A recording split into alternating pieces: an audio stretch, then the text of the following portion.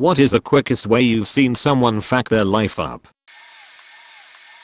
This happened in a 2-week period. A friend of mine lost his kitchen job due to layoffs. Looked in the paper for a job he could get quick, so he can make his bills, rent, etc. Finds a listing for a company looking for a driver/delivery person ASAP. He has a car, so he figures it would be a good quick fix. Calls and gets the job over the phone, and is told he starts the next evening. Gets a company cell phone, and does his first pickup. Turns out it's an escort agency and he's picking up and dropping off the talent. Does this for a few nights and starts getting to know the girls. Turns out they're all addicted to crack. Big surprise. They get the idea in his head that he's doing all the groundwork, so he might as well post the ads himself and get his own phone, and they'll work for him. So we're about a week into this adventure and he's gone from line cook to pimp. Fast forward a couple of days into pimping, and he comes to the conclusion that all these girls spend their money on crack, so why not cut out the middleman and start paying them what they want? He doesn't know where to get crack, but his kitchen buddies can hook him up with coke.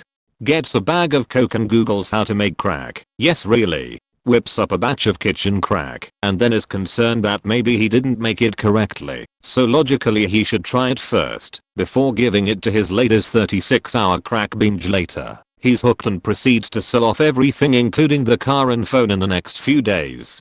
I dropped by his place to hang out around day 10. I had no idea any of this was going on. He meets me at the door, explains what he's been up to for the past few days, and says he doesn't want me there unless I'd like to pay and hook up with one of the crackheads in his living room. Strangely, I declined. Last time I saw him, he was cracked out yelling at people for change on a downtown street. 14 days and his entire life turned to garbage. My mom's friend's foster daughter was about a month from graduating high school. She was a straight A student, and she had a bright and promising future ahead of her. As far as anyone knew, she was a perfect good girl. But literally the day she turned 18, she disappeared. Her mom thought the worst, like she'd been kidnapped or killed. She didn't hear from her at all for about 2 weeks. The cops were looking for her, but turned up nothing. Then one day she walks in the front door like nothing happened. As it turns out, on her 18th birthday and the subsequent couple weeks, she dropped out of school. Got a really ugly tattoo that covers a large portion of the side of her torso. Moved in a house with a couple guys, which it was later found out that they were having gangbangs with her every day. Blew a bunch of money on drugs then, when her mother yelled at her for making her worry, and for doing so. Much retarded shit. She freaked out on her mom and left again that same day, disappearing for another several weeks. She came back to collect some of her things and decided she was moving across the country to live with her crackhead real mother that she was taken away from as a baby and never had anything to do with for her entire life. Today, roughly 5 years later, she has 2 babies from different dads, never went to college and works at Walmart. She could have done anything she wanted, but she decided to fuck up everything and go partying instead of just staying in school one more month. I know someone who did something similar. This kid, I'll call him Joe, was a total prodigy. He has a twin brother I'll call James, and they were both always really kind and smart, but Joe was clearly the smarter one. Not that James wasn't smart, but Joe was way too smart for a kid his age. My classmates and I suspected that he might have some form of autism because he was so smart and pretty socially awkward, much more than James, who was by all accounts pretty normal. They went to a different high school than me, so I kind of lost touch with both of them. Fast forward to college, I see a Facebook post from James apologizing for Joe's behavior. I vaguely remembered then that near the end of high school Joe had sent me some weird messages on Facebook and then blocked me, but it was so random and benign that I didn't remember what he had said. So I messaged James, asking what was going on. Turns out, Joe started doing synthetic drugs like spice and turned into a completely different person, sending people awful, threatening messages and constantly causing trouble with others. Shortly after, he was diagnosed with schizophrenia. Whether or not those two things are related, I have no idea, but the whole thing is really sad. Joe had so much potential and now it seems very unlikely that he will amount to anything. So not a permanent fuck up, but I've had 4 friends ruin their life over WoW. Kind of a happy ending I guess. 4 very close friends of mine all graduated high school at the same time. They all went to college, and I joined the Marine Corps. We were all nerds, and we are all familiar with MMOs and Blizzard. WoW had really started getting hot, but there was just no faking way I could play it, but they all started. This was 2006ish. Fast forward 8 years. I had finished my enlistment and went to college. Me and 2 of those guys are graduating college together with our bachelors. Another one never went back, and the 4th one had to join the Navy because he failed so many classes that his debt was astronomical and he couldn't get back into school. The culprit? WoW. These guys were putting in 12 hours a day 4 years on that game. They all failed, all dropped out, all had to pick up the pieces years later after they got their lives back on track. They're all doing well now. None of us, myself included, will touch MMORPGs seriously. If you see your life headed down the drain because of an MMO, make changes. These guys lost 4 years of their lives over essentially nothing. Edit. All of the replies and stories everybody is telling are incredible and often sobering. I wish I could reply to all of them, but I'm at work. I'm reading them all though. Please accept my apologies. Obligatory edit. Thanks for the gold. It took 14 years to get to the point I could write this GL doctor, and I appreciate everyone's concern and comments. Please consider donating to your local domestic violence shelter. I was very lucky to have the military keeping me safe and moving me across the country afterward. Very few women have any resources except the clothes they ran out the house with, assuming they got out alive. Extremely late to the party. Take out $35,000 credit card debt for online porn. Pay the interest by borrowing from a Chicago gang. Not tell his wife he's bisexual before she finds it. Take out a big insurance policy on her while she's in Iraq thinking she'll die, and he'll have $1 mil to pay the card and the gang and live well. She doesn't die in Iraq, so he tries to strangle her while she's cooking dinner. He breaks her hand, but she chokes him out and escapes. He tries to fight police. He then tries to punch judges. Got 2 days for that, but his mama knows the judges, so the attempted murder as the domestic violence and the battery charges are dropped. Then he hides in the woods to avoid the process server for the divorce, so he then threatens, in writing, to kill the now ex-wife's Zoan Chaplin, except now it's wartime, so they throw him in the brig for military charges instead of civilian charges, so mama can't buy him free. And in the brig he brags to everyone about how he tried to kill a sailor by flooding a ship's compartment years ago, so he gets charges of 1 sabotage, 2 attempted murders, 2 threatening murder, and all sorts of lesser charges. Dishonorable discharge, and just got out 14 years later. He managed all this in just 4 months. Source: I'm the ex-wife. So not so much bad as it was sad. This happened around 2006 to 2008. Can't remember exactly when, because I was about 11 at the time.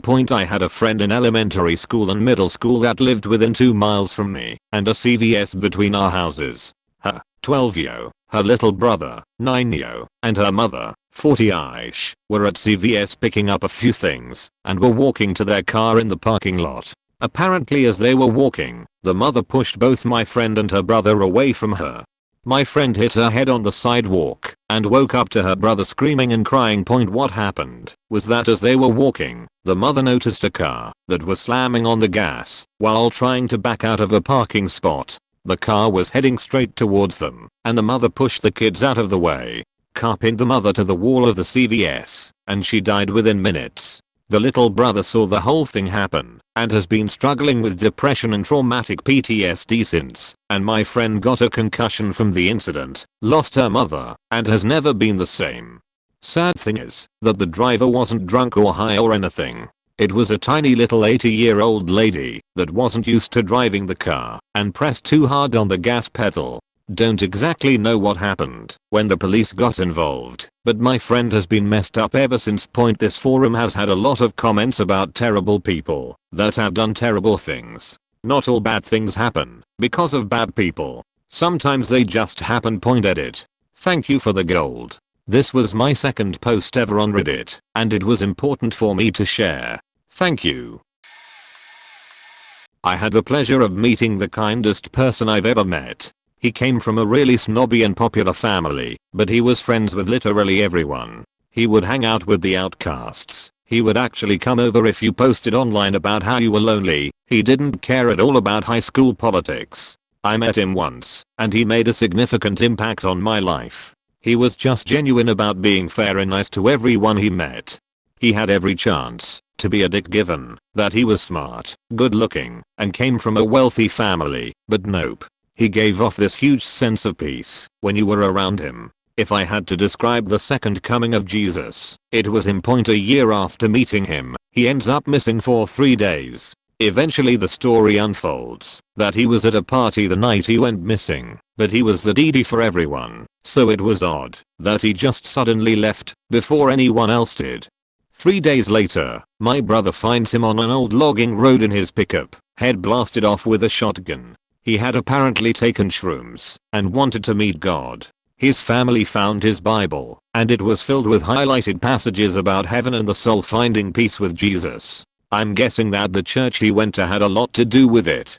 It was the kind where everyone affluent and popular goes, but given that they were disgusting people, they didn't seem to practice what they preached. The evil go to hell, but not us, because we are here on Sunday. At his funeral, the pastor had the gall to say he went to hell since he committed a sin by killing himself. That kind of church.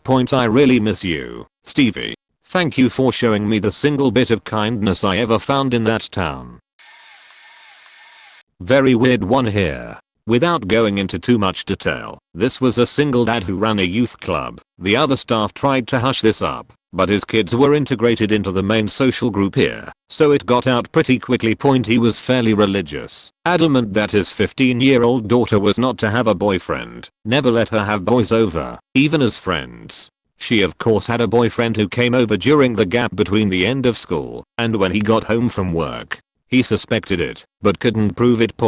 So he installed a webcam in her bedroom. Of course, he caught her having sex with this guy on film, downloaded it to his computer to show to his daughter as proof, so he could discipline her. She obviously immediately freaks out, calls her mum, who calls the police. Social workers arrive. Guy get done for child pornography, currently going through the court system, has been forced to leave the youth club, and hasn't seen his kids for almost a year. The brother revealed all of this to one of his friends. You know how kids are. Word spread. Poor guy was always very odd. I would say on the spectrum definitely. I genuinely believe he didn't realize what he had done. He just viewed it as parenting. Lost his kids, his job, his social life through the staff at the youth club, the respect of the community, and probably his freedom all in one stupid mistake. Ex-coworker with a fairly average background rose through the ranks and went from a guy making an average income to $100K in a matter of 3 or so years. Very frugal, tons of savings, nice apartment, nice car, had a super cute girlfriend. One day I contacted him out of the blue. No response. I kept trying with no luck. Months later his girlfriend finally calls me and says basically he's currently in jail, but wouldn't tell me why. Eventually I looked him up on the county court site and saw that he was in for statutory rape of his 9-year-old female cousin. The charges included sodomy under threat of violence or something like that. In pre-trial, the prosecutor had the little cousin testify that he ruined her life. His lawyer convinced him to take a plea deal for a 14-year sentence instead of going to trial, where if he loses, it would have been a life sentence. He was around 30 at the time of getting locked up. This guy was one of the most tech-savvy guys I knew. Had the latest and greatest gaming consoles, electronics, etc. His girlfriend left him soon after. All his savings were wiped out. He's now locked up 6 hours from any family. His poor mother has to drive that far to visit his ass. I visited once, but decided I didn't really want to make so much effort with a guy that was accused of such a heinous crime against a child. Friend of mine got to know living when I was living in Shanghai, China. I was probably the first North American expat he met there. He was from Colorado, got new and fast money when he was young. I was 27, and he was fresh out of university at 23 with an MBA, with no knowledge of how to hold, spend, or invest it. but he knew it all. Got a great job managing a bunch of small highly automated plants that made parts for the cell phone base stations. Danger pay twice a year, paid big in the US, so he had to go to Hong Kong to get cash every month to spend a month off in the summer with plane ticket, Christmas plane ticket back home too, a driver, and a paid apartment. He started to hang out with a dodgy Australian guy and another American guy who were manhos. I worked in the same office as those two did, but I left for greener pastures before they got stupider and would start a fight at the drop of a hat. I warned him a few times to stay away from those guys because though clean shaven and the life of the party, they had nothing to lose. Admittedly, I was kind of boring, but I knew my limits and made sure I could walk home or get out of a bad situation at least. Sure enough, he got into a fight with a couple of locals over a girl at one of the expat bars. Now local Chinese back then rarely went to those bars unless they had the cash to spend, and usually those guys were connected somehow. Well, he and the other two punched out the wrong bunch of guys, sent one guy to the hospital. They promptly got arrested and had the book, volumes 1 through 5, thrown at them. We did get them out a day later with a lot of connections getting used up. My old office boss who I liked called me up to ask if I could help by being in attendance and had me call up a few other people. It was bad. Before it became something that would require more financing, we made deals, otherwise they'd still be in there probably. Their visas were torn up and they were told to leave the country. Bye bye sweetest job. A kid at my school on heroin, but hold on, it gets deeper. I went middle school with this kid and played on the same baseball team as him for a while. He was always that kid that hung with the wrong crowd, but was a good guy, and he was incredibly good at baseball. So good that he had a few scholarship offers in his junior year. He was always trying to make people laugh and lend a helping hand to whoever needed it. Nobody that knew him had a bad thing to say about him. At some point he started getting into harder and harder drugs and eventually turned to heroin. I met his mom a handful of times and she was as nice as he was. I heard rumors of his stepdad being abusive, so this may explain why he turned to it. After about half a year on the drug, he decided to change his life around and get his shit together. He started dating a very nice girl that was nothing like his normal group of friends, and she helped him out tremendously. She was honestly heaven sent for him, and the only reason he got off it initially.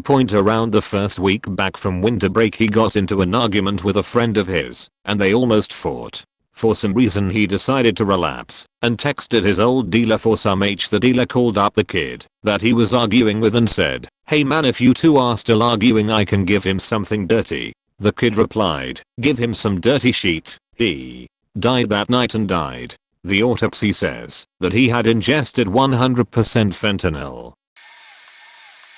I used to work at a little diner in Constance Bay, Ontario. I imagine I could find an article about this. Didn't happen to me, but to a customer. I would estimate that it was about 10 years ago now. The customer, female, and her boyfriend were out drinking at the local watering hole. There was that bar in the Legion in the little town. Anyway, her and her boyfriend had driven to the bar, and when they left, they did the smart thing and left their car at the bar and decided to walk home. Constance Bay is quite small. Basically it's a main road that loops around the whole town and all side roads branch off of that. The main road has a really sharp turn at one spot. So her and her boyfriend are walking on the side of the road. No sidewalks since it's a little town. Everyone literally knows everyone. As they're walking, a guy hits them. The driver was drunk. He had been cut off at the Legion a while before the incident. Her and her boyfriend were hit so hard, they were thrown into the ditch. Her boyfriend was killed instantly, and she was severely hurt. She laid in the ditch for a few hours, unable to move until someone driving by noticed a hand sticking up. 911 was called. She had a couple of surgeries after. If I recall, they had to put a metal rod in her leg. So, after a drunk idiot hits them, he keeps driving and takes the sharp curve I mentioned too fast and ends up hitting the garage of a house on the corner. This wakes up the owners of the house, who didn't think too much of it, as apparently this was a common occurrence. Thing is, the owners of the house were the parents of the girl who had just gotten hit. I remember hearing how shaken up and guilty they felt when they found out what happened. So, the drunk guy was caught and charged, obviously. I guess he was known in the area. His stupid decision not only ruined his life, but the lives of the girl, her boyfriend and their friends and family. It was pretty sad. She would come into the diner for breakfast and I remember seeing the massive brace she had on her leg. Fact: drunk drivers edit. I tried googling it, can't exactly remember the year, and I keep coming up with another article about another couple that were hit in 2012. In this one, the woman, a mother of 2, was killed. Edit 2, found it. I apologize, I misremembered some of the details. This article discussing the conviction and the fact that the driver got parole. I've watched a handful of people I went to school ruin their lives over time. First was a guy that grew up down the street from me. The day I got my driver's license, he asked if I wanted to hang out, but I declined because my mom required that I go look for a job to pay for car insurance, gas, etc. He and 2 other girls from school decided to see how fast their cars would go on rough back roads. They hit some gravel or something, lost control, went through metal cattle fencing, and ended up suspended in some trees. The girl in the backseat ended up with 2 broken wrists. The girl that was driving lost her left arm to just below her shoulder, and my friend's neck was broken, which killed him instantly. His life was gone. The driver's life was never the same. She never learned either. She kept wrecking car after car for years and faced no consequences because both parents were cops. His mom attempted suicide multiple times and was never the same. Second was another friend from school in the grade below me. He was always a big overweight dude, but we stopped hanging out after graduation because he started getting in with a shady crowd. Over the span of a couple of months, he turned into this super skinny stick person because he started screwing with a lot of drugs. He spent most of his time since his graduation working at Subway. We are in our mid to late 20s now, can't afford anything or maintain a job, and lost a lot of his upper teeth, so he now has dentures. Still like the guy, just wish he could get out of the harder drugs. He had a lot of potential and was incredibly smart, but it all went to waste. I hope he ends up doing better for himself. Third was a really awkward dude from high school. He always came off like a 70 years old man in a teen's body by how he acted and rest, even had orthopedic like old man shoes. Some of the girls I was friends with for a while in school talked him into asking one of my friends to a dance or prom, insisted that she liked him a lot and really wanted him to ask her out, even though they knew she had a boyfriend. He asked, she laughed in his face, all ashamed and embarrassed. Fast forward a few years, until about 10/2015, and I get this link, actually from the guy in the previous story, about this awkward guy getting arrested. He was arrested for having a 100 plus of kiddie born images, 5,500 internet searches for kiddie born, a list of kids he'd messed with ranging in ages from toddlers to teens, and keeping a detailed diary/log of what he did, and they were all from his church. I kept up with the case, which was finally settled a few months ago. If he serves his full sentence, he'll get out when we are in our mid-50s. Edit, corrected minor details in story 3 and to provide a couple of links. Link 1, link 22nd. Edit to add another story. Guy I hung out with for a few months in 2010 ended up killing his best friend, his best friend's girlfriend, and sent several other people at a party to the hospital, and he wasn't even at the party. He and his best friend decided to buy this drug from a sketchy Chinese website. They thought they were getting something called TCE, but might have been sent something else called Bromo Dragonfly.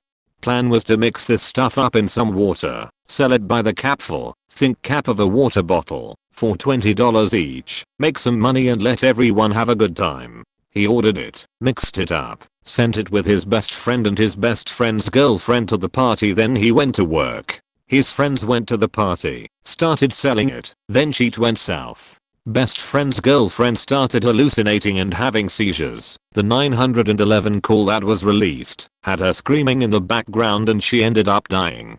His friend made it to the hospital, but ended up on life support, which was later removed after finding no brain activity. Several others ended up in the hospital for a while. He ended up in prison for a few years, then got out and struggles to support himself and family. Never found out for sure if he was sent the right or wrong drug, but it came down to either A, he mixed it wrong for the 2CE he got, or B, he mixed it right for 2CE, but the amount of added water wasn't sufficient for the other drug he might have received instead.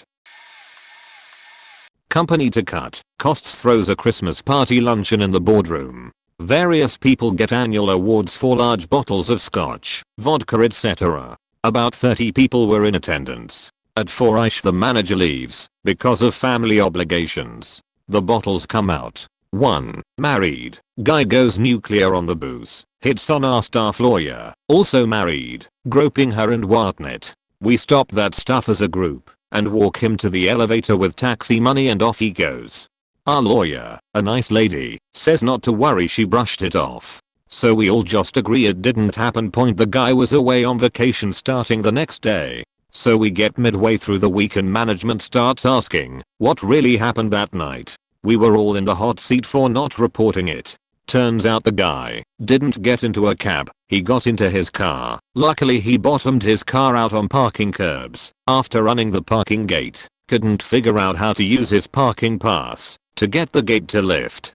He wakes up in the drunk tank mid-morning. His wife and kids already left for Disney on the 5-hour flight. He lost his license, soon divorced his wife. I think it was the last straw. In my line of work you need to report things like criminal convictions etc within 24 hours to the regulator. So he lost his job. Wife kept the house and the dog. My ex-wife. We had a pretty good marriage overall. Never fought. Got along well. The bills were paid. I was happy if she wanted to be a stay-at-home mom. But she was a lazy sloth who slept all day and was getting worse as she got older, and I was losing my patience. Rather than deal with my nagging to get off her, as while I worked like a dog, she hooked up with some ex-boyfriend from high school and left me. She took $100k with her ex-boyfriend, now new boyfriend, turned out to be a coke-sucking bum.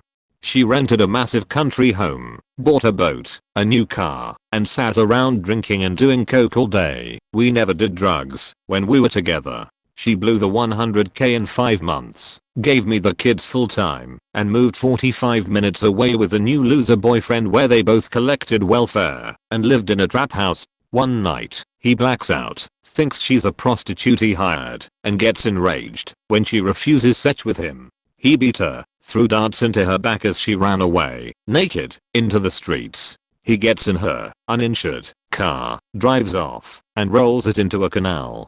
Somehow he survived. She left because he was in jail and she couldn't support herself, and now she's with another unemployed welfare bum who left his pregnant girlfriend for her, wears biker patches, but has no bike, and likes to get drunk and send me rambling texts. So in the span of 1 year, she threw away her marriage, kids, all her friends, middle class life, 100k, and developed a wicked cocaine addiction. All because I wanted the house clean when I came home. I was privy to seeing a good friend's life implode due to some stupidity on her then husband's part. She and I worked in the same office suite and I stopped by her desk midday to say hello. She told me she couldn't get a hold of her husband and was a bit concerned. I told her it was probably fine. I stopped by again towards the end of the day to say goodbye, and she was very alarmed, telling me she got a voicemail from Detective so and so, and if she needed to reach her husband, to call the detective's number. I tried reassuring her, saying at worst it could be another DUI. By this time I had to clean up my desk and boogie out to get my son from daycare before it closed. As I'm walking out the office suite door, I see her in the foyer talking on the phone. I mouth goodbye to her and wave. As soon as my foot hits the first stair to head out the door I hear her shriek, "What do you mean? Solicitation of a minor." I ran back to her as she was still stammering into the phone. Her eyes were full of tears. I whisper to her I will go get my kid, run home to pack an overpass bag, and meet her at her house ASAP.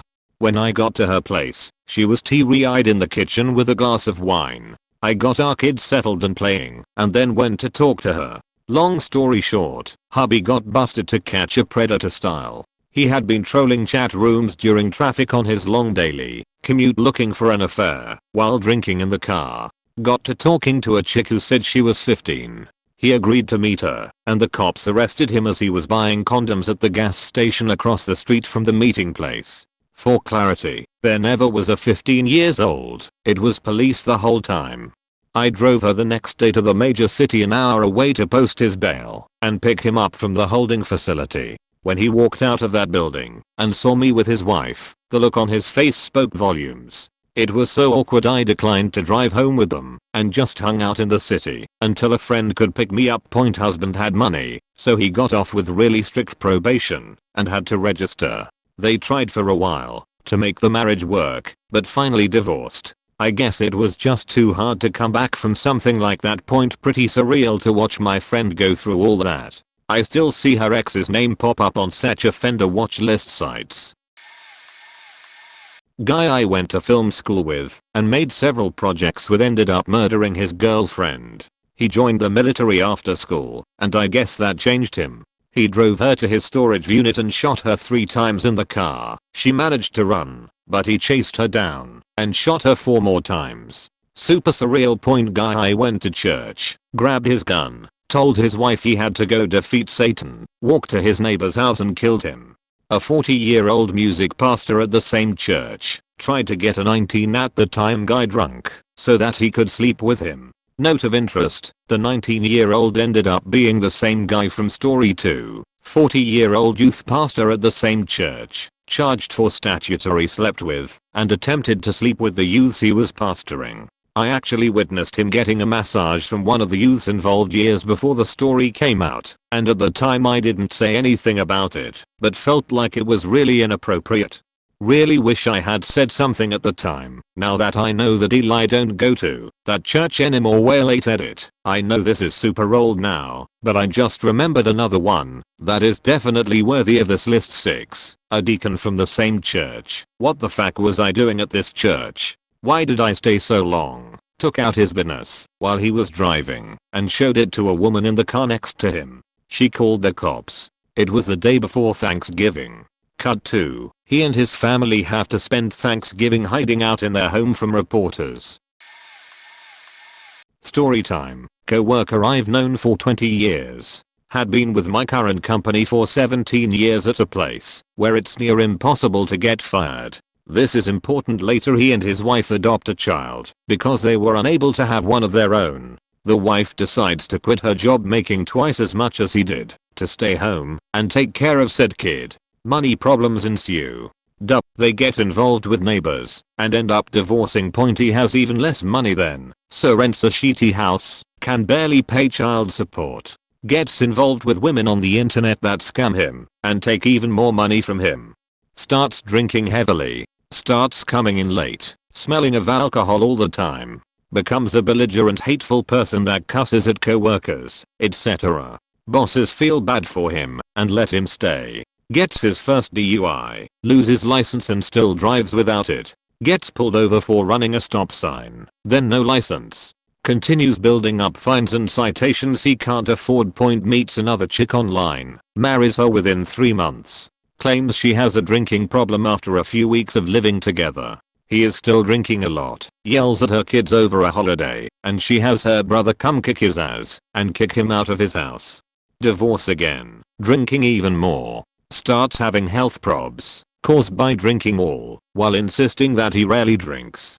Comes in late to work at least 3 days a week, sometimes 3 or 4 hours late. About this time last year I get a call from his first ex-wife, another DUI, totaled his truck, with his 6-year-old kid in the vehicle, resisting arrest, etc. Went to jail for a few weeks. Bosses let him come back until his sentencing. We all figured he's done going to prison for child endangerment. Somehow gets off with time served and 3 years probation. Swears he had his wake-up call and won't ever drink again while paying guys in the shop to go buy him alcohol at lunch. Posts pics of himself drinking at lunch on his Facebook, which we all see. Comes in drunk and sexually harasses a female co-worker, which was finally enough to get him fired. Now no money, no job options. His kid is scared of him and he's still drinking while claiming not to.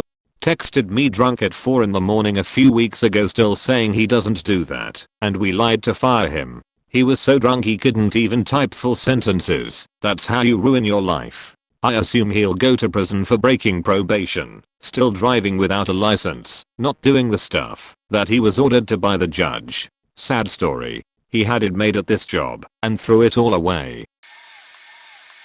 My best friend from childhood came from a really poor family. His mom moved in with a different guy every month or so. He never really had a steady home all through his early childhood and teenage years. He told me once that he was abused, but I was way too young to know how to help him deal with it. I guess I should have told someone, but I was about 9 or 10. Anyways, I digress. He was super smart. Was always one of the brightest kids in the class.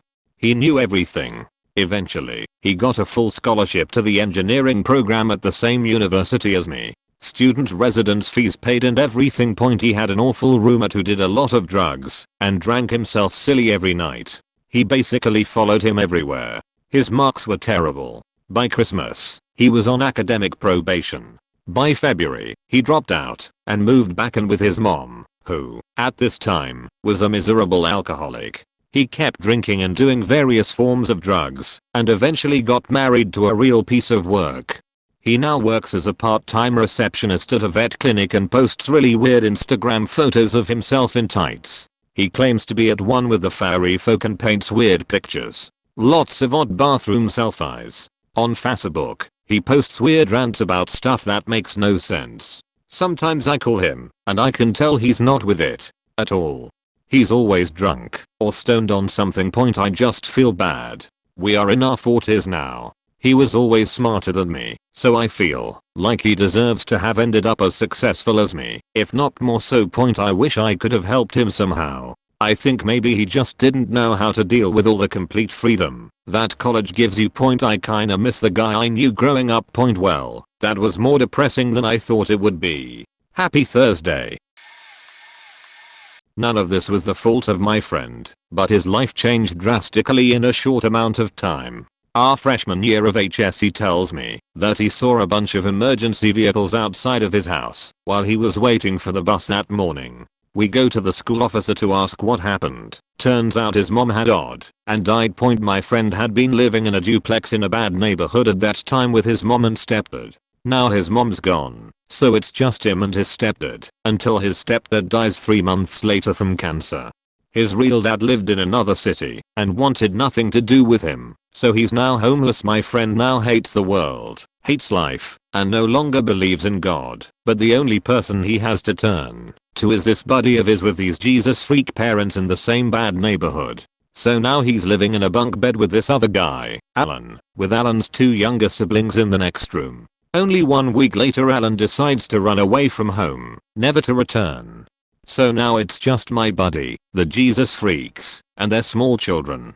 He spent his entire HS career at that house. Amazing guy though. He was a respectful tenant, went to church with them despite hating it, helped around the house, and despite still having problems, had a real bad alcohol problem for a year or so after his parents died, got kicked out of NHS, and put on probation and stuff. He still graduated near the top of his class, got into a great university, became a lawyer, and is now living happily and working. Amazing perseverance from my friend there.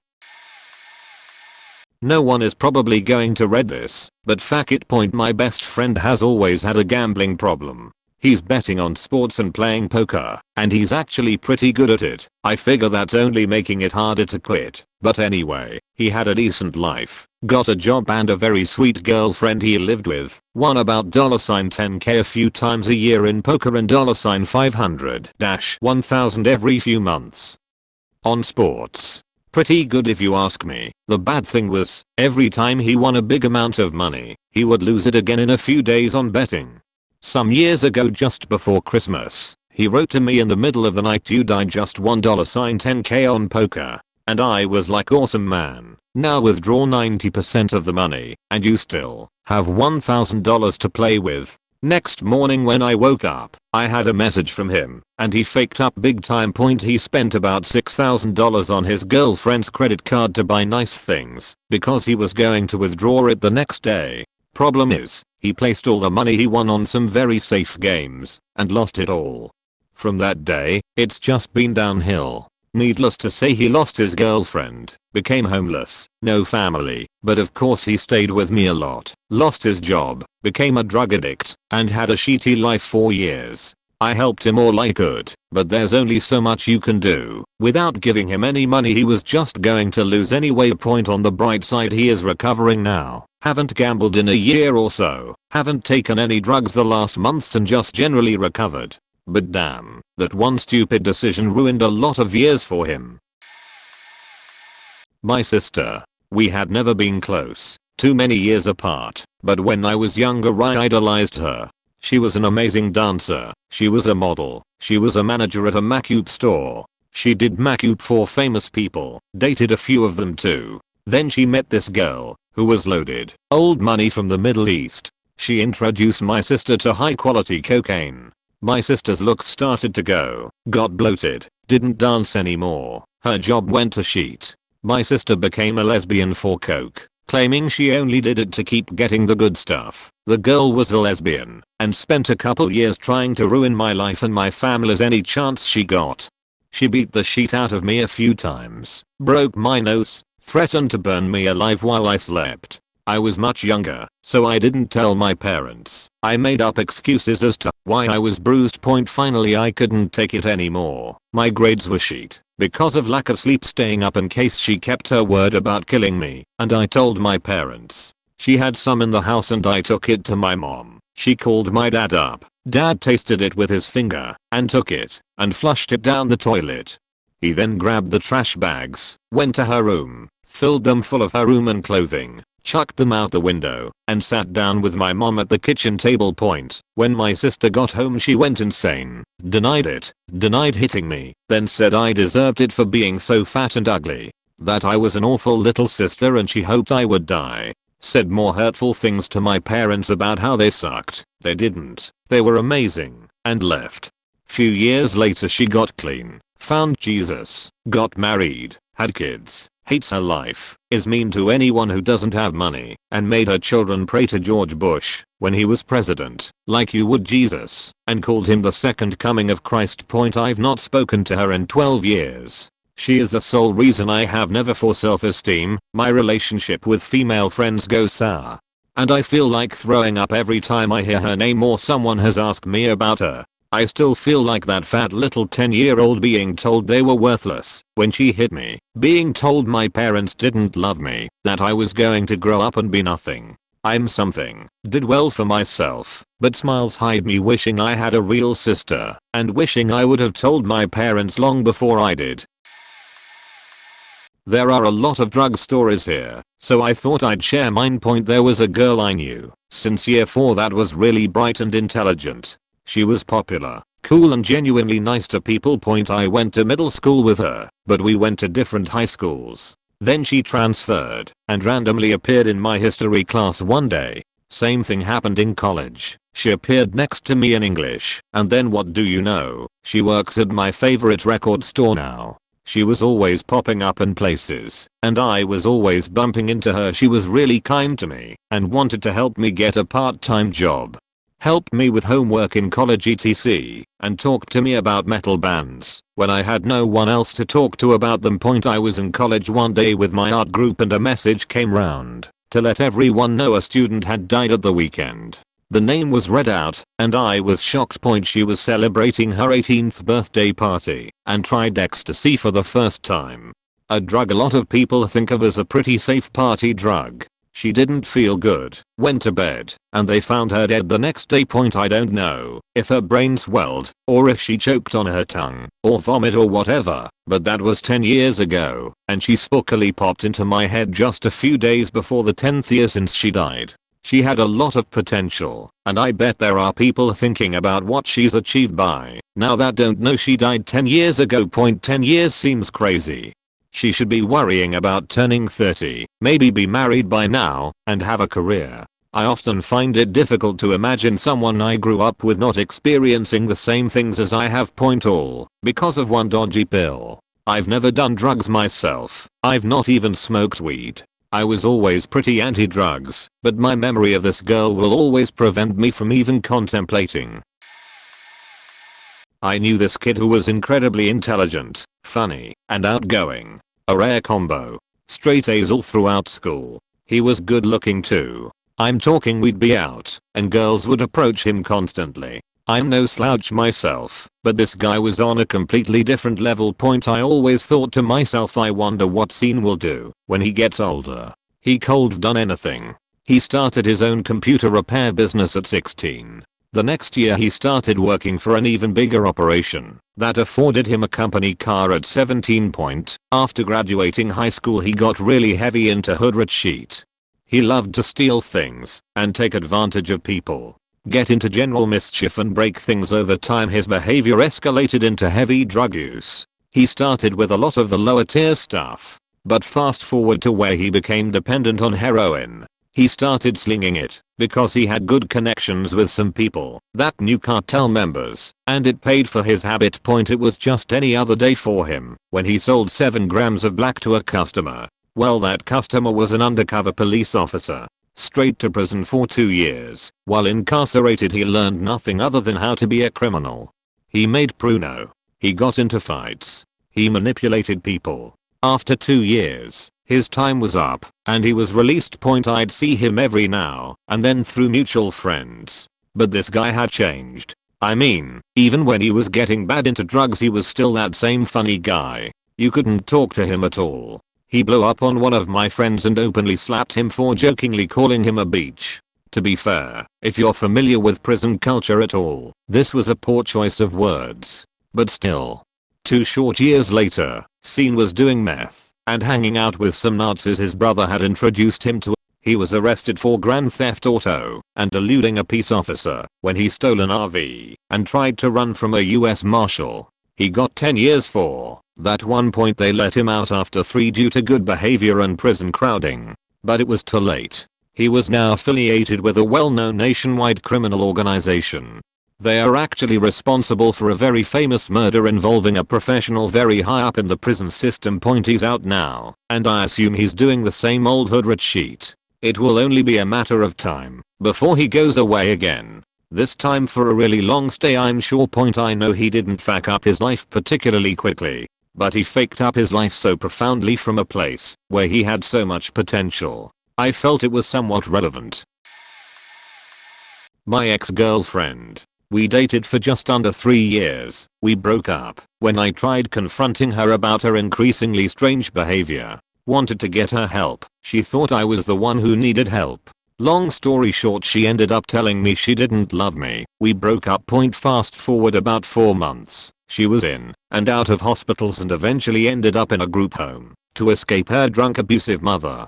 Literally a week after being there I got a call from her. She's all tweaked out and she's going on and on about how amazing everything is and how bad she wants me to take her back and everything will be better, especially if she has Molly to do. Well, turns out she didn't do Molly, she did coke. Fast forward another month. She's kicked out of the group home. She's addicted to crack and she's selling herself for crack.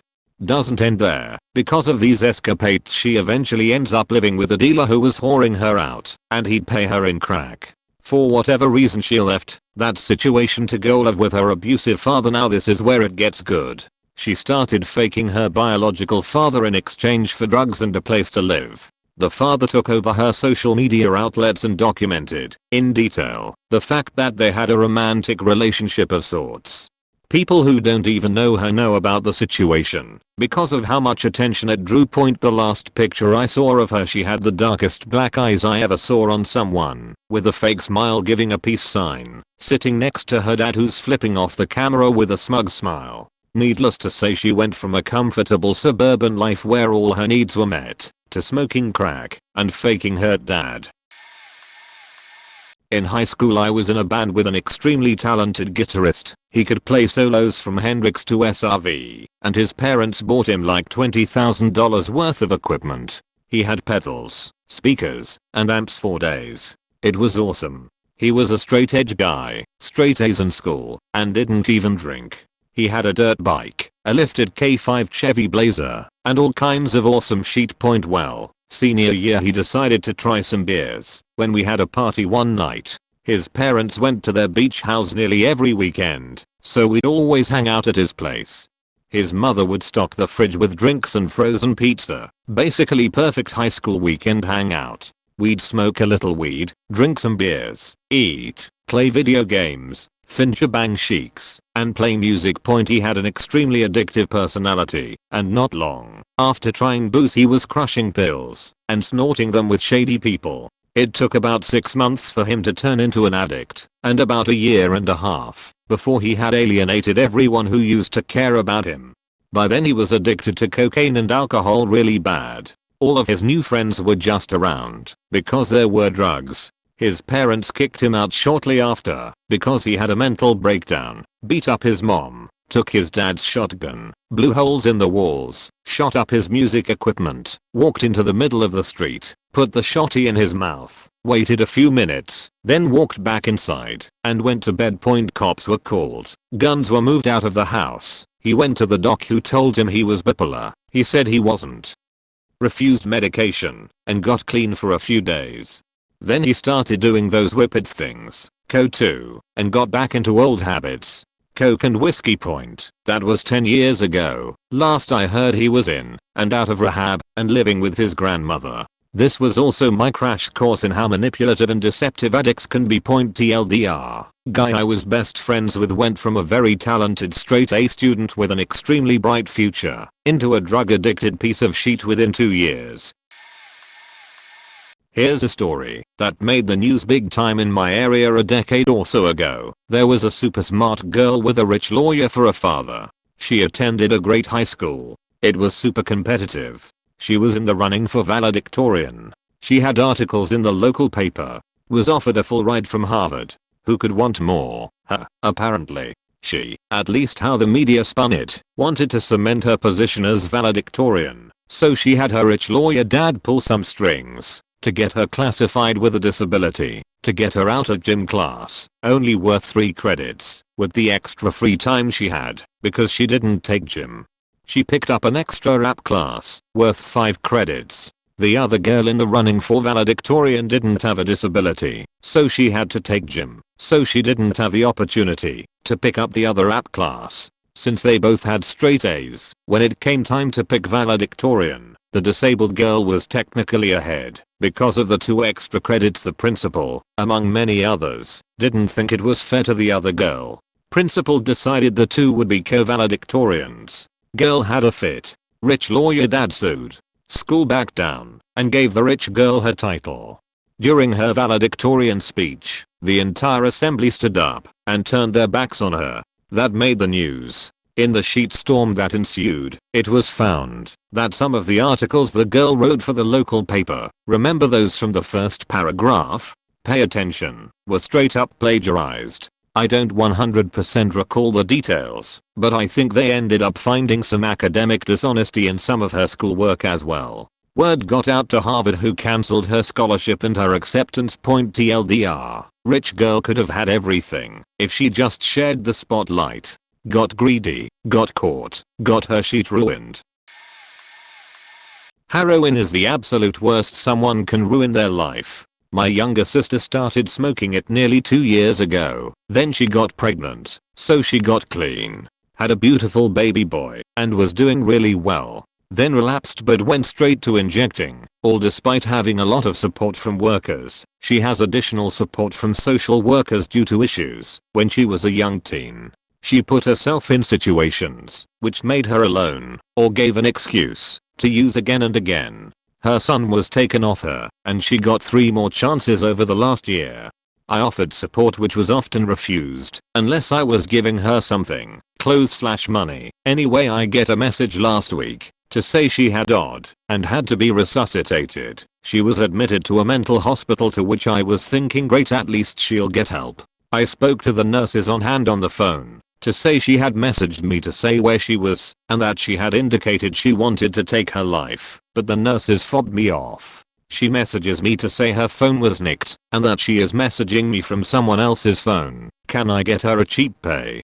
She had been messaging me from FB Messenger. So I go out and get stuff for a hospital stay and a phone. Drop it off out of visiting hours, and she's fixated with getting the phone on and practically ignores me, trying to score. Then throughout the week I message to check in. Then suddenly some guy on FB states they are engaged, complete junkie. And then my sister messages me again. This time she needs money as she says she hasn't eaten. I know this is a lie. I tell her so and say no. I give her food bank and soup kitchen details. She gets abusive, tells me she's going to prostitute herself, and it's my fault.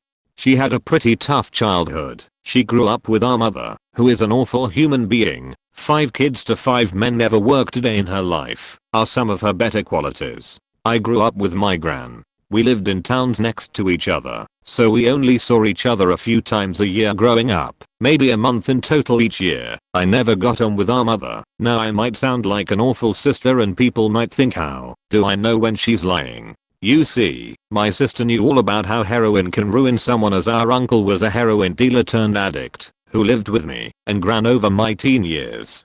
I know how addicts lie and I know when it's happening. I spent my teen years watching my gran be conned into supporting someone's habit, watching as she felt too bad to say no, watched as anything I had of value was stolen, as people in my neighborhood crossed the road to avoid us, when drug dealers threatened us and came to our door, when I couldn't sleep in my bed as it became an addict's bed, and I had to sleep next to my gran, and even when he wasn't there no amount of cleaning could make sleeping there feel safe. My sister knew this. I spoke to her about my experiences and she went ahead. And I can get it. Shit happens and she had it bad and now has made some bad decisions. But I will not be her enabler. I will not do what my gran did. I'm now just waiting on a call to say she's dead and there is nothing I can do because she doesn't really want my help. Just realized this is hella long. Anyway, don't do heroin guys, it will fuck you up. Due to wheel call Scout, in my hometown around age of 14 got caught up with an older drug addict. Before I go further, you have to understand Scout was gifted in many ways. I think most people before this event thought he'd be insanely successful in life. Old guy thinks they should rob, burgle a veterinarian clinic for some puppy uppers and doggy downers. During the event in the clinic, the old guy shoots up with whatever you put dogs under or asleep and then talks Scout into trying it. While shooting up, the old guy tells him it will kill him because the old guy wanted to commit suicide. Before the whole dose is administered, Scout pulls a syringe out. As they pack up the loot and leave, the old guy is getting more and more incoherent and Scout has to carry the dude. But Scout himself is getting increasingly high and finally leaves the guy against a tree. Later that morning, there is a report of a found dead dude near a pet clinic that was burglarized. We all had a feeling Scout was involved, and as the day progressed, more and more friends converged at his house. After a few weeks, Scout turned himself in and was convicted and ultimately spent a good while in a juvenile detention center. Scout was never the same after this. What was once a vibrant young soul now had a dark cloud over him. There would be the occasional moments where the old Scout would shine, but this would quickly fade into darkness. Fast forward to today, we are all around 50, married with kids, etc. Scout is single, still living with the help of his parents, and has spent many years in jail for just dumb minor offenses. Guy just could never outrun this bad patch in his life. I dated a guy for 3 years, until he started becoming overly possessive and abusive. We were both in college, and he made 4.0s, and was there on a scholarship. He had his own apartment and an excellent high-paying job on the weekends. Once he started becoming really abusive, I realized something was up. He had started smoking pot again, which he experimented a bit in high school with. I had caught on to him and found out he was doing much more than just smoking pot. I tried to help. I tried to talk to him about it and get him support. I gave up because it just became too much, and he was cheating on me with another girl because she would do drugs with him. I asked him to go get help, and I was here if he needed to talk, but I was done with our relationship. What followed were the most terrifying experiences of my life. He showed up to my family Christmas on some sort of drugged rage, told my family to all fuck off, started hitting me in front of my family, smashed his phone onto the tile floor, and left. He hasn't been seen since by anyone. He has charges against him for not paying his rent, and last I heard he quit school and his job. His family blames me for his disappearance. I don't know if he is alive or dead. It's been a terrible experience witnessing this firsthand and being blamed for it. It's just sad to see how he wasted everything. I'm late, but alcohol. Had a long-time friend through my childhood. He was always the funny guy. Dude could have you in tears of laughter constantly. As he got older he had this girlfriend, and they fought like cats and dogs. Ultimately they broke up, after they had a kid. Through this time we had stopped talking cause I moved away. Well, I came back years later, and he was just a wreck. I worked at a gas station, where he came into constantly buying pints and fifths of liquor. He looked awful. Apparently his breakfast, lunch, and dinner was liquor for years. Doctors started warning him, he had to stop his liver from shutting down. He was well known around our town, so a lot of stores refused him service for his own good. He still managed to get it. Ultimately died when his liver shut down. The last time I saw him was after the doc told him he was gonna die if he didn't stop. I ran into him at a small town concert at the fairgrounds. I was drinking a beer and he came up begging for a drink cause they wouldn't sell to him. I explained I was sorry, but I couldn't contribute to it. He was dying from the shit I couldn't do. Well, he proceeded to cuss me out and call me a piece of shit friend, worthless, this and that. Tried to fight me. I just shook my head and walked off. He was literally a skeleton with skin. I for sure miss the old childhood and will never forget that. All that liquor and pain for a faking woman. TDLR. Childhood friend drank himself to death over a breakup that needed to happen cause the relationship was cancer. I'm sure I'm too late to get any notice. Started working with a young kid who was maybe 22 years old. He had no criminal record at the time. Had a decent job. Had good credit, and a pretty nice truck. He and his girlfriend with whom he shared 2 children were having some troubles. We all warned him to maintain his composure when he left work. He assured us he'd never been to jail and would never go. He was arrested for hitting her. She actually kicked his ass and outweighed him by 80 pounds. He has to start paying legal fees and anger management classes. Stops paying for his truck. Gets repossessed with company equipment in it. Without a truck, he can't choose which jobs to work, so he's stuck going on the road with us. He develops a drinking habit and starts picking up random dudes in these small towns we come home for a job working at night. He takes his baby mama to work while drinking and is driving the kids home with a .26 barrel. He was driving on the wrong side of the road. Luckily, nobody got hurt. He somehow manages to escape real jail time and just gets work release. Between the date of the crime, felony child endangerment, and his sentencing, he's at home, fostering an online relationship with what he thinks is a 14-year-old boy. Turns out, it was a police sting. He gets sentenced for work release and continues to text the young boy, even sending dick pics. After getting arrested for transmitting harmful info to minors, they start digging into his phone and his past. He ends up being investigated for sexual assault. He takes a plea deal for 8 years prison time and registering as a sex offender. I liked the kid and often tried to help, but he never did listen. The day I left for college was the same day my sister first went to rehab. She was in and out of rehab and jail for a couple of years. My parents had kicked her out of the house. It finally seemed like she had gotten clean, had a steady job, and had moved back in with my parents. One morning my dad found her sitting on her bed, stiff as a board. She had relapsed and overdosed in the night. My brother-in-law usually kept to himself. He had a shitty girlfriend who was using. After a day or so of not hearing from him in his locked room, which wasn't unusual, his brother went through his window to find him dead from an overdose. This was about a year after my sister. Not long after that his girlfriend died of an overdose while in police custody. Now my other brother-in-law had knocked up his girlfriend and they were both using. The kid was born while the mother was supposed to be in prison. This girl's mother has been in and out of prison for most of her daughter's life. The kid thinks she's been away at school. She is 8 now and starting to figure it out. The little girl's parents on her mother's side have custody, but her grandmother on her father's side takes her on the weekends. Her father died of an overdose 2 days before her last birthday, in the same chair as his brother. Don't do heroin. So this probably only temporarily screwed up this guy's life, but here goes. Back in college I was in a bar and my friend was the manager/owner's son, so I would chill at the bar on random Wednesday nights and hang out with him. Well, this one night one of the guys who worked at the bar, a bouncer I believe, came in with his friend and a couple of girls. Everything is fine, and they are having a great time. In walks the guy's girlfriend. She freaks out, because he said he was sick at home. She breaks up with him in spectacular fashion with the whole bar full of people watching. The other girls and the guy's friend end up leaving shortly after. So at this point my friend pours the poor guy a huge ridiculously strong drink, so he can drink his sorrows away, and the guy ends up getting hammered. He ended up being asked to leave numerous times, and one of the cooks even gave him a ride home, and he jumped out of the truck and ran back to the bar. When he returned we told him to leave again, and he got defensive.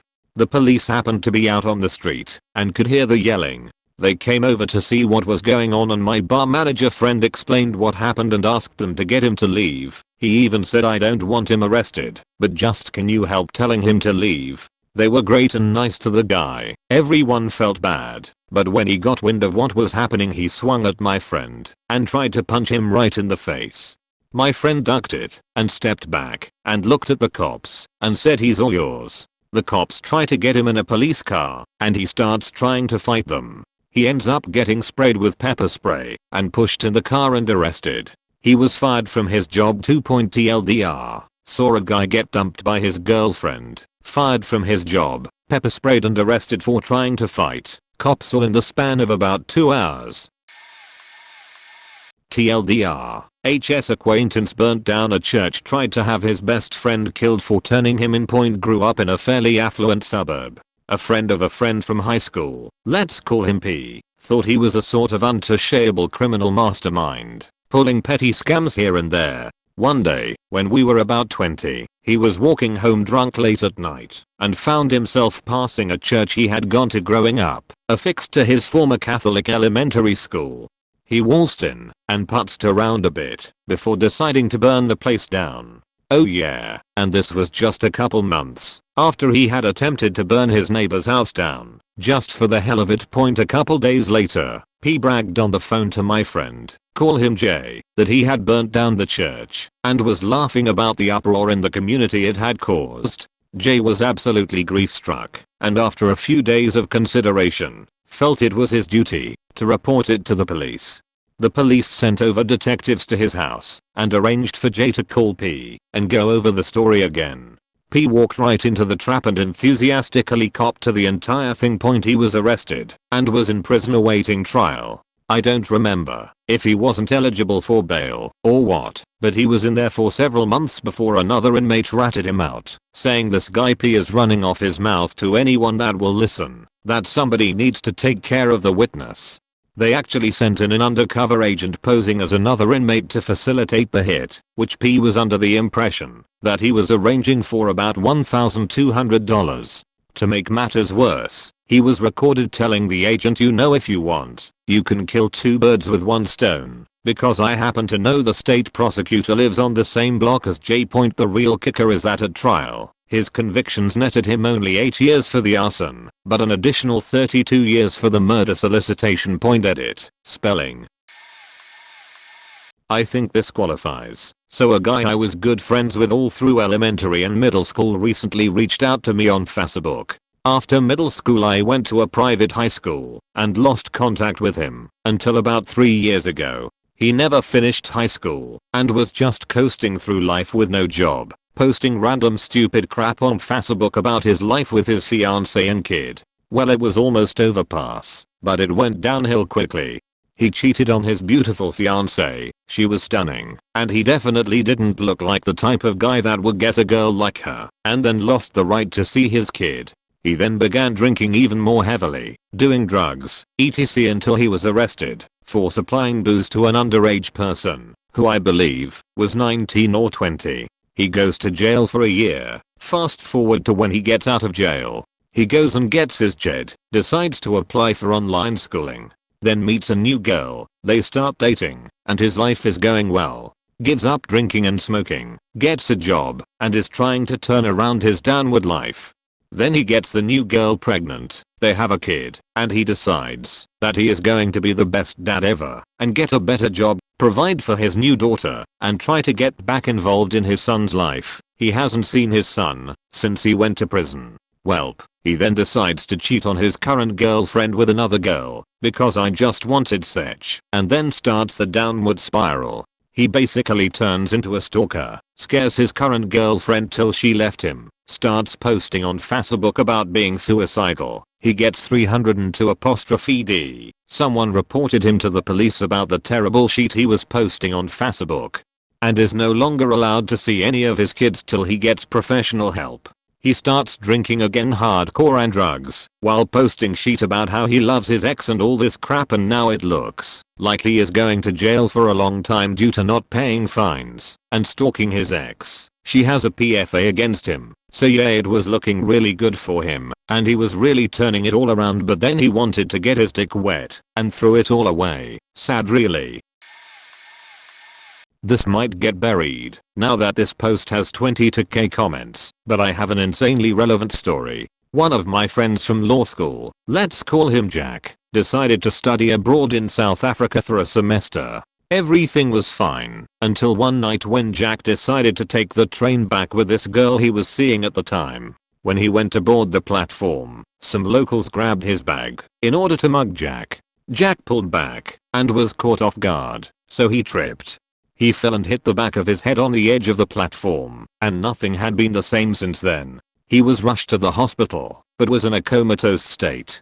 Doctors said they had no idea whether he would recover. Miraculously, he came out of the coma 2 weeks later, but he wasn't the same. His brain function is so limited, and he's entirely dependent on his father and younger brother. What's shocking to me is that he feels suicidal, but he can't even remember simple day-to-day things. He had 1 semester left at law school, and he keeps thinking he's going to go back next semester, but there's just no way. He was one of my close friends in law school, and I'm torn up about it. I mean, his whole life is now gone.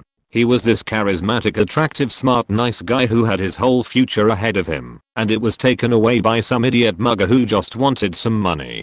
Truly awful. This whole thing has really shaped my perspective on life. Another one was my senior year of high school, involving 2 guys who graduated the year prior. The driver had been drinking and crashed into a pole at a high speed. The car started smoking, and the other guy, passenger, couldn't get out because the sub they were in had some type of recall because the doors would jam in an accident. Something along those lines. Unfortunately, the kid/his family never took the car in to get fixed. The car burst into flames and the passenger had to be identified through dental records. I totally forget the verdict in the case, but I know he did some time, though it was not a life sentence or anything. I'm sure it faked with his head. One other one was the VP of discipline, lol, at my high school. He was faking around with my sister's, at the time, best friend. Started when the girl was 16. The guy was married with kids too. Anyway, he catches on that my sister knows, and is acting really hostile towards her. He knew she smoked weed, I'm guessing through my sister's friend he was molesting, and had cops search my sister's car one day, claiming she was selling drugs. After that incident, my sister went to the principal and told her everything she knew. The principal and the administration did nothing, however. So, my sister goes to her art teacher, tells her everything, and she is the one who ends up going to the police. All this information comes out that he's been doing this for a while. A girl from my grade, who was 18, admitted to having a relationship with him, and so did other girls. The guy is arrested, tried, and convicted. He can't work with kids, and he is a registered sex offender.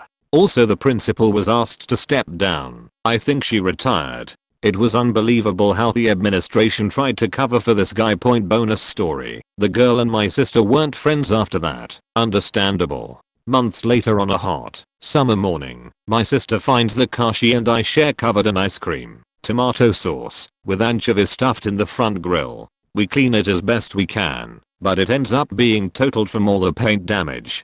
Call the cops. They say it's unlikely we'll find the person, but they'll look into it. My mom goes into Safeway, asks them to look at tapes from that night. A couple days later, the police calls and says Safeway contacted them, and the tapes show the girl and her new boyfriend buying all the items used to total the car. Plus, they used her mom's Safeway card club number. The girl has to pay restitution. It takes her almost 3 years, though, because she had a baby with that guy. Edit. Wording. A girl I knew growing up is mine. We met in sophomore year of high school and became good friends. Never dated or anything like that. Strictly friends. She had a rough childhood, divorced parents and a drug addict mother. So she ended up in the state's custody for a little while and then was adopted by her aunt and uncle she was living with when I met her. Her aunt and uncle lived in my school district. The reason we became good friends is because she was super shy and kind of socially awkward. Even though she was very pretty, she had a hard time making friends. I was kind of a loner too, so we just clicked. Anyway, everything was fine, and by the time we graduated high school she was fairly normal and pretty popular. Actually, her popularity kind of made me more popular too, since we were still good friends. I left for college, and we kept in touch for a while. She ended up marrying some guy at 19 and having a kid with him. I knew that wasn't great, but I didn't expect it would all turn out like it has. That guy ended up being abusive and a drunk. She ended up killing him one night with a shotgun after he had beat the crap out of her. She was in the hospital for a while because of her injuries as well. It was ruled self-defense, and I thought her life would get better after that, even though she was now alone with 2 kids at the age of 22. Shortly thereafter she ended up getting into drugs and going to jail. Her kids were obviously taken away and were in the state's custody for a while until family members adopted them. She found Jesus in jail. Cliché, I know, but it's true, and when she got out seemed to be doing better. I really hoped that this would be when she got her life back on track. She even went back to college and got a degree. Despite her drug issues in the past, she even found a decent job after graduation. She was clean and everything was good for a couple of years. She even got custody of her kids back. All that was just background to how she messed up her life the quickest I've ever witnessed. Fast forward a few years and she's now 30. Her daughter is now 11 and her son 9. She's had full custody of them back for 2 or 3 years now. Had a good job, active in her church etc etc. She even bought a nice house in a great school district for the kids. She runs into an old friend of hers from when she was using and for some reason starts hanging out with her again. This woman still uses occasionally and is able to hold her life together for the most part, and I guess that made my friend think she could too. My friend started using it again. Not 100% sure how long that went on, but it ended badly one night. My friend had some people over one Saturday night. Her kids were over at their grandparents, ex-husband's parents. When the grandparents dropped the kids off, they found her and another girl and a guy dead and naked with drugs all around. The drugs they had gotten a hold of had something in them that killed them all. Her kids saw this scene too as they were walking in right with the grandparents when they opened the door. I know it'll be lost in here, but I know this girl. She's really nice and sweet. You wouldn't really know from looking at her. She has that emo look. Since I've known her, she has been smoking weed every once in a while. She even finally got me to try it. Not saying her peer pressured me. I had always wanted to try it at some point. Didn't matter. I didn't like it, haven't done it since. Anyway, she had a boyfriend that always ended up breaking up with her over some other girl all the time. Real POS. I hated him for the way he made her feel, but hey, she kept accepting him back, so whatever. Finally she decided to cut the cord and not accept him back. Couple weeks later she starts dating the guy who had been dating the girl her boyfriend left her for. Ridiculous cheat. All of us liked the guy, really nice and stuff. We knew he smoked too, but it was fine.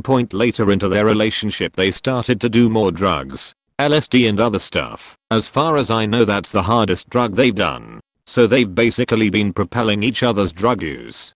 Come to find out he's basically the same as her last boyfriend, only he is okay with her doing drugs. The other one didn't like it, which is the only good part about that ex. He tells her like 5 months in that he cheated on her with his ex like a few weeks after they started dating. Anyway, she's basically reliving her past relationship, only now she does more drugs. I know she hasn't necessarily faked her life up, but I feel like I'm witnessing the fuck up as we speak. Worst part is I really liked hanging out with her, and now I barely talk to her because it upsets me to see her.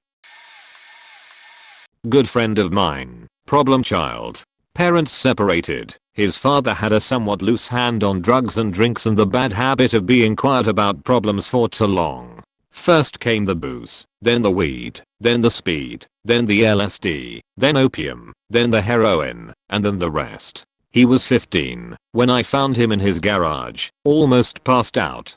I took care of him tonight, and he asked me to help him get clean. I, 15-year-old idiot, agreed, and locked him into my attic, where he would sober up, and get food, water and his toilet bucket replaced. He never really asked to leave, he just cried in pain because of it. After a week, he was done crying, and everything and I let him out. You'll think he immediately fell back into drugs, and so on, but no. He went back to school, got better every day, looked up to me, started to get better and better.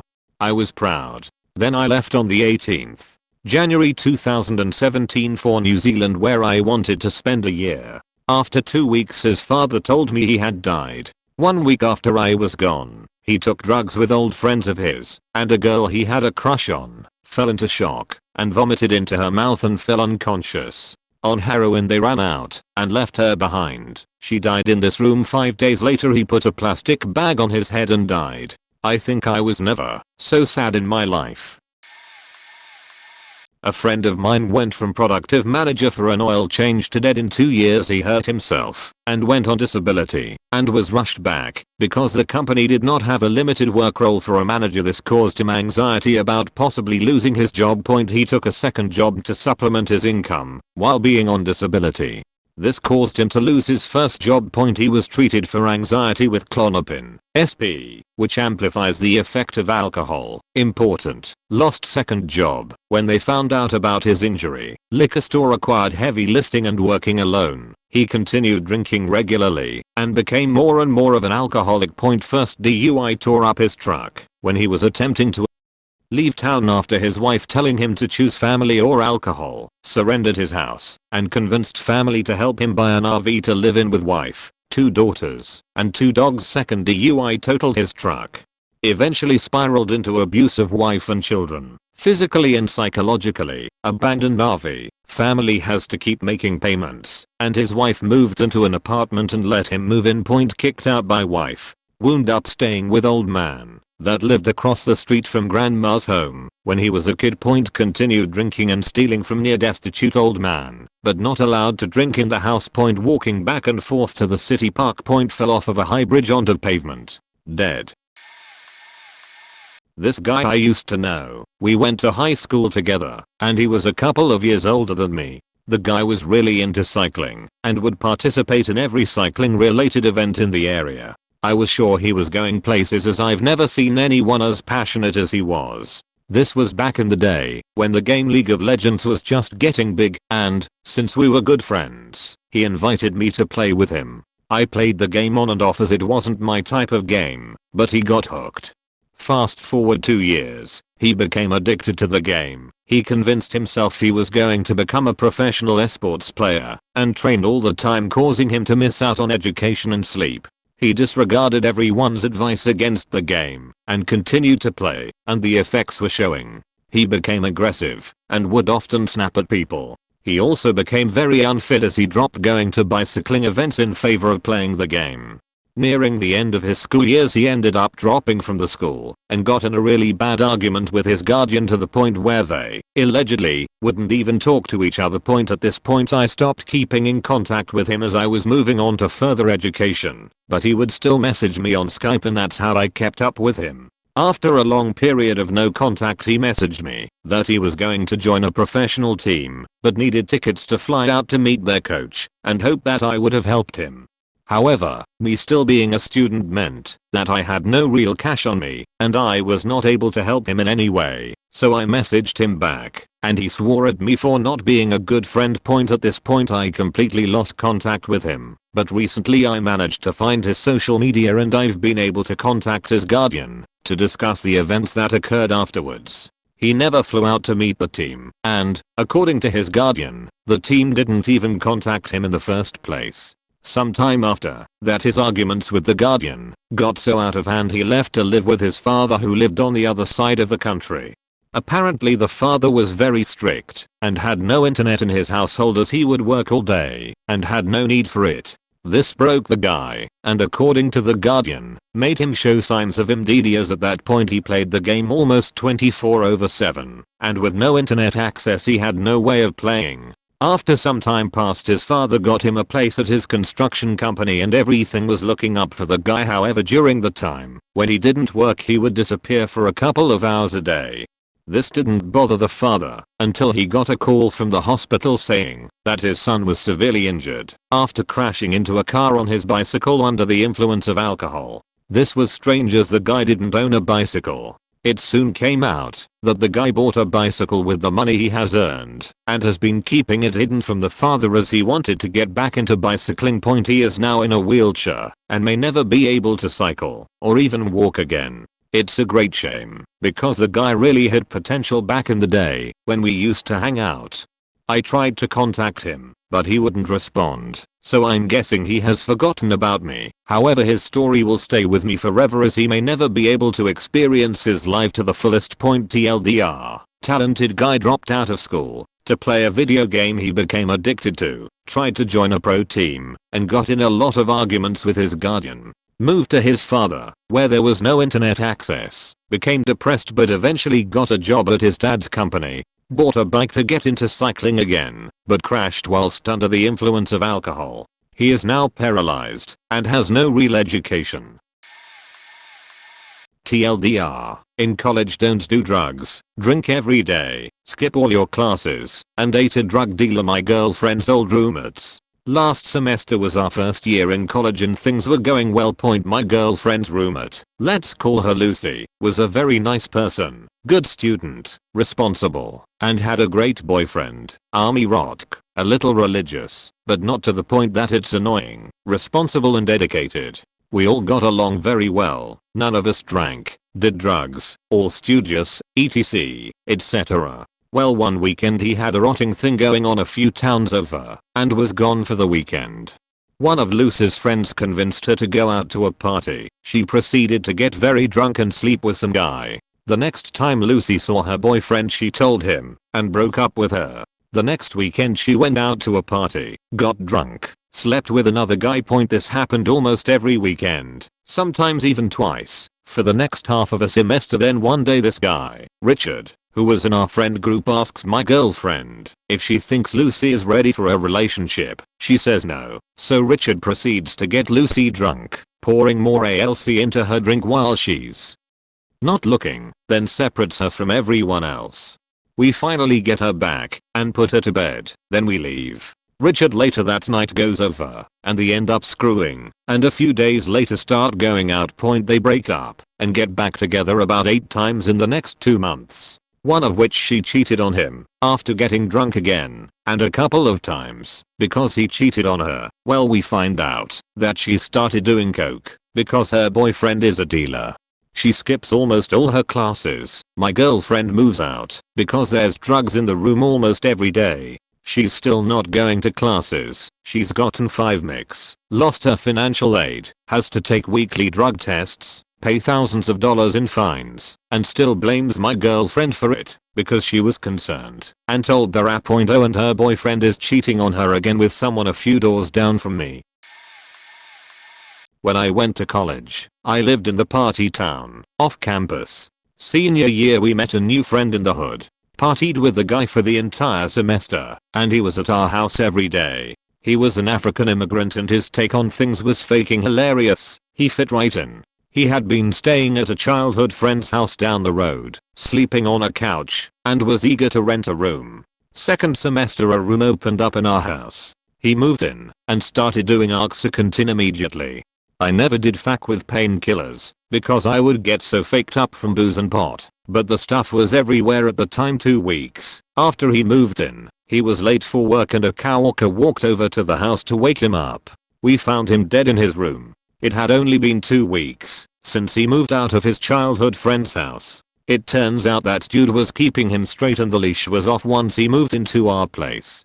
I still think about him and some of the people that got him into Roxy. I think about the dealer that saw him so faked up that night and still sold him Xanax.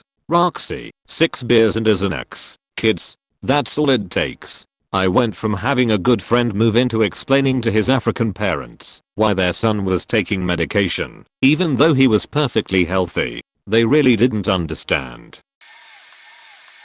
Let's see, I've got a couple. One guy that works with my mom has a serious drug problem. He got arrested about 6 years ago for robbery in the most idiotic way. His partner got caught and he took the stolen car he had all his stolen stuff in and parked outside the police station to wait for them to let him go. He got 4 or 5 years in jail but was out after 2 on probation. He did great and didn't do any more drugs until the last week of his probation and went back in for a year.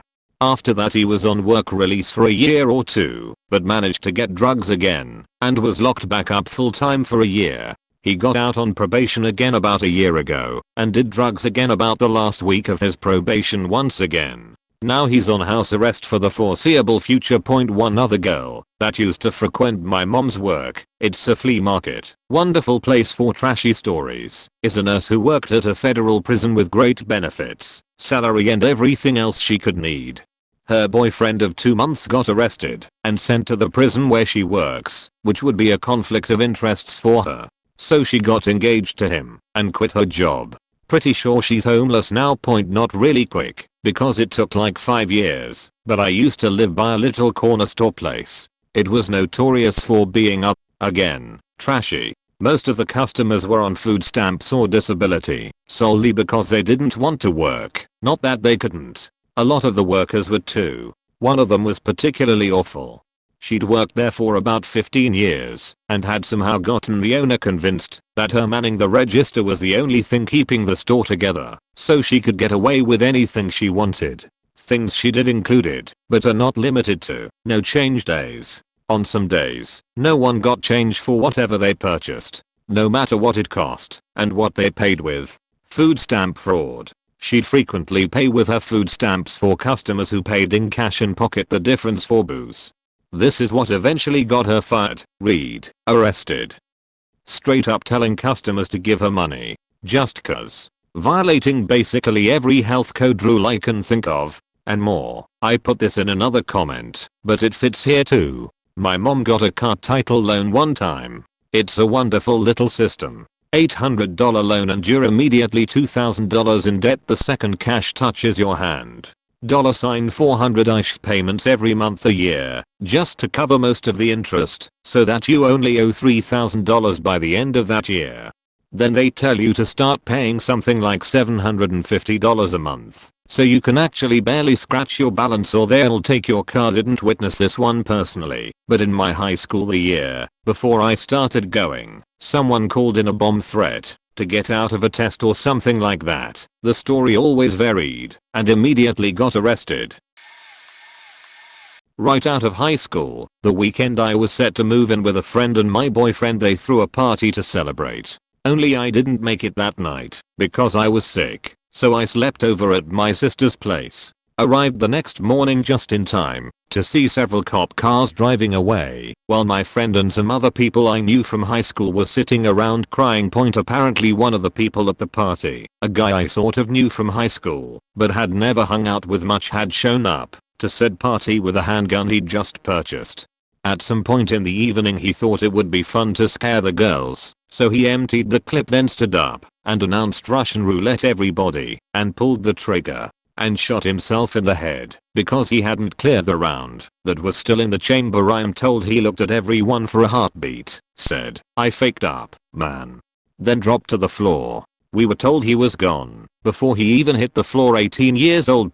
Dude was set to go to college. Everyone in our crowd was happy we had survived high school and made it. We were all going to set the world on fire, including him. And then he lost it all. I have never taken life for granted, and I always think twice before I do something potentially stupid/dangerous. He was my lesson about that. My friend's younger brother used to live in the apartment next door to me, and we worked at the same company, different departments, but he had a pretty good job as a senior Windows support tech, making probably 60-70k/year. The guy, God love him, was kind of a dumbass. He got the feeling through the winds that he was going to get fired. But rather than trying to improve his work or preemptively looking for a job and waiting to get fired so that he could at least collect unemployment, he just took lunch one day and never came back. That said week, he moved out of the apartment and into his girlfriend's mom's house, except he had 10 months left on his lease and apparently left major damages in the apartment. I don't know all the details, but I heard that the landlord had to completely replace the bathtub and he did a bunch of electrical work that the lines needed to have a professional come in and fix or at least certify, not having bought any goodwill with the landlord. The landlord kept his security deposit and took him to court over rent due for the months left in his lease, where it was ruled that the brother was liable for all rent due while the apartment was being repaired, and all rent due while it was unoccupied, as long as the landlord was actively looking for a new tenant. By this point, the only job he'd been able to land was making minimum wage at Staples, so he ended up declaring bankruptcy. He and the girlfriend ended up moving in with his family out in rural PA, where today he works as a short order cook and the girlfriend works part-time at a retail store. A girl I know was really pretty and fairly intelligent. She went off to a good school and traveled/studied abroad, lived a fairly good life, met a guy in college, and fell in love, marrying what seemed to be the love of her life, and all seemed great for her, albeit she'd happened for her fairly young. She's younger than me, so she must have gotten married around age 24 over 25, and she's probably 28 over 29 now. Her mom died, and it seemed to ruin it greatly. But then something happened between her and her husband and shit got real. She started really opening up about her personal struggles with him on social media and blasting him about cheating or leaving her for another woman. Then she got into what I think is meth or heroin and shit went downhill fast. Today she's no longer with him and clearly did heavy drugs and possibly still does. She looks much better physically now from the little she posts on social media, but at one point could have been on the faces of meth posters. She looks like she's had a rough life and people sort of just mock her ridiculous social media posts. She thinks aliens come into her home at night and rape/attack her, and posts pictures of various scratches, bruises, and random stories. She often posts in the middle of the night about grey aliens and how we are so ignorant of their existence. To be honest, she hasn't posted in a while and could very well be dead for all we know. I feel guilty being friends with her on social media because a lot of her feedback is negative and bullyish, but I think I'm hoping to see her turn her life around and feel happy for her. Unfortunately, she's a wreck and I would be shocked if she lived well into her mid-30s at this point. My brother. He is a few weeks younger than me, adopted. When he turned 18 he contacted his crackhead alcoholic biological mother and moved out of my parents' house. He spent a lot of time with her and some other BO family members because they let him smoke weed and drink/party when my parents wouldn't. He pulled back from everyone in our family except my dad and didn't really see any of us for a long time, even though he lived in the same city as everyone. My brother had his own house, 2 jobs, a car, and was making decent money. Around August of last year we found out he had started smoking crack with his BO father. By Christmas, his house had been taken over by crack dealers. He didn't even live there anymore. He was homeless, jobless, broke, and living on a couch in some other crack den, only eating a few times a week from the soup kitchen. Thankfully he broke down and agreed to go to rehab after speaking with our dad. It took a few weeks, but he went and stayed, got sober, moved into a halfway house at 30 days sober. At 60 days he moved into a friend's house. The friends drank, so my brother did too, but said he was committed to sobriety. He got his job back at a previous company and was making good money. Even had our dad keep track of his money for him, and he only got an allowance every week for food and gas. About 3 weeks ago my mom tells me no one has heard from my brother in a week or two. Everyone tried to get in touch with him, no one could. Finally my brother calls my dad, says he screwed up, blew his thousands of dollars on hookers and crack/meth, and is at the airport because he's moving to Denver to live with his biological mom, which didn't end up happening. Of course everyone is done I guess. He's living on the streets and has nowhere to go. Last I heard he went back to his BO father's house, to start selling crack. TLDR brother got sober and blew all saved money on hookers and drugs, is now a crack dealer. He decided to jump from a small bridge over the train tracks into a 1,000-ton moving coal train. In one long honk he faked it all up.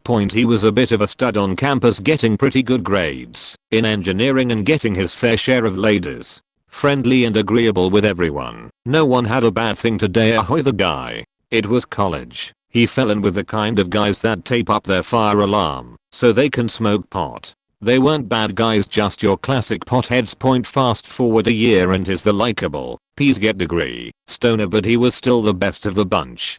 Used to see him at parties. By this time he moved off campus and in with his stoner mates. He was high most of the time, but cheated was at the party. We were all high and drunk. The party that changed it all was 3 nights after the last party I saw him at. He was on edge, eyes sunken, blue-hued. He hadn't slept since I last saw him. Speed, weed and beer and a few kebabs and macas here and there had sustained him this far. He'd taken trips to sea that night. I don't know why he was even there. By then he was just going through the motions of a party and wasn't even able to enjoy it. He got into an argument with a friend. Let's be honest, with the chemical cocktail in his brain and the lack of sleep, you can see the argument was over nothing. He backed off home and that's where it happened. That's when he jumped 15 feet to take on a speeding coal train. He woke weeks late. He had no memory of anything except the first party and a few days here and there, nothing of the argument or his decision. Doctors said he was probably suppressing it. Fact that, but the idea of what he woke up to puts knots to my stomach. To get drunk and high one night and wake weeks late without a leg, a surgically reattached foot, a reattached forearm and a fuck up misaligned face and skull that cheats straight out of a drug sack from the 90s. He been wheelchair bound ever since. Months after the accident a friend saw him. He still lived with the stoners but didn't touch any drugs. He was optimistic that he was going to get his uni degree on course. Make the best of the worst situation. He may have lost the looks, the girls, but maybe he could get the grades. It didn't last. He soon fell back into the weed and I don't know if he ever did finish uni or where he is now. I just know he was still deferring uni 4 years after he should have completed his 4-year degree. He's probably in a wheelchair with a bong in that small town, thinking about how if he just went to bed that first night things might have been different. I wonder if he still tells himself next semester he'll quit smoking and sort his degree out, or if that hope has even died. My total faking idiot self massively ruined my own life in literally under a second. I had it all together. I was in my early 20s, doing very well in graduate school, had gotten an internship at a place that was extremely big in its field, was 6 months away from getting my master's degree, was already applying for jobs. The program gave us an opportunity to start attending a few seminars normally meant for SUs and stuff, and I had started successfully finding smart, sweet nerdy guys online through OkCupid. If you ask me where I was going to be a year or so from then, I would've said making in the neighborhood of $70k with my own apartment, while I saved up for a house that I would hopefully be able to buy by the time I was 25, after which I'd adopt a couple more cats, a reptile or two, go to Comic Con every year, and continue with the happiest life that a geeky scientist with a soft spot for SQ animals see old like and live to be old enough to see the 22nd century. But then I was going to go to Target one year in October or November, and after I'd parked and turned the car off, I decided to see if I parked straight, and next thing I know I'm on the ground with a massive headache. I got into the store, started shopping, noticed I was having trouble walking straight, and was becoming extremely nauseous, went into the bathroom, and noticed a bruise on my forehead, and somehow ended up in the nearest emergency room getting treated for a concussion point. But it got worse. I started blacking out for a few seconds at a time, and then it got more and more frequent, and then shifted into grand mal seizures. I went on medical leave from graduate school, and then in September, 10 months after I hit my head, I was diagnosed with epilepsy and my license was suspended, so I could kiss that sweet $70k job that I was breezing through the application process for goodbye, because that required a driver's license, no way around it point, so I somehow landed a clerical job. but I don't make enough money to pay for an apartment where I have my own bathroom in any kind of vicinity of public transit. Haven't been able to coordinate my work schedule to let me finish up the final 3 credits of graduate school. I can't start any sort of education to try to get a career in other fields because I'm still technically enrolled in one graduate program. I had my driver's license suspended several other times for having seizures, made the very bad life choice to trust my incompetent neurologist about a medication, and ended up rear-ending someone on the freeway due to an undiagnosed sleep disorder, was too faking stupid at the car accident scene to lie to the police that I was drunk/high/whatever and accidentally told them the truth, got my license suspended again. I'm automatically ineligible for any job in the field I trained for because of the string of driver's license suspensions. Haven't been able to get a job in the other field I have a background for because they all want higher degrees than me. Made another extremely stupid life choice about trusting doctors about medications. And now have 8 tumors on my liver and non-stop ovarian cysts that are too painful for me to work but can't be controlled because the medication that's usually used to stop them would cause the tumors on my liver to become cancerous. So now I'm in my late 20s, missing an entire year's worth of memories including my little brother's wedding. I'm on medical leave from school and work, on opiate painkillers some days and questionable amounts of NSAIDs other days.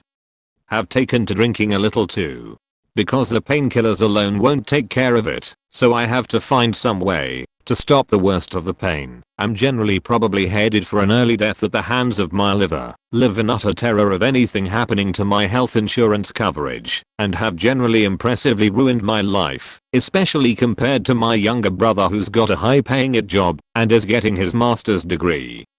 And my little sister who's getting a PhD that's entirely paid for by a company that's already offered her a job upon graduation.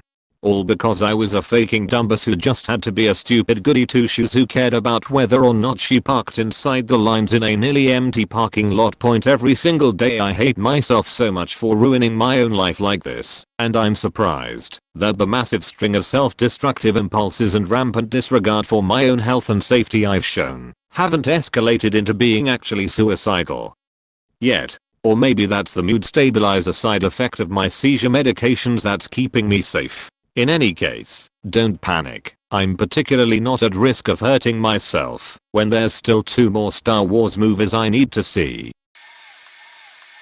Because I feel like this needs to be shared, so young girls don't do this. Sheet point. It's been 9 years, and I'm still so embarrassed about all of this. Right out of high school I had a boyfriend who I moved in with, got a great job at a local supermarket. Few months after we break up I go back home to my parents. I meet this guy Jay who seems nice enough. He's 22, I'm 19. Okay, we get to talking, and we're hitting it off. I don't remember exactly what he did, but he texted me something one night that I remember. I was like, fuck no, I'm out. So I stopped talking to him. I texted this guy I was into, but we were just friends at the time. She ended up marrying him years later. He's awesome, totally happy, and I mentioned I'm done with this dude because of what he said. He made a point to tell me I wasn't crazy and that was a good choice. Just keeps texting though. Curiosity gets the better of me, and I agree to meet up. We hang out. I've got a crush. I'm lonely, whatever. I ask if he'd go with me to sell a phone. He suggests I sell it to him. Only he doesn't have the cash. But he has a great job. He's making good money. He's got a car. He's set. I say whatever, pays me later. Later never comes. Eventually he tried ghosting me. I showed up and demanded my phone back. We got back together. To make a very long story short, in 3 months he stole my car, stole my paychecks, smoked crack and meth in my vehicle, tried to tell me it was pot, took me to drug deals. I was super naive, used me as a getaway driver for his jail escapes, used my bank account to deposit checks in felony amounts, treated me like shit. It was the worst 3 months of my life. I started out with this whole I can help him mindset. Instead he tried to take me down with him, convinced me to buy him a truck that he ruined and cost me 3x the amount. It was so bad that my parents were calling C and begging him to talk me out of it. C was in Afghanistan on a deployment. He tried so hard. My managers I worked under were grasping at straws. to convince me to walk away. They offered me so many outs. One manager straight up said he'd be my bodyguard if I needed him to be. They were just worried. My best friend had heart-to-hearts with my parents to promise she'd look out for me, that she'd get me away. C's parents were calling and helping me. J's drug dealers who he had faked were calling me and begging me to leave him, that I was better than this, and they needed me to be gone because I didn't need my life faked. Let me put that in perspective. Drug dealers who were in and out of jail, one in particular. J lied about going somewhere, ended up trying to scam S. He had just scammed her cousins. She took my car keys, he was driving, grabbed a baseball bat, and yanked him out of the car.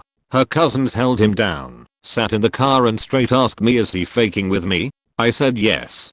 She said, are you doing drugs? I said no. She asked, do you want out? I said yes. She said, I'm begging you to leave him, drive away now, or after he's caught. If you bailed him out, it's just money, forget about it, forget about him. He will ruin your life. You are young and smart and beautiful, and he deserves none of it.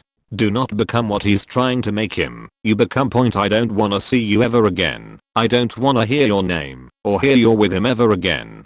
I'll let him go today, but that's it. I'm doing it for you. Get out. I listened. Point. He was arrested. She called me and told me she was proud of me. Point. He tried to fuck with me a few more times after this. I had realized my mistakes and avoided it at all costs. All in all, in 3 months he cost me $15k. Point. I got out of it alive and still never going against my morals. But there was a team of people who were keeping me above water. It was so close to going bad. So close. My best friend in high school. She had a really good thing going. Got herself a free ride to college. Ruined it all by rushing off to start her life. Point. Here is a timeline. January 2016. 18-year-old girl still in high school got married to a 19-year-old soldier. She had known him for about 4 months. February 2016. She gets pregnant. He gets shipped off to Kuwait. May 2016. He gets some 14-year-old Kuwaiti girl pregnant. Almost instantly he got discharged. Comes home, lies to his wife for about a year as to why he came home early. April 2, 2017. A 15-year-old Kuwaiti girl shows up at the soldier's doorstep with her parents and 1-month-old son. April 3, 2017. All hell breaks loose. Fights, broken windows, crying babies, Arabic yelling, and police. I spent the night laughing in my living room. April 17, 2017. The soldier moved off to Oregon. Kuwaiti girl and family moved into the apartment above mine. And the 19-year-old has found herself in the county lockup enough to have her child taken by CPS. She now lives in a shitty trailer park next to a meth lab. I told her it was a bad idea to rush off and get married, so eager to start a life for herself. It ended up being her downfall. Such a perfect life ruined. Point. Oddly enough, her life was perfect. Mine was shit. Now she has a shit life and mine is perfect. I even got 4 new Kuwaiti friends out of the whole thing. So a few years ago I had a very close friend who had been getting emotionally abused by her mother. Things got especially ugly one night, and she ended up calling the cops and getting a restraining order against her mother. So she started living with me and my parents. My mom brought her to church, brought her to and from school and work, fed her, made sure she could hold herself up emotionally, spent money on her getting her new clothes. After a few months my mom even put together a plan to get my eldest brother a new car and pass the old one down to her for faking free. Basically mom was trying to really help this girl become self-sufficient. Point. This also included dealing with her bullshit too. My friend would call my mom and try getting taken home from school because she felt sick at least 3 to 4 times a week. My mom wised up after taking her home the first time and basically told her to go to the school nurse and have them call her. They never did. I don't remember how we learned this, but before she moved out of her mom's, she only made it through a full day of school 1 to 2 times a week. Mom stood her ground though and tried setting her right. A few months down the road, a week or 2 before mom was gonna start looking for cars with my bro, my friend did the usual where she called my mom and asked to be brought home, but my mom was busy at work and the call pissed her off, so she hung up on her for the first time. My friend then texted my mom, saying that she called her mom to pick her up and she did, and not to worry about it. That was the last straw for my mom. Mom kicked her out with a week's notice. Kicker is she chose to go back to her mother's rather than emancipating herself like she wanted to before mom took her under her wing. Fast forward to now. She only talks to me when she needs something or wants to vent. Recently she dropped out of an out-of-state college 2 to 3 weeks into the semester, saying I just don't know anyone. She can't keep any jobs for what seems like more than a month, and I hear I didn't like it just as much as mom made me have to quit all this because she called her mom to bring her home on a day that she wasn't actually sick. I feel it's worth noting that she was becoming a genuinely happy person living with us, and my mom was changing her for the better by helping her become more responsible. But when she left, all of that faded away over the following years. She would have been a great friend if things kept going in that direction. I miss who she was. Back in 2011 I started smoking crack at the end of May. By the time I went to rehab at the end of August, I was about to be evicted from my trailer park because I hadn't paid the rent. I had stopped going to work not once but twice. The first time they were nice enough to hire me back because I made up some story, and I guess they were too naive to realize I was on drugs. I had faked up my car pretty bad and used the insurance money to buy more crack instead of fixing it. And I was in a very unhealthy relationship with another crackhead. The real kicker was the fact that I was in trouble with the law for 2 separate incidents, and before that I barely had a traffic ticket, let alone any charges. It's funny because people warned me about all of those things. One person predicted, in the correct order, every single thing that happened to me. Sadly I didn't care, as long as I had my little crack rocks. Almost 6 years later everything is a million times better. I'm married to a wonderful man, I'm clean and sober, all of our bills are paid, and we even have a little extra money to do the things we want to do. The only thing that sucks is the 2 misdemeanors on my record. I have an AA in accounting, and I used to work in banks, cashier's offices, etc. Of course employers won't hire me to do those jobs now. My dad said he would eventually help get my record expunged, so that's a plus. I'm like the perfect just say no advertisement. But late to the party, I have faked my life up multiple times. I'll go with the first point. So it was the night of my graduation, and I was celebrating with them and my ex-best friend Tequila. Tequila and I haven't seen each other since that night because of this. At about 4 AM, after getting some late night munches, my 3 amigos and I got back to the 3rd story apartment we had turned into our trap house. We twist the knob, locked. Me being drunk and not being able to fathom being locked out with a bunch of drunks, and a couple drunks passed out inside, decided to amend the situation. I climbed the railing and committed to a ledge that was no bigger than my fingertips to scale around. I made it a good distance and my grip gave and I plummeted. You get a lot of time to think when you fall 30 feet and the sound of the wind is quite peaceful, something like driving down the highway with the windows down.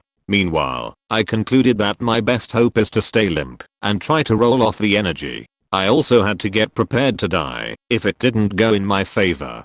I hit the concrete feet first, and then my second rolled a little but not enough. The fall felt like I had been hit in the face with a bat and had knocked the wind out of me. My whole body was numb with pain. I wiggled my toes and figured I wasn't paralyzed and could hear my friends drinking running down the stairs. I had regained my breath and tried to walk off the broken back and calcaneus I had acquired. I looked like a deer on new legs and my friends helped me to their car. I went to the hospital the next day and set my life back. For 3 months I was on crutches with a boot and had an equally stylish back brace for my lumbar. I was fresh out of high school with a broken back to complement my degree. I don't have any regrets, but that night definitely set me back in life. TL. I broke my back and foot after a drunken night of stupidity. Friend of mine at 25 was a high-level manager for a call center. He was making quite a lot for this country, something like 4.5k a month. Well, for some reason he got into a competition with one of the other managers, and he decided he needed to win, so he started inflating his group's numbers. His inflated numbers reached HQ, and he got a lot more funding. So much in fact that he decided he would just keep the extra money in a separate account. At this point he could have just come clean or even just said I don't need this money and just sent it back. Hell, he could have just left it in the original account. This walnut decides that it was a good starting seed to start an incentive program that was suspiciously similar to a pyramid scheme. It only took one person to send a report for him to get caught and fired. Somehow they couldn't find enough evidence to actually charge him with anything. So yeah, I guess you could say he got away with it, but no. This guy, after wandering around in shitty jobs and sending out creative resumes, manages to get another job as manager, this time site director, now making $6K a month. He figures he could use more funding, maybe if I just inflate my numbers just a little. And of course, it works. They send him more money he knows what to do with. So of course this time he isn't stupid, he doesn't touch the money. But he keeps getting more and more. He just starts getting amenities for the office, like a coffee machine and things like that, which earn him excellent reviews from coworkers. He is doing such a good job in fact, that they send a guy down from HQ to just run by the possibility of getting him promoted to VP or something like that. He is so excited he even throws a party and invites HQ guy of course to kiss his ass. During the party some drunken friend, not me, tells this HQ guy that he had gone to school with the host and that he was so surprised that he had done so well even when he had dropped out during his second year. This surprised HQ guy because he recalled seeing a degree listed in his resume. So this turned into an investigation which resulted in the inflated numbers being discovered. He was fired on the spot and is now blacklisted by a shit ton of places that had received his resume with the fake degree on it. Point, I guess that wasn't quick at all. My bad. This isn't exactly life ruining, but I have a friend who just graduated from uni with 2:2 in biology. I think it was definitely science related and had bio in the name. Anyway, she moves back in with her parents and starts looking for a job, but all the jobs related to her degree require a 2:1 or higher, so no luck. Another thing about my friend, she has a very defeatist attitude, so she won't even try to apply for these science jobs anyway. A couple months of job searching later, she tells me she's had 2 interviews and has been offered both jobs. One of them was something in an insurance company where you have to dress smart, 9 to 5, something like $18K a year.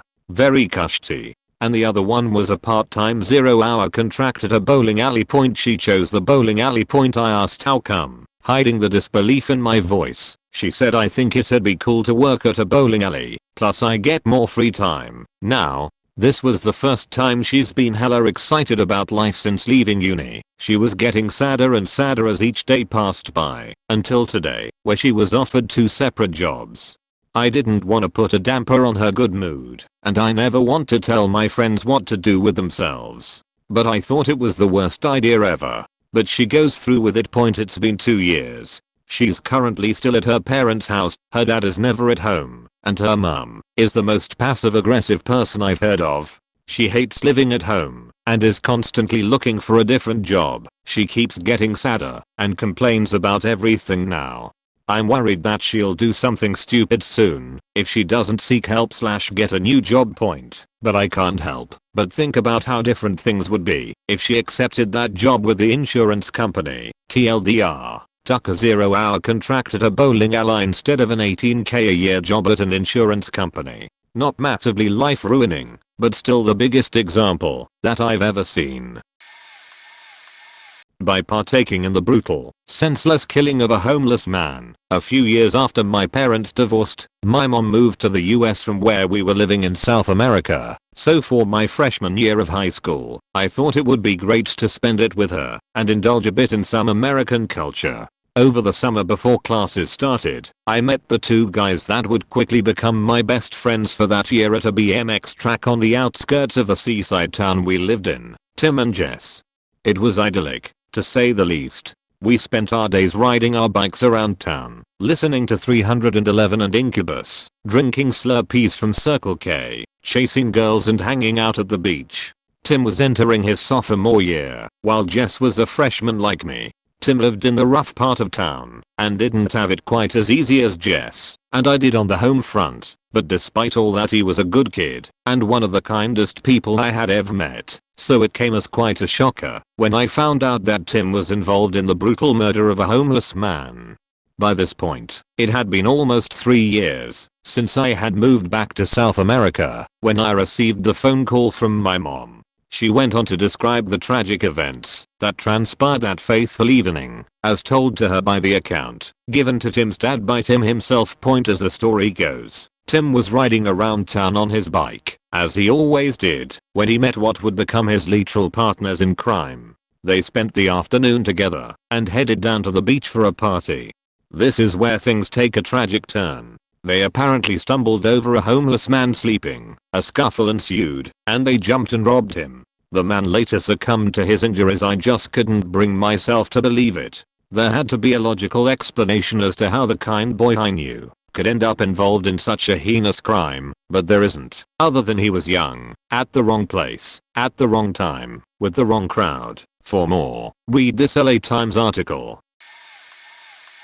I'm not sure if this is a case of someone faking up their life quickly or someone else faking it up for them over a long period of time. However, a girl from a family in one of my wife's social clubs was an utter spoiled brat and completely entitled. She had everything she ever wanted. She was a single child and the parents were absolutely loaded.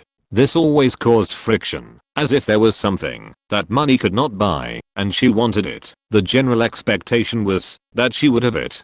I have many examples of what I consider utter self-entitlement from her, supported by her parents, and to the point this became normal and further reinforced the situation. However, she had a top education, good financial backing, and contacts to get her any job she wanted. She had a lot going for her.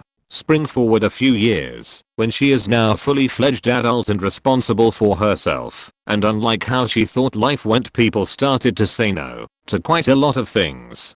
And then there was a fateful day when her neighbor of her new house given to her for her 21st birthday refused to allow her to use his driveway for a skip during some refurbishment works she was having done. So she smashed all his house windows with her builder's sledgehammer. Her reasoning for this was that the skip looked ugly outside her own window and he did not have a car, so had no reason to refuse. Naturally, with a lot of funds in the family, the court date came and went and she got a slight slap on the wrist.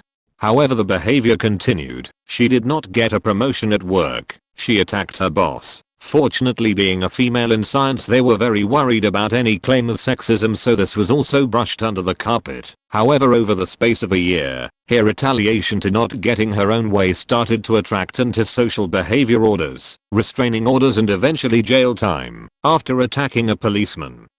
She lost her job and is unemployable in her field due to it.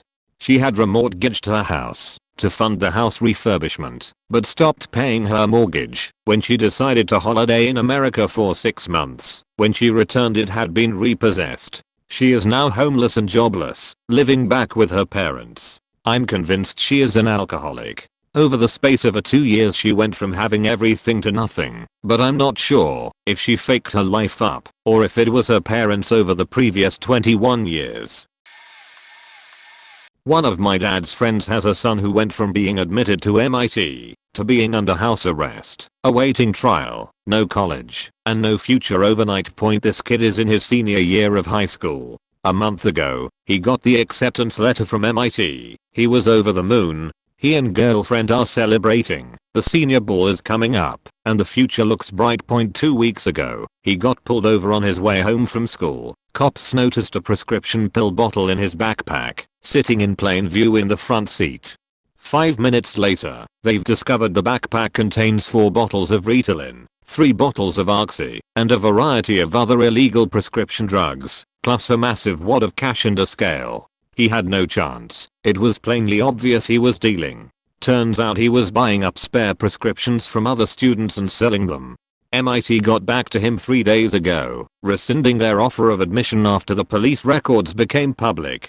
He's facing possible expulsion from school. Definitely no senior ball. Girlfriend has already left him, and he's under house arrest while he waits for trial. He was 18 when caught and will be tried as an adult. There's a lesson here, kids. If you're smart enough to get into MIT, don't be an idiot and throw it away dealing drugs to make a buck. It's not worth it. Learn this the easy way please. This past Sunday my so was enjoying a drive around her neighborhood with her mom. They passed a street and noticed something in the middle of the road. They backtracked and came across an injured pit bull with its German Shepherd companion standing over it trying to protect it. They pulled over to find the injured dog had been hit, and when they tried to assist it, another car passed by without warning and clipped the injured dog. My so lays down her car horn, but the car continues onward. She goes back, and the German Shepherd is now pulling the now twice injured dog onto a driveway, still standing over it. My so is a huge dog rescue advocate, understatement, and is at this point frantically calling all her contacts to get help. Suddenly a neighbor across the street came over. She had heard the horn and wanted to know what all the commotion was about. She sees the dog and states her husband can help. My so and mom feel some relief thinking everything is going to be resolved and the dog will receive some aid. The husband crosses the street with a 3-foot sledgehammer. Confusion fills the atmosphere and he exclaims that this is the only way. My so attempts to redirect him, that she'd be more than happy to take the dog to the 24/7 vet herself, to just please back away. But he's persistent and wants the injured animal to stop suffering. He steps forward and gestures a swing, so my so, crying and yelling at him at this point, jumps out of the way. The German Shepherd growls and steps back also, the injured pit bull fighting the hit. With his position clear, the husband swings again and lands a hit on the pit bull's head. He picks momentum up once more and kills the injured pit bull. My so and her mom are hysterical, in disbelief at what was witnessed. The husband proceeded to go back home, locking doors, turning off lights. 10 minutes later 2 cars pulled into the driveway where this all occurred. The owner of both dogs present themselves along with their 6 other children.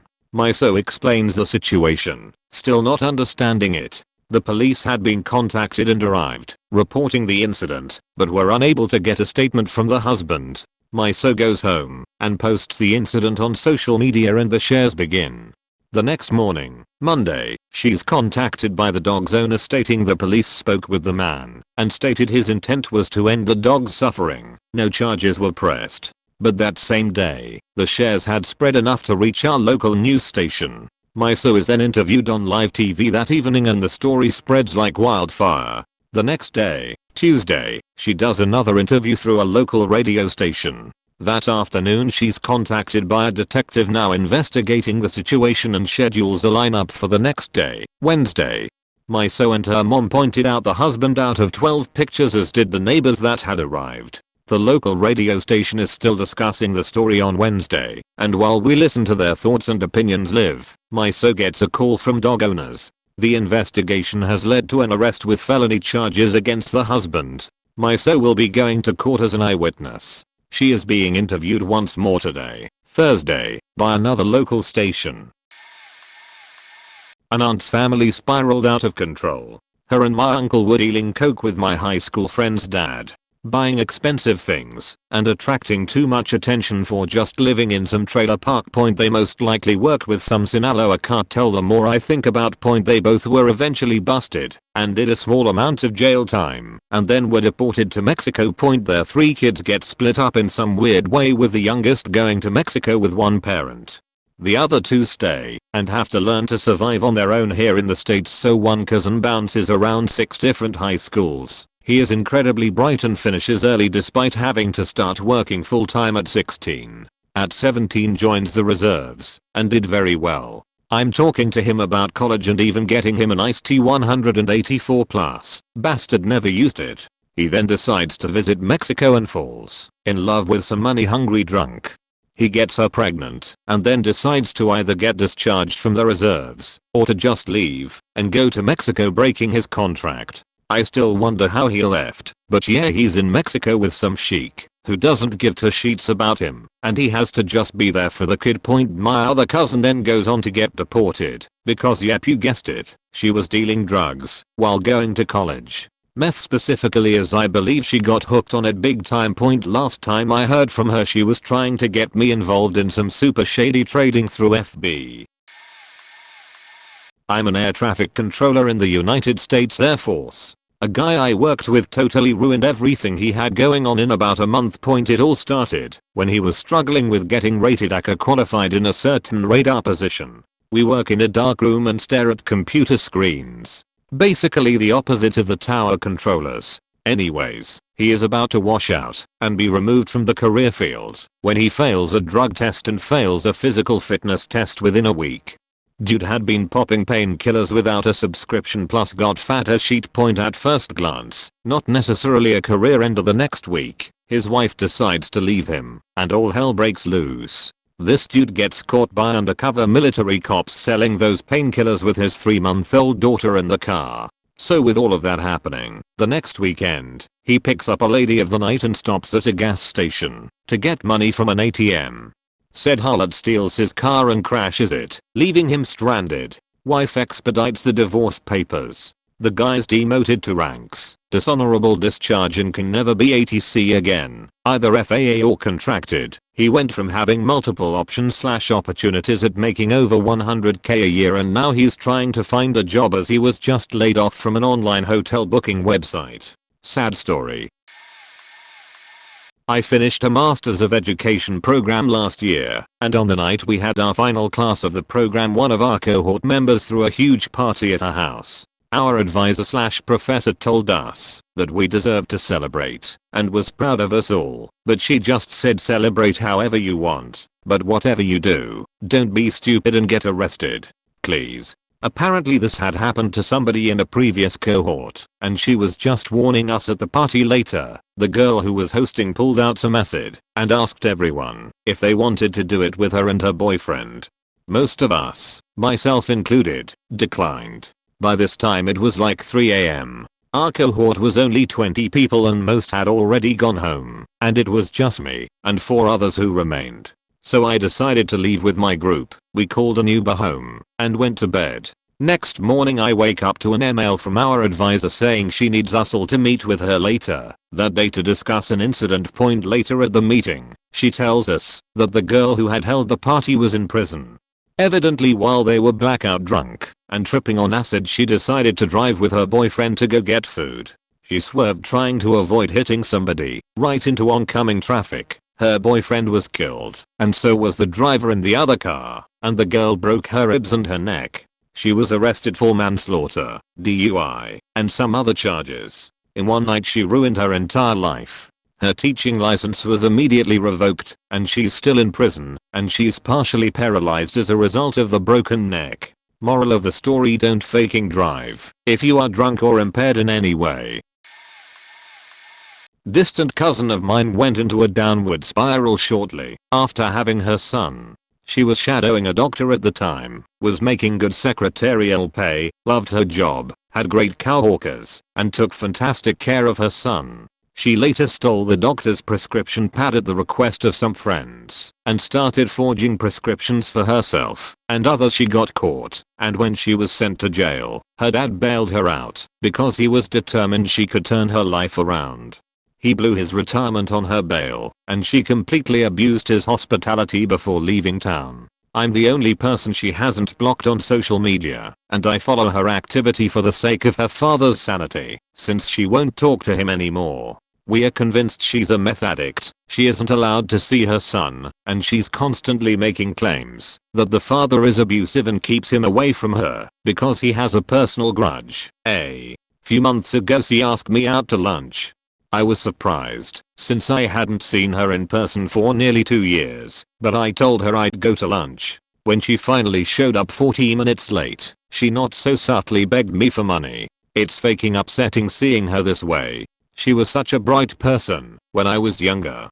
Her son is nearly 10 years old and seems to recognize that his mother has a problem, yet still insists on seeing her from time to time because it makes her happy. He's a total sweetheart. I can only hope that he won't end up on the same road she did. Guy about 35 that I shared a flat with for a while was taking a degree in social care. He'd not long split up with his long-term girlfriend, and for some stupid reason he decided out of the blue to drive round to see her. According to him, as he pulled into her drive he clipped the garden wall and knocked it over. Finding she wasn't in, he wandered into the back garden, pulled up a seat, and started having a drink while he waited for her. In the meantime, the neighbors had seen his little accident and called the police. Whether he was drunk or not when he drove there I wouldn't like to say, but the police charged him with drink driving, and that caused a total life meltdown. He claimed it would finish his social care career before it even started, so he dropped out of the course and proceeded to become an alcoholic. I've never seen anyone destroy their life so fast. He went from a reasonable guy to a total mess you wouldn't want to be near in about a week. Looking back, I suspect he had PTSD. He'd been a fireman before taking up the social care course, and in his drunken stupors he'd occasionally tell stories of jobs he'd attended. Some of them still haunt me. I hate to think what they would be like to see for real. I don't know what happened to him. I moved out a couple of months later, but I hope he sorted his life out. Edit. I didn't realize I wrote as much as I did, but I never really put it down in words, so I guess this post was part of the healing process. TLDR. Got accepted to one of the top 10 design schools with a hefty scholarship. Blew it all away due to my addiction to cocaine. Coped with the fuck up with research chemicals. Nearly died totaling my car. Can't really remember much from that period of my life. I learned a lot of lessons the hard way, but I think I'm finally getting my shit together. I faked up the beginning of my adulating life quicker than I could ever imagine. Shortly after completing my final run of the act my senior year, that weekend my friends and I figured a good way to celebrate would be to go see Tron in 3D. What I didn't expect was to simultaneously be introduced to cocaine and MDMA. The new addition to my life started off slowly, sometimes on the weekends, then more frequently. Mid-year the individual we got the MDMA from got kicked out, without really noticing. At the time, I just substituted the lack of MDMA with more cocaine. Spring came around, and I started hearing from colleges. I was floored when I learned I managed to be accepted to one of the top 10 design schools in the world, with a hefty scholarship. That obviously meant celebration time, and with that said my senioritis kicked in full time. I went from being 10 minutes late to first period to just going directly to third period. When summer arrives my friends and I made it a goal to go to as many music festivals and concerts before we all parted our own ways. That just added fuel to the fire. I began selling just about everything I didn't deem necessary, so I could afford to go to as many shows as possible. I started off college with 2 weeks of sobriety, not out of choice. When I was finally able to find coke I bought lots of it, and without realizing it prioritized obtaining more over anything else. I also started taking Klonopin to cope with the come down. It wasn't strange for me to stay up for 2 to 3 days straight and then go to bed Friday night and wake up Sunday afternoon. Towards the end I made it a game to see how long I could go without sleep and still attend classes. 102 hours was my record. I ended the semester with a 1.20 GPA and my school told me due to the architecture program structure I would need to come back next fall if I intended to continue. I went home for winter break and honestly don't remember much, except for when I told my parents about my grades they insisted I follow up with the school and go take some related classes at the local community college. I didn't follow up with the school, which in turn led to them banning me from applying to them in the future because I avoided paying for something related to housing. The combo of coke and benzos make it hard to remember, but the highlights. Weekly I'd drive 120 miles to pick up a bottle. I crashed my car because of benzos. I developed a drinking problem. I gave up all my hobbies and got a number of speeding tickets. I somehow managed to go through with community college classes, more so to keep my parents off my case. Shortly after starting classes I got news that one of my best friends had taken their life. A friend who really inspired me and believed in me in terms of my creative skills. That got me into the college of my dreams. This was the moment I swore to myself I was done with cocaine and benzo, and holy hell was it the ride of my life with such a mix of emotions. Summer came around, and one of my close friends was home from school. He too developed drug problems but his were with opiates. We swore to each other we'd make sure to keep each other from our addictions. And we did a great job of it, except we just replaced those with RCs, nitrous and ketamine. One night we got the bright idea to follow a car and play Beethoven's Sympathy over a megaphone. That person we were following called her boyfriend, who then started following us. In the moment we thought it was pretty hilarious. It was like we started a train. Who then called the police, and as we were making our way onto the parkway we were surrounded by a swarm of police cars. I was incredibly lucky, because I was totally sober. However, my friends had been drinking and doing whippets in the back. The police officer was honestly very kind considering everything they could have charged us with. We got off with court summons for breach of peace after they let us go. My friends insisted I drop them off, and we end the night. After I dropped my friends off at their houses, I decided to take a shortcut through these back roads. As I came around the bend, the rear of my car slid out. It had been raining. I overcorrected my slide, and before I knew it hit the guardrail. The next thing I knew, I was seeing the night sky, and in a flash I knew I was in the lake.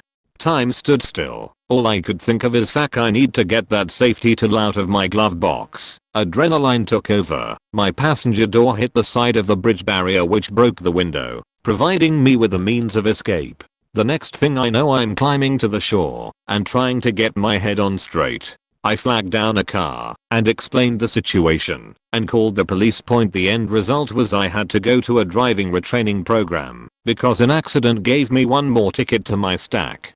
I came clean to my parents about my problems. I also mentioned the court summons, and with the help of a lawyer reduced it to just community service and no record. I started seeing a psychologist and found myself not yearning to self-medicate my problems away. I applied to a design school nearby and graduated this past spring with a BS. I'm now in a 1-year program studying abroad with hopes of continuing on to a master's in a career I dreamt of as a kid. Drugs. This wasn't that quick. Happened over a few years, but it was the hardest and quickest I'd seen personally. Growing up, my childhood best friends were two brothers who I hung out with every day. Brother A was a year older and brother B was a year younger. My parents divorced when I was young, and I was an only child. I lived with my mom, and their mom had never been in the picture, and they lived with their dad. And it felt like I had brothers, which was nice. Their dad would take us to do all the guy stuff and my mom would take us to the movies and such. Eventually my mom got remarried, and we moved an hour north from my old town. It was difficult, and I didn't get to see them much anymore, but we'd stay in contact when we could, until eventually I lost contact with them altogether for a few years. The very last time I'd actually seen them, I'd discovered that both brothers had started doing drugs. Their dad was strict, but they were good kids, and even though he was strict, he let them do basically whatever they wanted, as long as they followed the rules. I'd learned that the older brother had been expelled for being caught with weed, and his dad sent him to a military school to try and straighten him out, I guess, and then rehab, and when he'd finished, his dad gave him his prized first generation Camaro that they'd restored together. Beautiful car, but they were both still into drugs. They'd said it was just pot, but I was never sure. Needless to say, I remember driving down south to see them, and their dad just seemed like a shell of the guy he used to be at this point. It was heartbreaking, because he was like a father to me growing up. Fast forward to late 2010/early 2011, I'm home, 16 or 17 at the time, and I randomly get a text from who I learned was my childhood friend, the older brother. He says, "It's me, friend A." I was astonished and excited that I'd finally gotten contact back. I asked him how he was doing and such, only to receive the immediate text, "Dad's dead." I immediately called him only and discovered that their father had become a bad alcoholic, and to my knowledge, showered drunk and slipped, hit his head, and went brain dead, and died shortly after. The boys got everything, but quickly squandered all their money and possessions away. Brother A wrecked his dad's newer truck. They lost the house. I don't even know if they have the car anymore. We stayed in contact for a few, and he moved around a bunch, worked for a docking company, and lived in a trailer with a roommate who had uns bucks, and we'd play zombies together. We fell out of contact again, and one day I get a call asking if I know what happened to Brother A, because their mom just died. I had no idea, and tried to stay in touch with that number to see if they ever got a hold of him, but they didn't. They'd heard someone did, but I don't know. I tried looking him up by his criminal record a few months back to see if there was an address or phone number, and I believe he's currently in jail, and that he was homeless living out of his truck, and had a warrant for his arrest for illegal dumping of some kind. I don't know whatever happened to his younger brother. Myself and gambling. Thousands of pounds blown in the past 2 years. I really don't want to think of how much I'm down, but I think it's borderline 6 figures. I'm an unemployed male approaching my late 20s. Before I started gambling a few years ago, I had saved the money to go back to uni and finish off my last year of my degree, had an okay job, a girlfriend, plans. Now, I just think about when I'm going to gamble next and who I'm going to rip off or steal from to play some slots. I'm trying and somewhat succeeding in cutting back. I've got £10,000 coming my way soon from the last wise decision I made and threw some cash into a year-long bond last year. I have 1 week till I get that money and I need to commit to quitting before I destroy that as well. It's such a vicious circle. I really just can't see a way out of my situation without a lot of money, and realistically the only way to get a lot of money is via gambling/crime. Never get into gambling. A heroin addict will quit when they have nothing left. An alcoholic will quit when they start having a faked up liver, but a gambler never quits. A gambler is always at the bottom. Even when they raise themselves up, they generally find themselves at the bottom again within a few days. I have never seen people lose more than gamblers. No other addiction destroys people so fast. I know some people who blew £5-10,000 a night for a few weeks, make a few big withdrawals, but ultimately you can't outrun the losses. It's faked. Some months I'm up like £10k 20k and can generally live a fairly luxurious lifestyle, then boom, in £10k in the hole. If people who gambled had self-discipline, they could actually live comfortably, making a few grand profits a month. If I was wise and cashed out even the small wins, I wouldn't be in debt, but anything less than big wins means I just raise my stakes and ultimately walk away with nothing.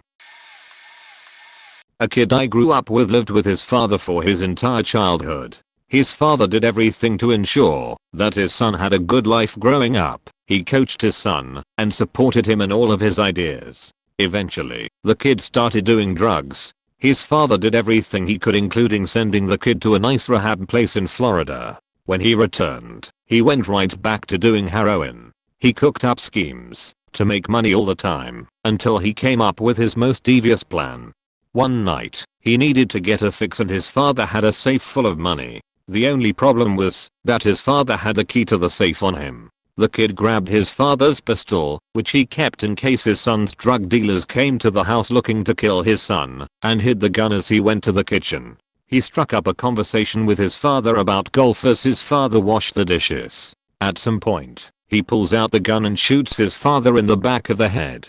He then proceeds to gather the keys and goes to the safe, only to find that the safe was already unlocked. Regardless, for 2 days he moved in and out of the house high as a kite with his father's dead body on the kitchen floor. Eventually the police found him in the woods near his home, ironically near a closed down mental institution. Not only did the drugs mess up his life, he needlessly killed his caring father in the process.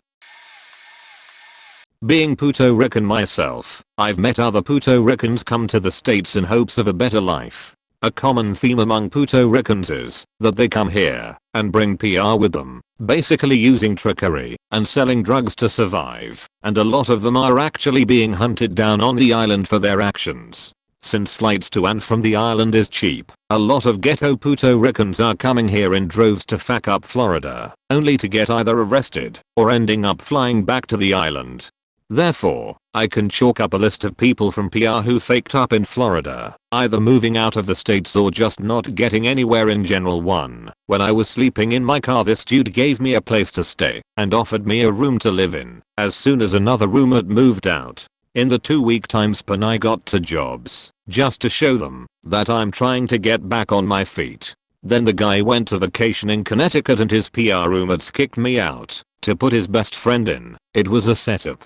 After 2 weeks on the streets again, I found a nice house where I currently live. As for him, he got fired from his chef job and his best friend moved back to his mama in Miami, forcing the guy to live in a ghetto in Kissimmee. He still feels bad for being a rat and a fuck up too. An extremely obnoxious girl with issues started working at a fast food restaurant with her extremely manipulative mom, and the first thing she did was play mind games with everyone. sending women to harass my best friend, cause she and her mom wanted to fuck him, and would engage in a lot of confrontations and arguments with her boss. My best friend, being 44, did not fall for her shit, and after that she got really angry and started bouncing all over the place, even sending her boyfriend, who often steals her car because he doesn't trust her, to beat up this dude while she had a razor blade in her pocket. The boyfriend was a bussy and sent a huge group of guys to beat him up, but the dude stayed inside. Later on she clashed with her manager and got fired. She never came back. 3. This next dude is a mama's boy straight from the ghetto. He was extremely childish, annoying and stupid for his age, but he was my only friend at this restaurant we used to work at. He always acted like he was the boss, but he didn't have the right attitude for the job. He would get emotional, argumentative, clock out in frustration, got caught by the cops with weed, begged not to get shot, lol, and after I left he switched jobs for a bit, tried to live alone for a while, lost all his friends, had some really bad family issues. I think his family was hiding something from him, and went back to his mama. He went back to that restaurant, and after getting his pay lowered and demoted he tried to pick a fight with his boss, only to get fired and blacklisted. Recently he got in a fight with this dude, and he got jumped by 7 people after he beat him up. He almost got shot that day. Well, that's a quick list of people from PR who faked up. I can't believe I'm still alive and well. Lol. Girl I was best friends with in high school with. Not the best student, but had a C average. She was a great artist though, and by senior year had her heart set on art college. I don't recall which one. Early senior year she dates this dude who was 21 who we'll call Mitch. She's head over heels for a 21-year-old dropout Xanax junkie with no future. About halfway through the year she leaves him and gets her life semi on track. About a month later her older brother calls me and asks if I've seen her in the last 2 days. Do some asking around and find out she's with this fella named Derek, one of Mitch's friends. He's an even worse Xanax/Percocet junkie who lives in a shitty apartment his grandmother pays for. They begin dating. They move in with her parents, but are shortly after kicked out because they couldn't follow a simple 1 AM curfew. They moved into a low-income housing block, and he proceeds to sell her expensive Nikon camera and other belongings to subsidize his heroin habit.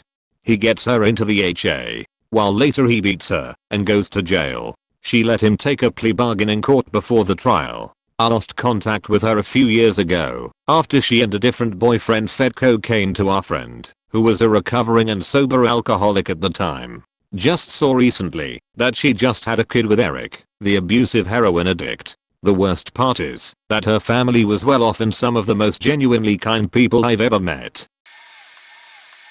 Couple of them, both people I went to high school with. One of our super sweet cheerleaders had a full ride scholarship to big university to cheer. Her grand scheme was to cheer all the way through to the NFL. Then became a cheer coach. She was on break after freshman year, but before the cheer camps started, she wrecked her car drinking and driving with a guy that wasn't her boyfriend and her dog in the backseat. No seat belt. She went through the windshield and died instantly. Random guy and dog survived with minor injuries. Turned out that guy was her longtime cocaine and Adderall dealer. She'd been expelled from the university and banned from cheerleading because of failing a drug test/getting caught with obscene amounts of drugs. She'd sold all of her dorm things to pay for more drugs, and so she wouldn't be caught up in the lie with her parents. It was so sad too. Former best friend had a full scholarship to big university because she was super poor but smart and had like 12 siblings. All she had to do was get up there, 5 hours away, and the school would help sort out her transportation issue. Turned it down the day of moving in to stay with her physically, emotionally, and economically abusive boyfriend. They lasted about 4 more months before he beat her senseless in front of her dad and was arrested. She was homeless for a bit because she didn't want to play by her mom's rules and met a different guy. They now have a kid together and party every weekend. It just sucks to see that she's essentially at a dead end in her life when she had so much potential. I was working on a commercial, sitting in a van waiting for the sun to set. I see a guy and his girlfriend walking down the sidewalk which was right next to a parking lot separated by a chain link fence. Let's call him Loco. Suddenly this group of 4 guys approach from the other side of the fence. One from the group starts arguing with the first dude about something. It escalates and Loco climbs over, while the other guy takes off his shirt to fight. Everyone involved looks to be about 17 to 22 years old, and they guys appear to be pretty evenly matched in terms of body type. They start duking it out in classic schoolyard fashion with the homies circling around but not getting involved at first. Loco keeps getting hit, but doesn't seem to be slowing down, so the homies jump in and start trying to hold him down, but he's just too berserk. All while the girlfriend looks on trying to get him to stop. 5 minutes later LAPD shows up. The homies scatter and the other fighter backs off. The cops are struggling to restrain this guy. At this point I'm thinking he has to be on something to be resisting this much after already getting his ass beat by 4 dudes. 2 cops, then 3, but he's still resisting, and they can't get cuffs on him. They slam him face first into the chain link, blood pouring down his face, pinned but still fighting, and then bam, I see the taser spark up, and that does it. Point they finally get him cuffed and throw him on a stretcher from an ambulance that just pulled up.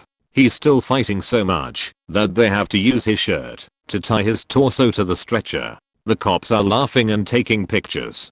I'm out of the van at this point and started chatting with one of the cops, telling him I saw the whole thing along with lots of other people. Cop tells me that apparently Loco had pushed his girlfriend down. The other guys saw this and confronted him. He told them to mind their business, and that's when it all got out of hand. TLDR, in less than 15 minutes a guy goes from walking down the street to being beaten up, tasered and arrested, when he could have just kept walking, but turns out he deserved all that because he's a wife beater. This doesn't measure up to some of the stories here, but it still strikes me as marvelously stupid. I knew a kid back in college, early college, who was 18. He was a bit of a stoner, but was doing fine in classes and such. One day he decides he's going to go to New York City to pick up some weed, a few hours by car. He ends up grabbing several ounces, plus a few ounces of mushrooms and a bunch of cocaine. He rolls a joint on the side of the Taconic State Parkway and proceeds to smoke it while going 70-80 miles per hour. The speed limit was 55, and it's a curvy road filled with deer. Anyways, he gets pulled over. When he gets pulled over he asks the cop if he is going to search his car. I believe he was only going to get a ticket at this point, despite reeking of weed. Ends up getting his car searched, where the cop finds all the weed, shrooms, and cocaine. He gets arrested, etc. Point that isn't the dumbest thing he did. His parents bail him out, and he's back in classes within a few days. 2 weeks later he goes down to New York, buys weed, shrooms, and coke, and gets pulled over by the same cop in the same place doing the same exact thing. Point I don't know what ended up happening to him after he went to jail. I don't even know what his sentence was. His parents didn't bail him out, and the school expelled him. Point he was a nice guy, but damn dude. I think this will get buried, but it's good to have somewhere to say it. When I was young I went to private schools all the way through until high school. Terrible brainwashing experience, would not recommend it. Early on I met another boy named Matt, and we became pretty good buddies. Our parents loved to have both of us over and all that. It was a grand time always having a partner in crime. His parents were sort of strict. I never realized it at the time. Pokemon is the devil. Spider-Man is the devil. If you believe in Santa you're going to hell. You better not have any wrinkles in your shirt type of strict. We separated for a bit and became teenagers. He grew very dark. The next time I saw him, I was actually scared of him. It just felt like I was talking to someone without emotion. I didn't know what to do. I wanted to see him again, but I said, hey, let's take a road trip next week. He just smiled and said sure.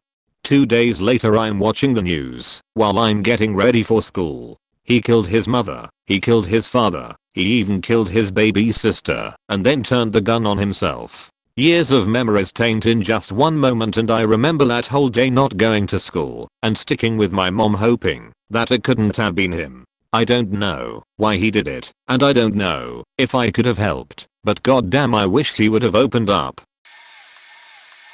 This kid I used to be friends with faked his entire life up in a matter of minutes. We are no longer friends due to some personal mishap. However, this kid decided he wanted to sell drugs. First night selling drugs, the cops roll up. He's with his 14-year-old sister and his sister's friend. They run and this kid throws a middle-aged woman to the ground and stakes her car. Drives into a canyon. Not the best place to run from cops. He's not very smart, if you can't tell already. Ran from the cops. Eventually got rammed into the side of a mountain, forcing the car to stop. He then fist fought 2 officers and was taken to the ground, then continued to resist. After being tased. Long story short, he got hit with 2 counts of assaulting an officer, domestic assault on a civilian, drug possession, selling drugs, reckless driving, endangerment of a minor, possession of an illegal firearm, resisting arrest, fleeing arrest, possession of drug paraphernalia, and 3 counts of stolen property for the stolen car and 2 items that were stolen in 2 other police reports that he wasn't caught for. This kid isn't even 20 years old yet, and he's going away for more charges than I have fingers. He'll be away for at least 20 years, then have a chance of parole. Oh, his sister and sister's friend also got arrested for having meth on them that he gave them. Nice. One of my closest friends became angry at me for no explained or known reason and wouldn't speak to me. Almost a year later, she called me in the morning saying she had used her employer's and friend of ours, a very famous singer/songwriter, credit card to lease a car, eat, buy drugs, clothes, anything she wanted. It ended up being over $100,000. She was crying to me because she walked into the singer's house and was met with a lawyer and a stack of papers showing all of her charges. They told her to confess, and they wouldn't let it be known or prosecute her, and she could pay back half of it over the years, and she had to find another job. Obviously, she denied everything right to their faces. All of it. There was even a video of her stealing the singer's Ambien from her bedside table. She lost all of her connections in Hollywood in a day. 6-figure salaries. Lost her friend, her home, and most of their mutual friends.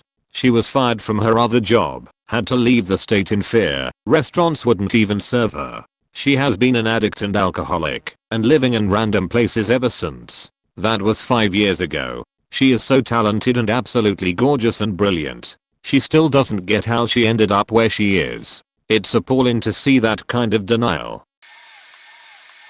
A friend of mine inherited a nice chunk of money from his grandparents, about $4 million. He was in his early 30s. His grandfather included a note begging him not to squander it or use it, to not do anything with his life by just living off of it. Within a few months, he and his wife had quit their jobs, both pharmacists, so pretty good jobs, sold their house, and purchased a much bigger one in cash for way more than the house was actually worth.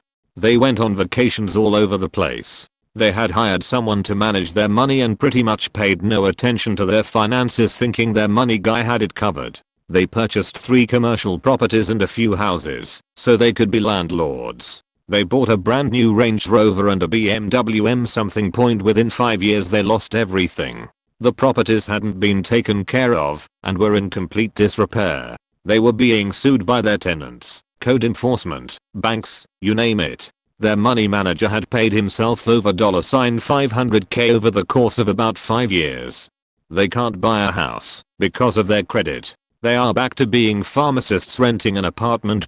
I guess their lives aren't ruined. They are still young and are back to being employed.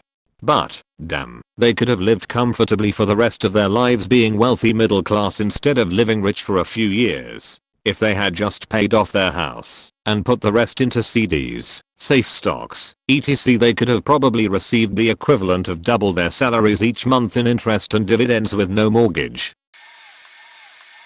People say weed is a harmless drug, but it can still make a huge impact in someone's life. Take my best friend for example. He and I started smoking when we were 16. Today is actually the anniversary of that. All through high school we smoked together because it was high school. I made sure to keep my grades up and got a few decent scholarships from my robotics winnings. I stopped a few years ago because it's still illegal in my state and I have a good job and a nice life that I don't want to lose. I'm going to college, have money to afford a house, gaming, motorcycle, and for the most part anything else a 22-year-old male could want. My friend on the other hand has spent the last 6 years high every day. He barely graduated high school, has never had a steady job, let alone a good job, solely because he won't apply for anything that requires a drug test, because he won't even put down the pipe long enough to get clean enough to pass it. Has zero ambitions. Because he won't do anything if it conflicts with him getting high, works fast food, recently wrecked his car hitting a deer, both high and on the phone at the time, swears that had nothing to do with it, lives with his ex-stepdad in a Heveles garage turned apartment on a back road, because he doesn't want to pay rent, because that's money that can go towards weed. And spends so much on his habit that, even though he has almost no bills, he's still always broke. It makes me sad to see. I love this guy like a brother. I've talked to him about it so many times, but he won't listen, because it helps him relax, and he doesn't feel like himself when he's not smoking. I keep telling him that's clearly because he's addicted. It cost him his girlfriend of 3 years, because she was tired of paying for everything, and his constant refusal to get a real job, a trip to jail when he got busted, and everything he's ever wanted. The worst part though is he even admits to how much better his life would be if he just stopped. We are talking literally $500 to $800 a month he just puts in a pipe and burns away. I worked for a girl who had it all. Great career, 6-figure salary, engaged and in the process of buying a house. She was a cute, nice, pleasant girl. Friendly and great sense of humor, but distant somehow, like her mind was never on the moment in front of her, and always looking at you with slightly bloodshot eyes. One day about 6 months after she started, we found her in the bathroom with a needle in her arm, passed out on the ground. Seemed she had a heroin problem. So we sent her to rehab. 6 months, all expenses paid, still had everything to hope for, just had to get clean. Don't know what happened to the fiance, but she had a boyfriend now. At the end of her rehab, she never came back to work. Apparently she tried to write prescriptions for the boyfriend to get pain meds, got busted. Now she's in trouble. Court costs, legal problems, the works. But still, she could have pulled it back, paid her dues, and had a job paying what most of us only dream of a couple years down the road if she found somebody willing to give her a chance. They found her beaten to death, the boyfriend sitting on the curb smoking a cigarette. He asked the cops if he could finish his cigarette before they cuffed him, according to the article I read years later. So yeah, she's the one. So many opportunities to turn back and live a life the rest of us only dream of, but she just kept walking towards the cliff. So 1.5 years ago, I had a college exam the Wednesday before Thanksgiving break. It was a tough course, but if you studied a bit, you were fine. The night before the exam, a girl in my class posted on the college Facebook page with a photo of a note left in the girls' bathroom in the building that the exam would be in. It said something along the lines of, "Tomorrow, as ordered, we will shoot every third girl we see. Pray for MSU." There were rumors that it was something to do with ISIS. This was around the time of the Paris terrorist attacks, so everyone was on edge about that and started freaking out, calling the police, the professor, etc. So the police got involved and eventually found out that the note was written by the girl who made the original Facebook post and that it was a hoax. Go figure. I guess she didn't study or something and wanted the exam moved/cancelled. The girl was arrested, charged with a count of terrorism, and, last time I checked, facing something like 20 years in jail. Apparently she had done something like that before in HS, but never got caught. I didn't know this girl personally, but, from looking at her Facebook, seemed like a totally normal girl, looked like she was in a sorority, maybe had done an internship and everything else. Seemingly normal, but apparently dumb enough to fake an ISIS shooting threat. But the exam did get moved until after break, giving me extra time to study, and I did really well on it. This is sad, but I have a few. I'll just go with one for now. I grew up in South Florida, have since been gone for 20 years, and had a really good friend who ironically got me out of trouble years ago. I was a shitty teenager messing with drugs and gangs, and this friend was a baseball teammate who was all about playing and getting girls. I quickly saw the light and just started hanging out with him, chasing girls and generally having a good life. Anyway, fast forward a few years, when he is literally my only friend from Florida who isn't dead, in jail or a raging drug addict. I was very proud of him as he became a family man with a great job and support system. Totally going places. Like most down there, I suppose he got bored and decided to start popping pills. Anyway, he became a full-on addict and started to completely ruin his life. He becomes cool with the dealer, who one day shows up with a freezer. He asks my friend to stash the freezer in his garage, plugged in, with the one major rule of never trying to get into. It had a lock and just sat there. My friend assumed it was just filled with money and drugs, but the dealer was a bad motherfucker who he didn't want to test, so he left it there, plugged in for months. Anyway, one day they come and get it and that's that. About a year later he's on the phone with the dealer's girlfriend, who has been fighting with her man. She tells him something along the lines of, "You don't even know how bad he is. Did you ever ask him what was in that freezer?" He tells her no, and that he didn't care. She says it was a body. He immediately flips the fuck out. Obviously. My friend has 2 kids and a wife. They had a dead body in their house for months, and didn't even know it. You know who did? The faking cops who had the house tapped. They found the freezer months prior, and were apparently trying to pin it on these people, along with a slew of other charges. My friend was able to get a plea, because the tapped call made it really faking obvious he had no idea. He became a witness for the state. Had that conversation not happened and been recorded, he may have unwittingly gone down for accessory to murder. He is now clean and back to being the awesome guy he was when we were kids. At least that is what his wife tells me. One thing I know is that it's damn near impossible to fully trust a pill popper. But I guess this is more of a story that almost ended in tragedy. Truth is, he was dead to me for a few years during all of this. It's hard to watch people you care about become walking dead. I gave up on him. Sad to say that, but I did. Glad he proved me wrong though. A guy I once knew always partied hard, alcoholic 2 vodkas a day, and barely worked. Didn't pay rent in 6 months, lied to everyone about it to get at least some help. Got thrown out. Crashed at my place with his girlfriend, after robbing garden houses of the neighbor gardens of his girlfriend's parents. He smacked a cop in the face, ran off and was at my place. I said they can live with me if they pay rent €5 a day. I needed the money and they needed shelter. He managed to piss her father off as hard as he could. He literally put a bounty on him, and a guy really was after it. Not life or death, but pop in his kneecaps. He then ran out of money, didn't want to work, kept me from going to work. I said okay, stay here but do my chores when I'm at work. Wash and dry clothes, and do the dishes as compensation. They eventually got money from an illegal source, and bought food for us 3. I repeat, I had no money at all. So they cooked each and every noodle. I said buy some flesh or ice or potatoes, not too expensive. But every day a prosecco and vodka, and soft drinks to mix. And then, refused to do my chores. Kept screaming and talking real loud at night. We shared my king-sized bed, no other option, and then got mad at me for being mad. I was the last friend they had.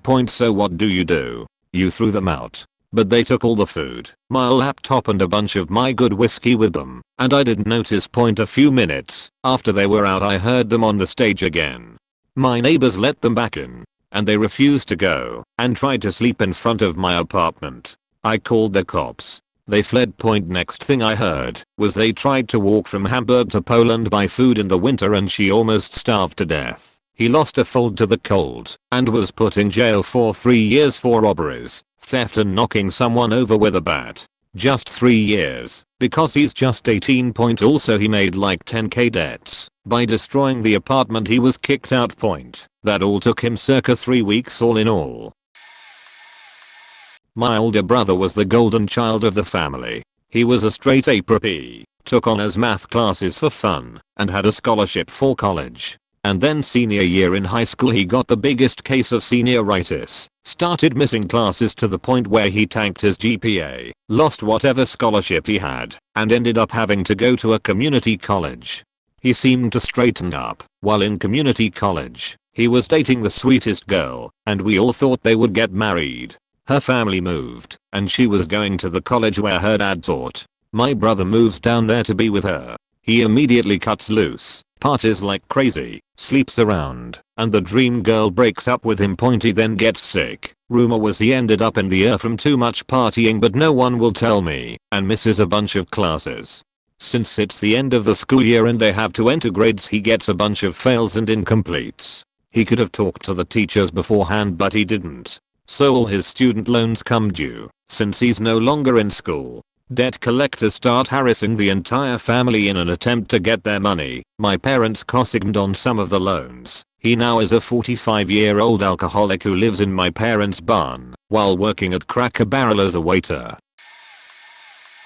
Not someone else's, but my own life. I'm on antidepressants and anti-anxiety medication, so one day I decided that I don't need this shit anymore. I feel fine. So I stopped taking it. Fast forward about 3 months, the day after Halloween last year, I swallowed a 3-month supply of medication to lower your blood pressure. My dad comes home a couple hours later and sees me on the floor scrunched up. Clearly I'm on the verge of death. Long story short, I get taken to the hospital to get my stomach pumped and then off to the mental hospital in my town and spend 2 weeks there.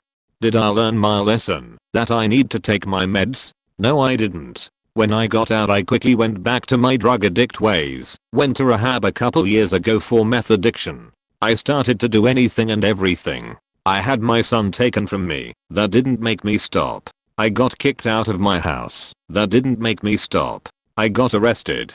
That didn't make me stop. Then I lost my job and suddenly started freaking out about how the hell I was going to get my drugs. Steal. No, I was better than that. How about faking around to get them? Yeah, sounds like a great idea. So I started that, and eventually in some way I got some sense knocked into me. Not sure how, but I decided that I couldn't do this anymore. I called my dad desperately to get me into rehab, and he was hesitant, but he eventually obliged. It was a faked up way of living for 6 months, but I pushed out of it and am now 87 days clean. Hopefully I stay that way this time. I'm working on getting my son back, but I don't know if I'll be able to, sadly enough. But that's the way life works when you care more about getting high than raising your child. I now have a decent job, living in a halfway house, and saving money to be able to support myself on my own. So I faked up my life, but I came out of it. Kinda.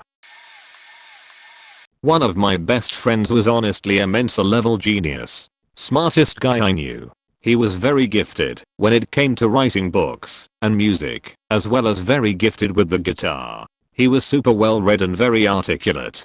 Traveled and lived all over the world, spoke several languages, could discuss history and politics etc. And he was very well looked and loved by many. He had everything going for him. Well, he was also an alcoholic who suffered from depression. Women threw themselves at him, and yet he was always hung up on his exes. He had lots of friends, but I think felt very lonely at the same time. I'm one of the very few people who knew the real him. Well, alcohol messed up his life. He got into a military academy and got kicked out after 2 years for doing stupid stuff with alcohol involved. He went to a local college, got all A's, went to grad school, and got all A's.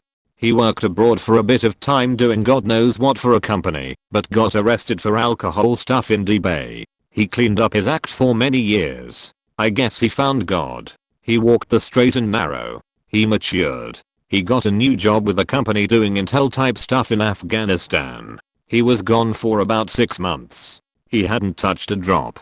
Well, on his way home, in Dubai, he got extremely intoxicated and died in a tragic accident. He went from having his life all together and finally back on track to slipping back into his old alcoholic ways once and died from it. Tragic. I honestly thought that one day he would change the world or be the next Hemingway, but in the end he died tragically young and only really impacted his friends and family's lives. This was around 2 years ago and still hard to bear sometimes. RIP brother. I miss you. Normally I don't share others' life experiences. Anyways, in junior high, which in my state is between 9th grade, I knew a kid who was what you'd call a class clown. His mother and his older brother worked for the school as teachers, and while he was a troublemaker, he was the life of the classroom. I enjoyed the classes more when he was around, because we'd always be doing dumb shit and having fun he could make anyone laugh. 7th grade, I hated in 8th and up. I never had a problem with him, and around 10th grade I heard he had passed away overdosing on heroin. This kid was honestly the life of any party. If he was around, you'd either be having a good time or you'd be laughing your ass off at the things he said. It's sad to see someone ruin their lives over something so frivolous. My own story isn't as bad, but I've been trying to get back on track. Dated a girl when I was 15. She had to move to Alaska a month. After she moved, her mom messages me and says she passed away in a car accident from a drunk driver. That ruined me and made me care less about school and everything else going on, and I basically ruined my own life. When I was around 21 or 22, I can't remember, but I got drunk and got on Google and searched her name and found out she's still alive and kicking in Alaska. I've never wanted someone to be dead, as bad as that sounds. I've never even recovered from that fake death story. Since she's a piece of shit, I'll say her name a B and that's it. A family member of mine had 2 kids in her early 20s. She and the father of the kids struggled hard in their first few years of parenthood. Neither had any higher education, and he had a bit of a criminal record, but they were doing their best to make it work for their kids. After a few years bouncing between shelters and families' houses, her father helped find her an apartment with relatively low rent. Her mother moved in with them to help with the bills and the kids. Over the next few years, they had ups and downs, but for the most part, things were looking up. The parents each worked generally different hours, so one was usually home with the kids, but had her mother to help, and they made ends meet. They had the kids enrolled in after-school sports, and could even go on the occasional weekend trip with them. The kid's father had a shitty family upbringing, so he was very interested in making sure his kids knew their whole family, and we saw them and the kids for every family holiday and event. They had friends from the neighborhood they would spend lots of time with as well, and their kids would play together. She started taking EMT classes, but had always been very overweight, which hindered her progress. Eventually, she decided to get gastric bypass surgery to help her lose weight. Primarily, in her words, so I can be a better mom, actually play with my kids at the park, and get a job as an EMT. She got the surgery, started losing weight rapidly, and everything went downhill fast.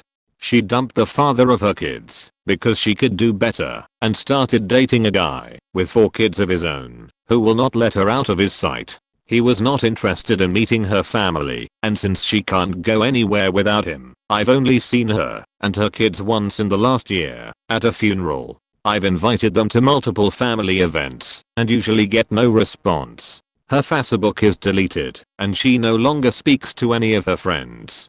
They smoke loads of pot and cigarettes every day and are so possessive of each other. They are present at each other's jobs as cabbers/dispatchers. While she works, he just hangs out there, and vice versa. So they are putting in the time, like they're both working, but only taking in one person's pay for each shift. As a result, they struggle badly with money, and her mother ends up watching her kids most of the time. On top of that, there is no chance of her becoming an EMT, lest her partner is a male. The kids now split their time with their father, their grandmother, and occasionally with their mom and her boyfriend. She was finally on track to get healthy and earn a career, and in a span of 6 months she blew it all. Maybe not the quickest fuck up, but given the time it took to build up her life from nothing, it was relatively quick. The father, on the other hand, found a nice and career successful woman with 1 kid from a previous relationship. They got married, and all signs show they are raising a very happy family. His Facebook page is brimming with photos of the 5 of them and posts about them doing things together. TLDR, a family member struggled with having 2 kids early in life and spent years building their life up. She got gastric bypass to get healthier in order to be a better mom and potentially begin a career as an EMT. Within 6 months of her surgery, she lost over 100 pounds and dumped the father of her kids to be with an ultra possessive guy who barely lets her see her family and won't let her have a career. Girl I worked with started hanging out with another coworker. The guy had been arrested fairly recently, and we all knew he was involved with drugs. They got super involved in just under a week. Week happens. She doesn't show up to work. Turns out one night she let the guy drive her car. He had a suspended license, so he wasn't even supposed to be driving, and it was her car. They got pulled over and made the smart idea of switching seats so he wouldn't get in trouble for driving. The cops saw it happen and wasn't fooled. The car was searched. They found a bong and a few other drug-related items. The guy has a needle in his pocket. His friend in the back also had stuff. This guy flips instantly on a coworker saying it was all her stuff. He knew nothing about it. Threw her totally under the bus. She was charged for drug-related matters. Due to this, her college internship was revoked because she cannot do police work/forensics with drugs charges on her record. Even just her hanging out with a guy was an issue. Her major is in forensic biology. She made it impossible to even find an internship or job in her field because of the charge. Multiple years of school potentially wasted, massive debt, etc. She screwed up again just weeks after that and is no longer allowed to work at this job. I know the drugs comments have mostly been fleshed out, but I feel like throwing my story into the mix. It's not exactly the fastest screw up, but certainly the worst point. I graduated high school, was an athletic person, swam all my life, and ran track in school. Got into a smaller college with plans of ending up at a very large technical college going the way of engineering. I started smoking weed senior year of high school, and it wasn't a big deal until about my sophomore year in college. I had an awful breakup with a girl I had been dating for nearly 2 years. I started to become a gigantic pothead. Smoked myself into a zombie for about 2 years, while still half attending college, changing my major to mathematics. I would generally pick up the book about a week before a test, read the entire chapter or so of material, do the HW, and come out of the exam with a low C. Ended up getting kicked out of school, and started doing menial labor jobs for the next 3 years. Finally I decided I wasn't stupid and didn't need weed. Now I'm finishing up in school this May. I've maintained a 4.0 since coming back, and I'm looking to work as a data analyst once I'm out. TLDR smoked lots and lots of weed in college, had to drop out. Work without a degree blows ass. Eventually went back to school and looked to make a difference in the world. Heroin. Sister was doing good in nursing school, had an okay job, and she was dating a near perfect man. I referred to him as my brother most of the time. He was also doing awesome in college, constantly on dean's list, and he was studying electrical engineering, which is near one of the hardest degrees you can get. First she started to do heroin. She's done some other stuff before, but this was the most extreme. And for some reason he started it too. They ran out of money and started begging my dad for money. When he refused, she came to me asking. We didn't know for sure what was going on until she admitted that they've been addicted for the past 6 months. My dad said the best thing for her was rehab, and that he would pay for it. Likewise her boyfriend did the same. She went to Florida for rehab. Her boyfriend went to Texas. I got a call from him 4 weeks after they shipped off. He said that he's not going back to her until she can kick it for good. He also said that he's cleaning up and doing great again. He also apologized on behalf of my sister for pandering money from me. Meanwhile, my sister went to the first 3 weeks of rehab. After that she vanished. The last thing we hear from her is a butt dial revealing that she's high on bath salts. After that, she disappeared from social media. Her phone was turned off and it never was turned back on. This was all 3 months ago, and to this day we don't know where she is, let alone if she's dead or alive. Was in college about 7 to 8 years ago. I was around 20 and would go out to parties, etc. Occasionally I would see this guy at the party, a very normal guy. He drank but not excessively like I did. Don't know if he smoked or not. Well, apparently one night he got a hold of some spice, synthetic marijuana. He smokes this spice by himself in his room. About 30 minutes later his roommate comes home to find him banging on his door from inside his room screaming to be let in. The roommate is weirded out and trying to calm him down from the other side of his door room, which is locked, when he hears a crash. The guy jumped through his window while naked and began running down the street covered in blood from being cut by the glass. The roommate is now very worried obviously and calls the cops to help because he can't find him. Apparently the guy had called his girlfriend as he was running around naked and saying stuff that made no sense.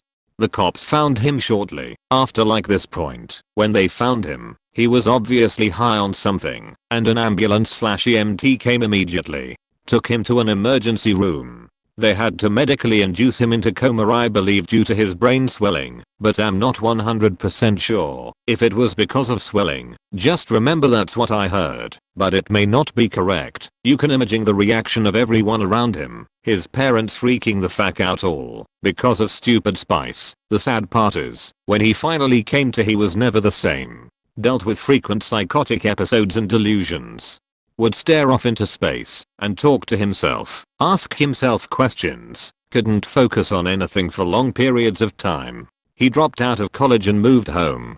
Basically went from a normal guy to crazy overnight. Because of Spice I never knew what happened to the guy after that, but I'll tell you one thing, I'm an advocate against that shit people call Spice. That stuff is so dangerous. Please just smoke regular marijuana, and if you can't due to a job or something, just don't smoke. Spice isn't fake weed, it's a chemical you inhale sprayed on grass to be marketed as fake weed. Not getting a job. A group of 4 friends all in the same family inherited a ton of money from their relative. Mid 5 figures. 2 of them invested the money, put the rest into a revolving CD with a ton of interest. My best friend was able to buy a brand new Subaru a couple of years ago for cash. He was able to put easily half down on his new house in California, Bay Area, and still have money left over. He's made that good of a decision making his money work for him. The dude only makes maybe $13/HR at a warehouse job too. His second youngest sister did nearly the same thing and she's living it pretty big on the north side of Chicago, owning her own duplex outright which she rents out. However, 2 of the sisters, oldest and youngest, squandered. The youngest actually stuffed most of it into a higher interest bearing savings account, 0.90% or so, and has been living well, but definitely not as well as she could be. The oldest sister, however, has been living off of it for the last 6 or so years with no job in that amount of time. She just sits there and plays video games all day. The last job she had was working very part-time, maybe 15 hours a week, working in the bakery of a local grocery store. Her parents are retired now and now she's living off of them at 29 with no job and nearly no money at all. She can't get a job because I would venture to say that in the 8 years she was without one she can't say she did anything meaningful with her life to account for a huge gap in unemployment. She's basically tossed her life away on League of Legends for the last 6 to 7 years or so and now is royally screwed. My cousin is exactly 21 months older than me. We were both the oldest children in our families, so I really looked at him as my older brother. Saw him just about every week growing up. Anyway, he was the first kid in my family to go to college. Was a really intelligent kid, amazing athlete, handsome, etc. Really had everything going for him. Had always been a big partier in high school, which worried me. Pretty much drops out of college after 1 semester. Not 100% sure if he was forced out by the school or my family, but he was in a hell of a lot of trouble. Bad grades, legal issues, debt. So he comes home and works as an electrician or something like that for a construction company. While he is paying off debt/fines, he has to also take care of the legal trouble he got in at college. Over time he somehow gets into more trouble at home. Shit really hits the fan when he gets into a single car crash under the influence of marijuana. Cops find a pound or 2 of weed in the car. My family, which is my cousin's mother's side of his family, decides that living with his dad is making the situation worse. I also think his dad was kicking him out, so it just worked out. So my cousin moves in with my family.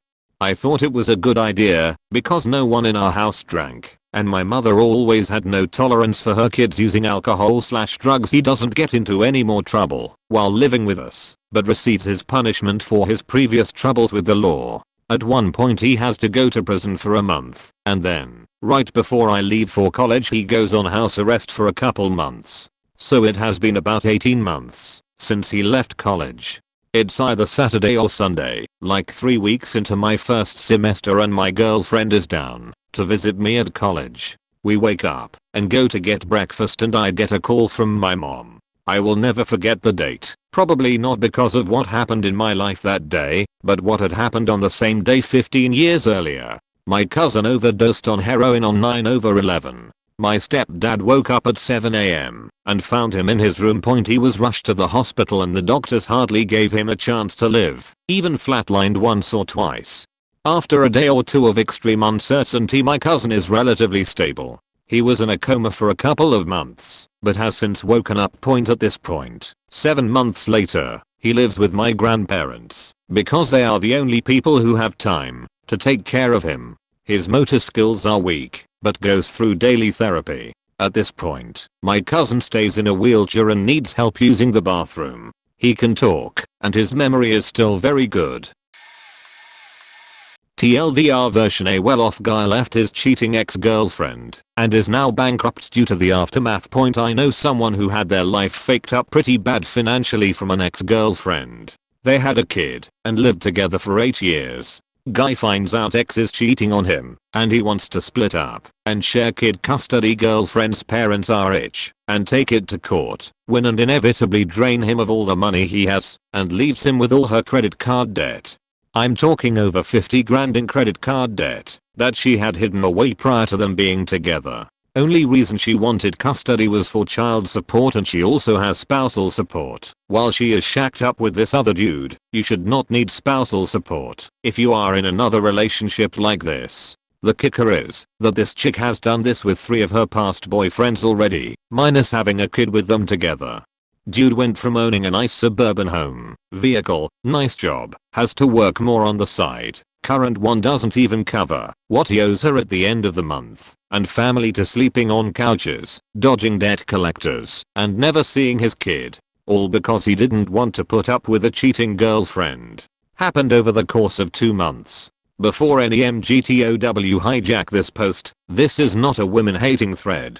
This is just an instance where the chick is a real piece of work, and I don't know how she can honestly live with herself after doing this for the 4th time now, ruining ex's lives financially. Takes a special kind of evil with a kid involved now.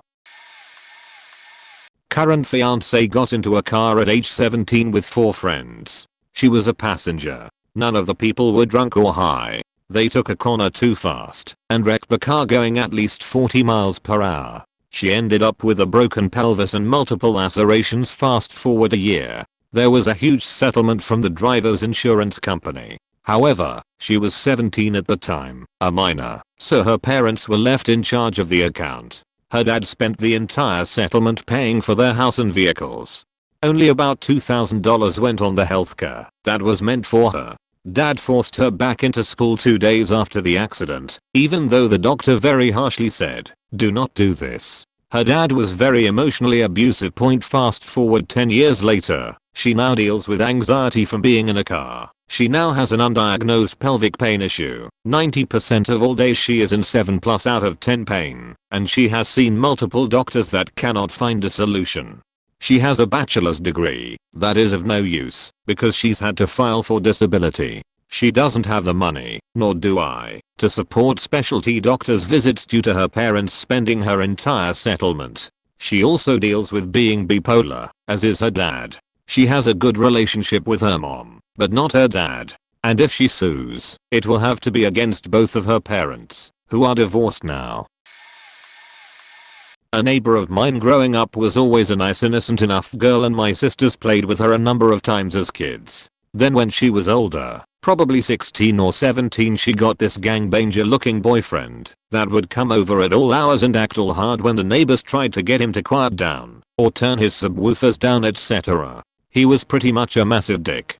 From then on she started getting more and more crazy, beachy, defiant, think cash me outside girl, and dressing in skimpy outfits, going out for days at a time, getting in huge shouting matches with her folks that would spill into the front yard for the whole neighborhood to see. She started having different guys over almost every night, apparently stealing from her mom. Cops were regular visitors to their house, and on and on. This whole thing went on for about 3 years.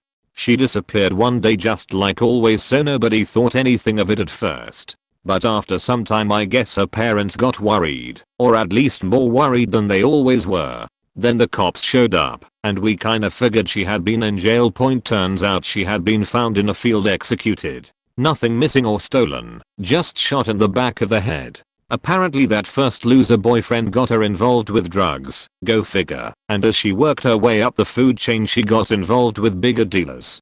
She had started transporting drugs for some people, and at some point along the line she crossed a person she shouldn't have crossed. I think over the next few years I lived there. Before I went to college I saw her folks come out of the house maybe twice. No more Christmas decorations, no more doing yard work, nothing. It was pretty sad, because she really was a nice girl when we met her at a younger age. My ex Bill John moved in with his grandpa and brother Sam during his divorce from my sister. Sam had a girlfriend who was married to a guy named Rob. Sam's girlfriend calls him one day in a panic because Rob was beating the crap out of her again. So, Sam and John head over to go protect the girlfriend or some such. John has always been a hothead who thought he could beat the shit out of anybody. After they get there, and the guys are all yelling shit at each other, John takes it upon himself to fight Rob. Rob then proceeds to pummel John, and when John is on the ground starts stomping on his head. After the fight ends, Sam gets John out of there. Eventually, I don't know the exact time period, John goes to the hospital because his face is like twice its normal size. John had multiple facial fractures and eventually had surgery. He also had brain scans that showed his brain was slowly dying. John started having balance problems and memory problems. About 6 months after the fight he had to move into a nursing home. He has to wear a helmet because he is at risk of falling.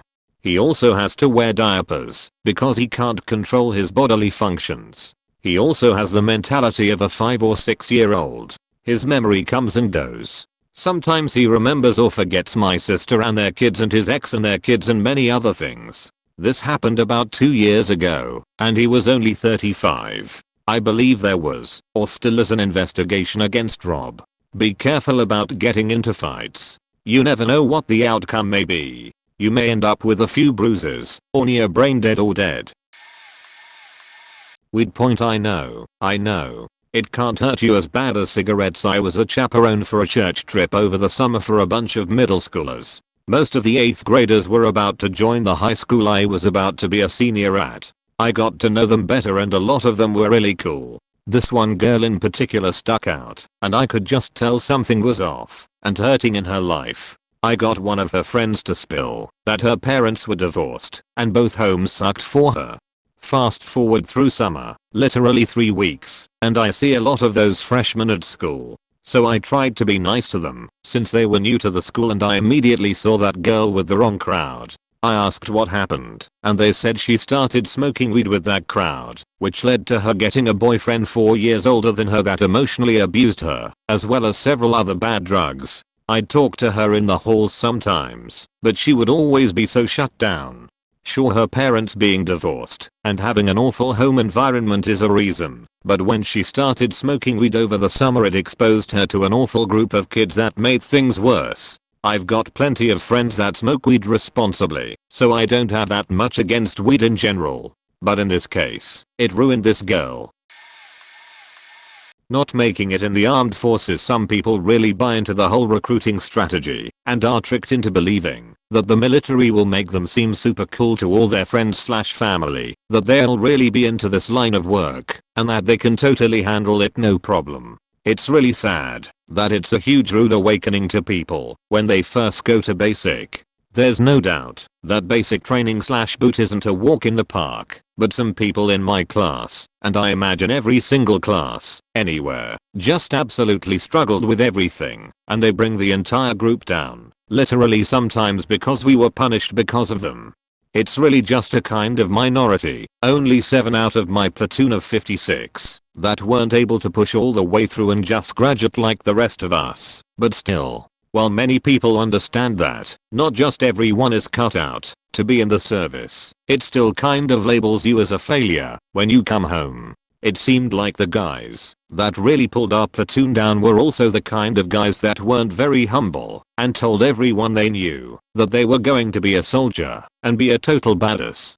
Coming home as a dropout after hyping yourself up that much probably really sucks, and I don't doubt that a lot of your friends/family/peers would treat you very differently after they found out that you quit. That's just the nature of how people are, in my opinion. On top of that, and don't quote me on this, because I heard a lot of different things, if you received a dishonorable discharge for quitting, that would take a very large toll on your chances of getting hired anywhere really, or even enrolling in school.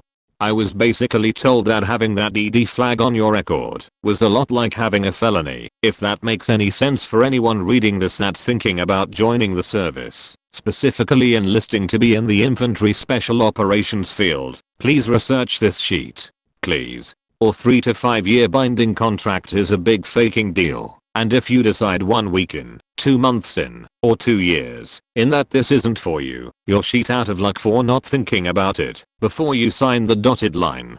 Understand what you're getting into and know what you can actually do. Don't leave thinking that you will get better there because some guys that didn't make it in my class did. TLDR. Quitting the military out of basic can make you a disappointment to everyone you know, ruin your own self-esteem, and depending on the terms of your separation, prevent you from getting a decent job other than as a fry cook at Mickey D's. I used to live in a high-end gated community. There were thousands of homes, and it was a very large development. We had no crime or anything happening there. I came home from work one evening to see bomb squad trucks, police everywhere. There were news reporters right outside the community, which continued for several days, actually, and I couldn't even get to my house. There was a teenager living there who had purchased large amounts of acetone and various other chemicals, and someone had tipped law enforcement. As it turns out, he had enough chemicals, whatever else there were, to blow up a pretty good portion of the community. Cut to a few days later. It was maybe 10 PM at night. After all of the chaos with the bomb squad and the police 2 to 3 nights before, I'm just sitting around my house. All of a sudden I hear boom. There was this gigantic staccato and my whole house shook. My dogs jumped up. I lived in Israel during the Second Intifada. I know what a bomb sounds like, and I remember thinking, oh hell faking no.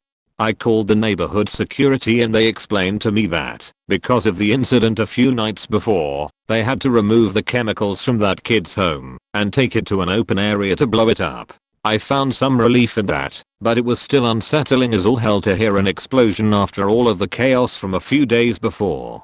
If you Google his name, all you find is that he had an outrageous amount of chemicals and allegedly tried to blow up the community. He has no chance of ever getting a job with anyone, getting into college anywhere, and I'll bet you anything that no apartment complex, no hoa or poa will accept him anywhere, given how he basically terrorized an otherwise safe and secure neighborhood. He's a few years older now. Everyone in the area knows who he is. I've always suffered from anxiety and depression. However, it was amplified to a new level when I was in year 7. It's quite an embarrassing story, and it's taking a lot for me to share this story, as people I know actually know my Reddit account. So here's to hoping they don't read this. So, it was the last quarter of the day, and all we had left was P.E/health, a double period. Lunch had just ended, and I just grabbed my bag and was walking to the gymnasium.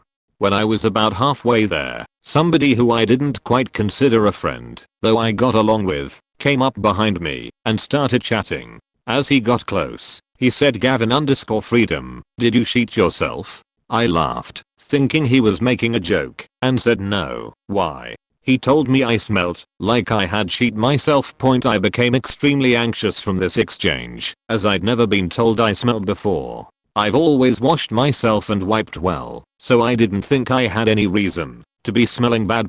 Anyway, we continued walking towards the gym. At this point, he'd gotten ahead of me by about 10 meters. Once I'd reached the line the class had formed outside the gym, I heard people complaining and asking if somebody had fetched it. I obviously became very distressed by this, though kept quiet. Once we'd gone inside to the locker rooms, I headed straight to the toilet and wiped. Nothing. No marks that would indicate any bad smells. I checked the bottoms of my shoes. Nothing again. There was no reason for me to be smelling bad. Now, despite all the things people were saying, I hadn't actually smelled anything bad myself. I chalk/ed this up to me being used to the smell point anyway. That day ended. I pretty much forgot about it for about a week until the next incident happened. It was the first class of the day and we were lining up to go into the cooking class. And it happened again. Someone asked if somebody had fetched it and a few other people started asking about it as well. The teacher finally arrived at the class and also mentioned a bad smell. We headed into the classroom. Some kids sitting at the table next to me started whispering to each other, saying things like something smells like sheet and do you smell that? I began feeling physically ill and headed to the toilets to throw up. I went home early that day. The next day, I stayed home, saying I felt too ill to go to school. This was kind of true, though. I didn't feel ill, just extremely anxious, to the point that I was shaking. The next day, I went to school, and again, those kids were whispering the same things to each other, which caused me to become ill and go home early. This happened pretty much every time I was at school, which was only a few times a week, as I started staying home due to my extreme stress and anxiety. I completed the year, barely. The next year, I went for about one term, and then left again. The stress and anxiety was too strong for me. My parents and teachers tried to put me into a local program for kids who didn't go to school. However, not only was the anxiety too bad for me, but the kids there were delinquents. They'd constantly leave the class for cigarette breaks. They'd always swear at the teachers, etc. It just wasn't for me. The next year, I went back for year 9. However, I only lasted a few weeks before I had to leave again. I didn't go back for year 10th or 11. I'm meant to be in year 12th right now, but I just can't go. I tried to do a TAFE course last year, but I had to drop out again due to anxiety. I've started trying to learn math through a website now. However, I even struggle with doing year 8 stuff. I'm seeing therapists now, which tends to help me for about a week. However, if I go any longer than that without seeing them, I fall into a state of depression and just lock myself away in my room on my computer. I've been like this since I was basically 13. I often contemplate suicide and honestly feel as though I probably will do it in the future. Whether that's in a month, year, or 10, I don't know. My life's a mess and I just don't have any motivation to fix it at this point. Anyway, I thank anybody who took the time to read this. I know the reason for the anxiety is stupid, but it seems so real to me most of the time. Sophomore year, a friend of mine met and fell hard for her very first boyfriend. I don't get what she saw in him. He was 18, never finished school, spoke really slow and was obese. She got knocked up and dropped out of school, had her parents sign for her to get married at 16, and she never got her GED. Neither did he. This all happened in a matter of 3 months. By 21 she had 3 kids, was living in a trailer park, and cleaning hotel rooms for a living, while he was constantly between jobs. I ran into her last year at a Walmart when visiting my hometown for Christmas, and she was drunk.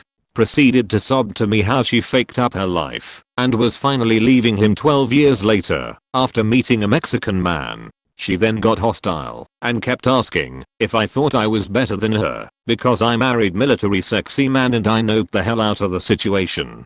After getting pregnant by the Mexican man, she went back to her husband and they now pretend the baby is his. I have her on Facebook, because the whole situation with the new baby is like a train wreck I can't take my eyes from. She constantly calls out his family for not being accepting of their situation, and they post about her being a hoe. She went from being a student on the path to a good college, to a pregnant dropout in a matter of 3 months, and is now the queen of white trash. All for a guy.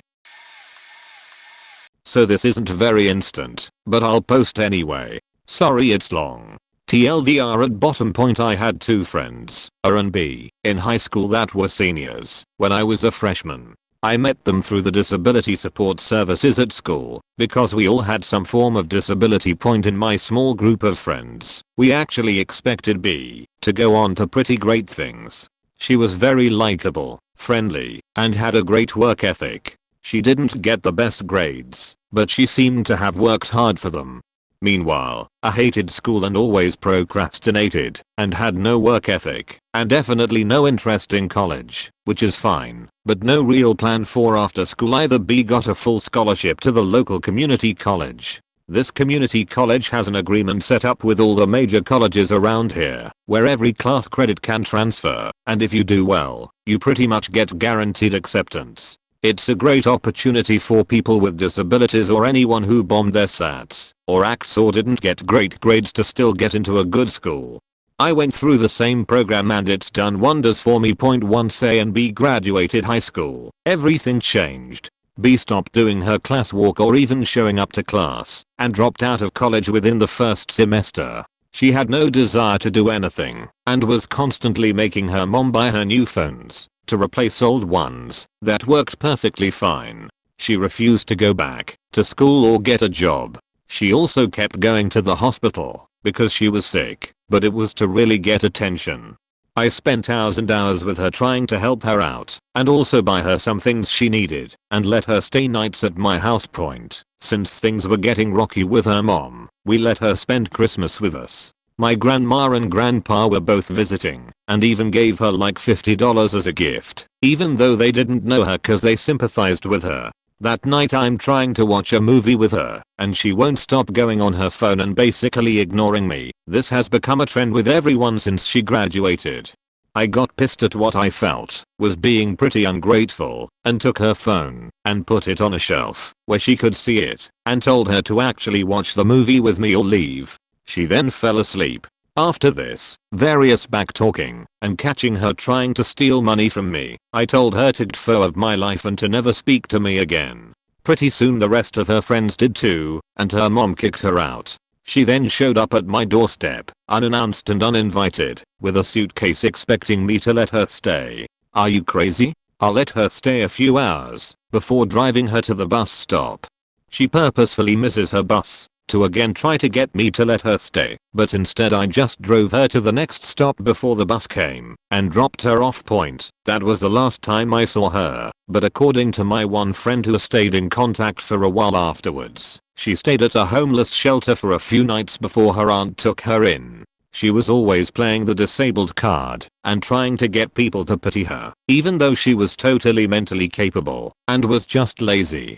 My friend helped her line up job interviews, and refused rides to them, and would just never show up, always coming up with some excuse not to go. Eventually my friend got sick of it too, and cut all communication. Last we knew, she still had no job, but was writing poetry. It's been about 5 years now, and I doubt anything will change. Friend A on the other hand, started her own dog walking / grooming business, took classes and got the professional grooming table and everything, and although she still lives with her parents, she can pay all her own bills, can drive, and is still saving up to buy her mom's car.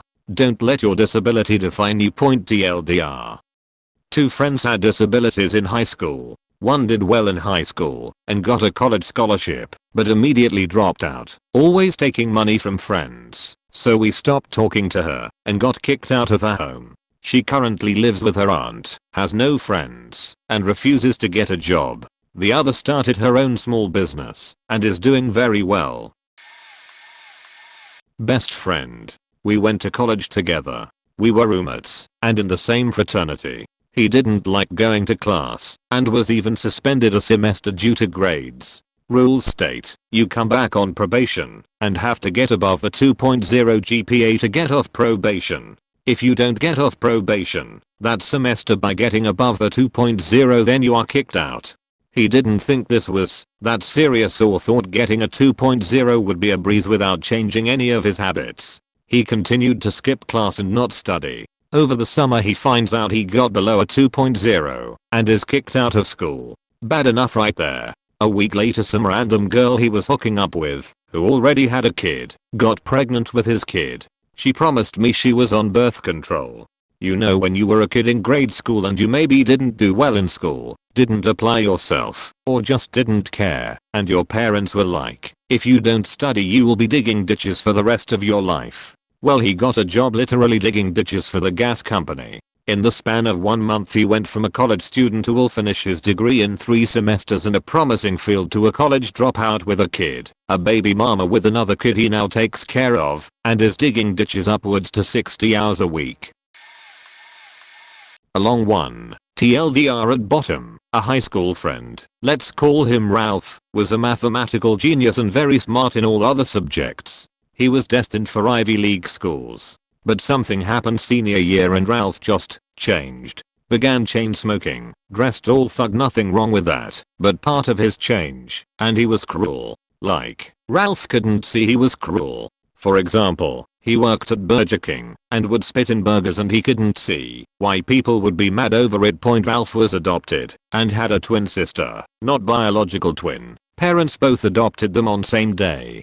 She had some learning difficulties, so she got all of the attention, and he was pretty much neglected. Ralph's parents were also very odd. He lived in a wealthy neighborhood, but their house was practically falling apart. The dad was openly cheating on his mom with his secretary. He would call his mistress in front of Ralph and apologize for being late for a romantic rendezvous. When Ralph confronted his mom over it, she shrugged it off because it was worth the infidelity to live in such a nice neighborhood.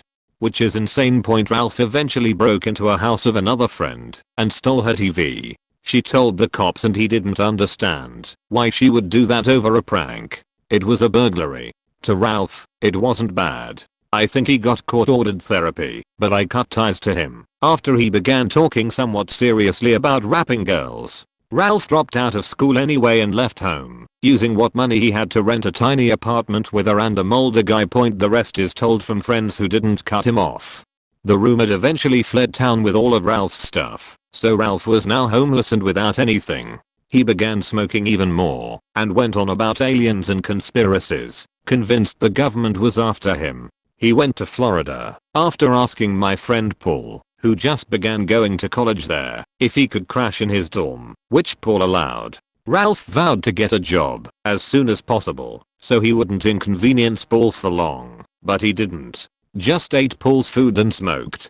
When dorms closed for winter break, Ralph slept in a bus station for a month. When dorms reopened, Paul found out Ralph was talking trash about him because he kept pestering Ralph about getting a job. Furious, Paul kicked Ralph out. I do not know where Ralph is now. I heard rumors he's in Texas. He has no social media presence. TLDR. Friend went from genius with a whole future ahead of him to a crook and homeless within about 8 months. This is pretty long, but it happens within 2 to 3 weeks. 18-year-old brother, practically in-law. He has had a rough life growing up. Can be suicidal, makes himself the victim, and thinks he is always right. He gets a full-time job making good money. He bricks his 1999 Civic his mom put a lot of money into fixing. He ran it all over the province, and within 2 weeks put 5,000 kilometers on it, which signals for an oil change. I told him he should change his oil, and a few days later the engine seized from having no oil. I understand that the two don't really correlate, but if he actually took care of anything he would have checked his fluids with that much driving. Or listen to me, when he should have gotten an oil change he would have found out about it sooner anyways. With his job it's too far away for transit or Uber/taxi, so he beaches and whines to his mom for a new car. Only this time he has to get a nice looking car and will finance it because he has a full-time job he has had for a week and can afford it.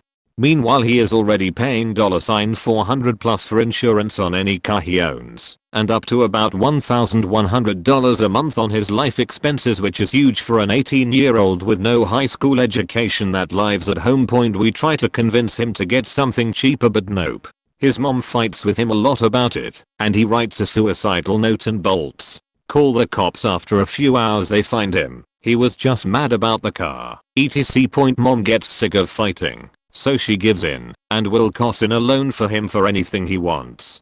Kid is happy as anyone could be. He finds a 2012 Mazda 3 hatch for $7,100 that had been in a collision. His dad test drove it and couldn't tell it had been one. So the sale was done up and bam. He will have a car soon. Few days later he gets fired. Now he can't afford anything and is bleeding his mom dry. TLDR. Kid fucks up his car, whines for a new one because of his full-time job. Mom gives in and then loses his job within a week, faking over himself and his mom. A guy and a girl got in a car together, both smashed as shit. I'm talking hard drugs through the roof and probably a good deal of booze too. Luckily it's 3 in the morning in a heavily wooded area in a town with virtually no people in it, so the roads are clear. She's in the driver's seat. They're flying down the road when she veers out of faking nowhere and has a head-on collision with a tree. Somehow, her not wearing a seatbelt didn't kill her. She ended up ejected from the car, going a solid 10 feet through the windshield. When the adrenaline kicked in, she managed to run another 10 feet from the accident crazy sheet. And the guy, no matter how much of an idiot I thought he was, died, in part because he was smart enough in his drug haze to put a seatbelt on. It held him in place during the collision, and I guess the airbag didn't go off or something, because he ended up cracking his skull so hard it gave him a massive internal hemorrhage and killed him. He's been dead for 3 years now, and she was convicted of second-degree manslaughter, a DUI, a couple drug charges, MIP, and driving without a license. Altogether I think she got sentenced to 40 to 50 years. I'm not sure if she'll be eligible for parole. If they manage to get her sober in prison, I can't imagine what it would feel like to know you accidentally killed your boyfriend, who she apparently cared for very much. Apparently his Facebook page was memorialized. His profile pic is of them together. Allegedly every once in a while she goes on there and posts how much she misses him and how sorry she is. They were both 17. My best friend's son, boyfriends, was in high school. Boyfriends dated this girl, and it was a very high school romance. Until the night he found out she was making out with someone else. So he did the smart thing and left her. While they were split up, she went on this man spree and slept with damn near everyone at the high school. The whole time boyfriend and myself were like, "Woo, dodged a bullet with that one." But then we found out he had secretly gotten back together with her, only this time she was pregnant. Boyfriends had graduated by now and were preparing for an Air Force career, which was great for her because she would get so many benefits if she married him, which boyfriends was happy to do because of the 2 girls he'd been with. He loved her. So when the girl had her kid, he signed his name on her birth certificate, eloped with the girl, and joined the Air Force, leaving her behind with a 6-month training window for her to do as she pleased. The entire time boyfriend and I are going, "What the fuck is wrong with you, son?" He is now miserably soaking along and enduring because he feels like he is the father and his wife is just dinking along, screwing around on him. And who would have guessed he was trapped? Certainly not anyone with eyes. TLDR, best friend's son marries, pregnant by someone else, girl, and leaves for career training that lasts 6 months. I'm shocked when life sucks upon returning. I have a childhood friend who always made some choices. He ended up going to summer school somewhere around 5 years in a row. His parents were strict with him, but it didn't help. He would just act out more. Before high school graduation he wasn't doing well in school, but he was still getting by. After graduation his parents wanted him to go to college, and he got into a couple schools, but he didn't feel like going. He decided he wanted to do welding. Okay, his parents were happy he actually had an idea of what he wanted to do with his life, so they started paying for his classes. He decided he didn't care enough to finish the courses and become certified. He never went to his test for certification. His parents were fed up with him, and he was tired of them being on his ass all the time. This is where the real fuck up starts. He moves out across the country, from Pennsylvania to Utah on a whim, just to get away from them. All he has is a high school degree, so he ended up working at a grocery store. His roommates always covered his rent because he wasn't making enough. Within a month of being in Utah he becomes a heroin addict and loses his job. He goes to rehab in California, and then I'm not sure if he just stopped going or the course was done, but he was only there for around 2 months or less. Recently he has scrounged up enough money to fly back to PA, where his parents won't take him in. So he's sleeping on couches, jobless, without any type of money, to get more schooling for a better job, most likely still addicted. I was friends with this guy. Really smart, great personality. He came from an extremely poor upbringing and childhood, but we, his friends, managed to be there for him. When we went off to college, he ended up going to the same place as a few other guys, and we all decided to watch out for each other. Even though we had been 4 years in high school, it was an official oath now. Anyways, he wasn't the most attractive guy, a bit tubby and not the best social etiquette or dress code. We met this girl, and at the time, we were all dating except him. So we wingman pretty hard for him, and they end up talking a lot, and exchanging numbers. They start dating, and it's going well. We are still freshmen, and as far as we know, this is his first real girlfriend that wasn't online. So we are stoked for him. He does a pretty good job being good to her, from what we can see at least. Always doting. Always being romantic and thoughtful. Senior year rolls around, they are still together. They're basically a happy couple, and everyone around can hear the wedding bells. He has got in shape. He dresses better.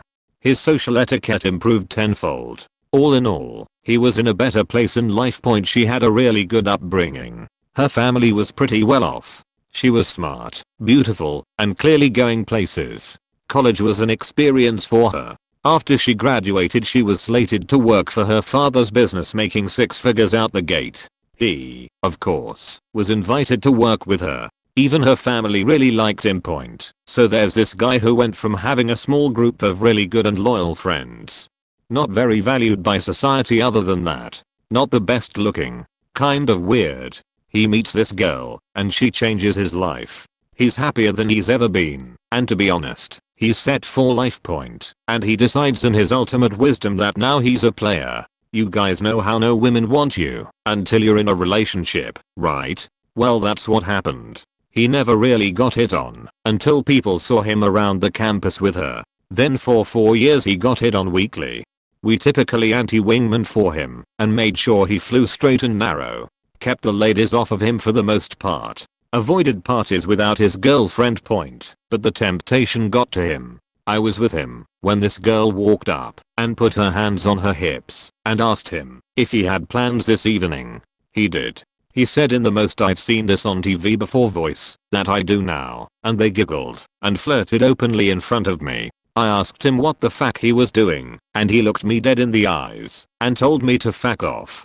As they were walking away, I told him I was going to rat him out. His girlfriend was just as much my friend now as he was, and what he was doing was shitty. He said he didn't care, and they left. I told her what I'd seen, and she said thanks and hung up. I didn't see my friend for about 2 weeks. When I finally asked my friends, because I didn't tell them what went down, if they'd seen him, they were shocked I didn't know. Him and his girlfriend fought, obviously, and she dumped him, obviously, and he tried to pick up other girls, and just like we all know, the second you are single, no girls want you. He realized he'd faked up and tried to get her back. She blocked him on everything. They were through. He dropped out of college his senior year, another bad decision, and moved back in with his shitty parents. It's been nearly 6 years and he's in a bad place. Still living with his mom. Dad died of liver failure/heart attack. He's severely overweight now. Hasn't had a girlfriend since. Just sits in his room and plays video games all day.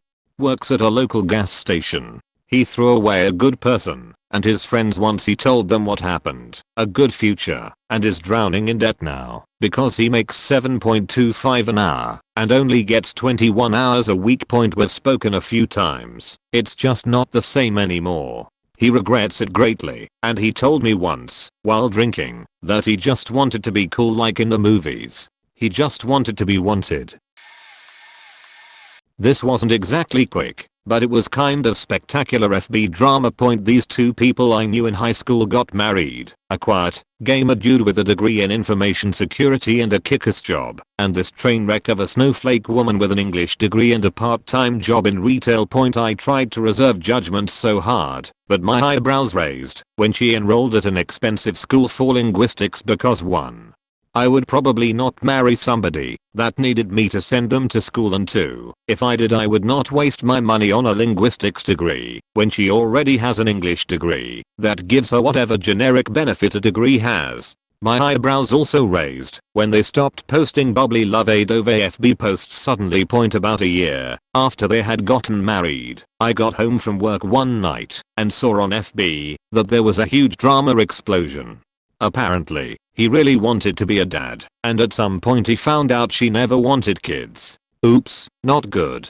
Worse yet, the dude decided the thing he would do next is start cheating on his wife with a woman that already had kids. Of course this is a bad thing in and of itself, But I really wished bro had asked me for advice, because doing shit like that is exactly how your finances get wrecked when your wife divorces you, which is what happened. Had an older guy, a complete stranger, come down to the bar on campus right after we opened. Slow night already, and there was no one there. He was, as it turned out, already drunk, and we served him 3 beers before he started to get insufferable, annoying, and lastly, downright threatening when we cut him off. I had a very serious chat about needing him to leave, and he refused, so we called the campus security. He clocked in on this and left, only to return after 20 minutes. He was out of his faking skull at this point. I think he went and had a few beers in the car. He was a traveling manager or some other shit. More on that later. I stood up there, nothing else to do than watch the shit show as security talked with him, denied him access, and yet he stormed inside again, shouting and raging. You might think at this point he deserves to be put in a chokehold and have the police called. But our guys, the faking heroes, actually got him talked down, got him a drink, and he finally went on his way. He refused a cab ride. At this point I've gone back to work, but they told me that not 3 minutes after he left they heard a car revving like faking crazy, and they knew it was him, so they followed in hot pursuit. Guy drove over a parking lot, down a 300-meter road, over the road, and into a parking lot where he crashed into a bush. The security guys were in hot pursuit and they saw him literally roll out of his car and start puking and rolling around on the floor, which was exactly how the police found him. I'm pretty sure his back was over 2,0, which around here means they confiscate his car and he loses his license for 3 years, which is pretty stupid if you need your car to do your job. Going way back, I had a crush on a girl in middle school and high school until her family moved. We were friends, and we had a riot as such, but at that age, well, we stayed friends. We used to pass love notes back and forth, and I still have my whole box full of them. Of course, hers were just friend notes. Not having internet or phones back then, we simply lost touch. I then saw her about 10 years later at a restaurant, and went up to say hi. When I recognized her, she looked a lot different, gained weight and seemed different. She looked at me with a blank stare. She clearly didn't know who I was, or what I was talking about. I was so confused, and after she said sorry, I don't know you a few times, her friends kind of pulled her away. It was super upsetting and awkward. Short while later one of the people she was with pulled me outside and told me that she was in a horrible car accident and got brain damage. She didn't remember much and had to learn everything all over again. She took a corner too fast on the highway, slid and went through the guardrail, and rolled down a 40-foot hill. She only survives because she hit a tree which stopped the car. It still makes me sad to this day. All of those childhood memories with a person who essentially died, but is still alive, and had to start all over again. All because she wanted to drive her car fast around a bend, and went too far. Obligatory, this will get buried, but point 3 stories for your consideration. During the summer after my sophomore year of high school, a girl in my grade got baited into sending pictures of herself nude and masturbating to a guy she wanted to sleep with. Things dissolved between them quickly, and as an act of drama or revenge, he posted copies of that picture all over our town overnight. She was traumatized, and her reputation was obviously destroyed. It was bad enough that her family moved her to a different school district and eventually moved out of town. I went to school with a young man who, just a few short months after our graduation, got plastered celebrating with his girlfriend that she was pregnant. As he drove home he lost control and wrapped his vehicle around a tree. The girlfriend and unborn child died, and he spent several years in jail for negligent homicide. A third guy that I went to school with went on to get his teaching degree and come back to our area to teach middle school in the next town over. In only his 4th year of teaching, he began a sexting relationship with one of his 8th grade, 12 to 14-year-old female students. The tryst grew to the point of 2 sexual encounters, one of which was on school grounds. I'm unsure how, but the situation came to light, and they both came clean. She is getting the help she needs, and he will be in prison for statutory rape for a long time. I once had a soldier who worked for me. This was years ago, when I was active duty army. He had been a grunt combat soldier and managed to get reclassed to intelligence analyst, which included a high-level security clearance, getting sent to a great joint service training program, and then a follow-on assignment at a prestigious unit in Tokyo, Japan. Guy was in his 20s and was on his way towards a career as a federal employee working in the intelligence community. Just a few weeks away, and he was packing his bags for his new life. At the time, a lot of soldiers on my base were experimenting with bath salts and synthetic cannabis because 1, they could get high, 2, our drug testing program didn't really screen for these substances, 3, these drugs were in a legal gray area, so they could be bought in stores and were not technically illegal yet. Soldier and his 2 buddies went out, got high, and tried to drive back through the main gate. One guy wasn't supposed to be actually leaving the base because he was on restriction for being stupid, and so they decided to try and sneak him back on post in the trunk of the car. Gate guard thought they were acting weird and did a vehicle search and found this dude in the trunk, high as a kite, with a whole bunch of bath salts and synthetic weed in his pockets. Had he just sat in the car and acted cool and handed over his ID to the guard, probably nothing would have come of it. The guard doesn't know he's restricted to post, he's just making sure nobody sketchy comes on base.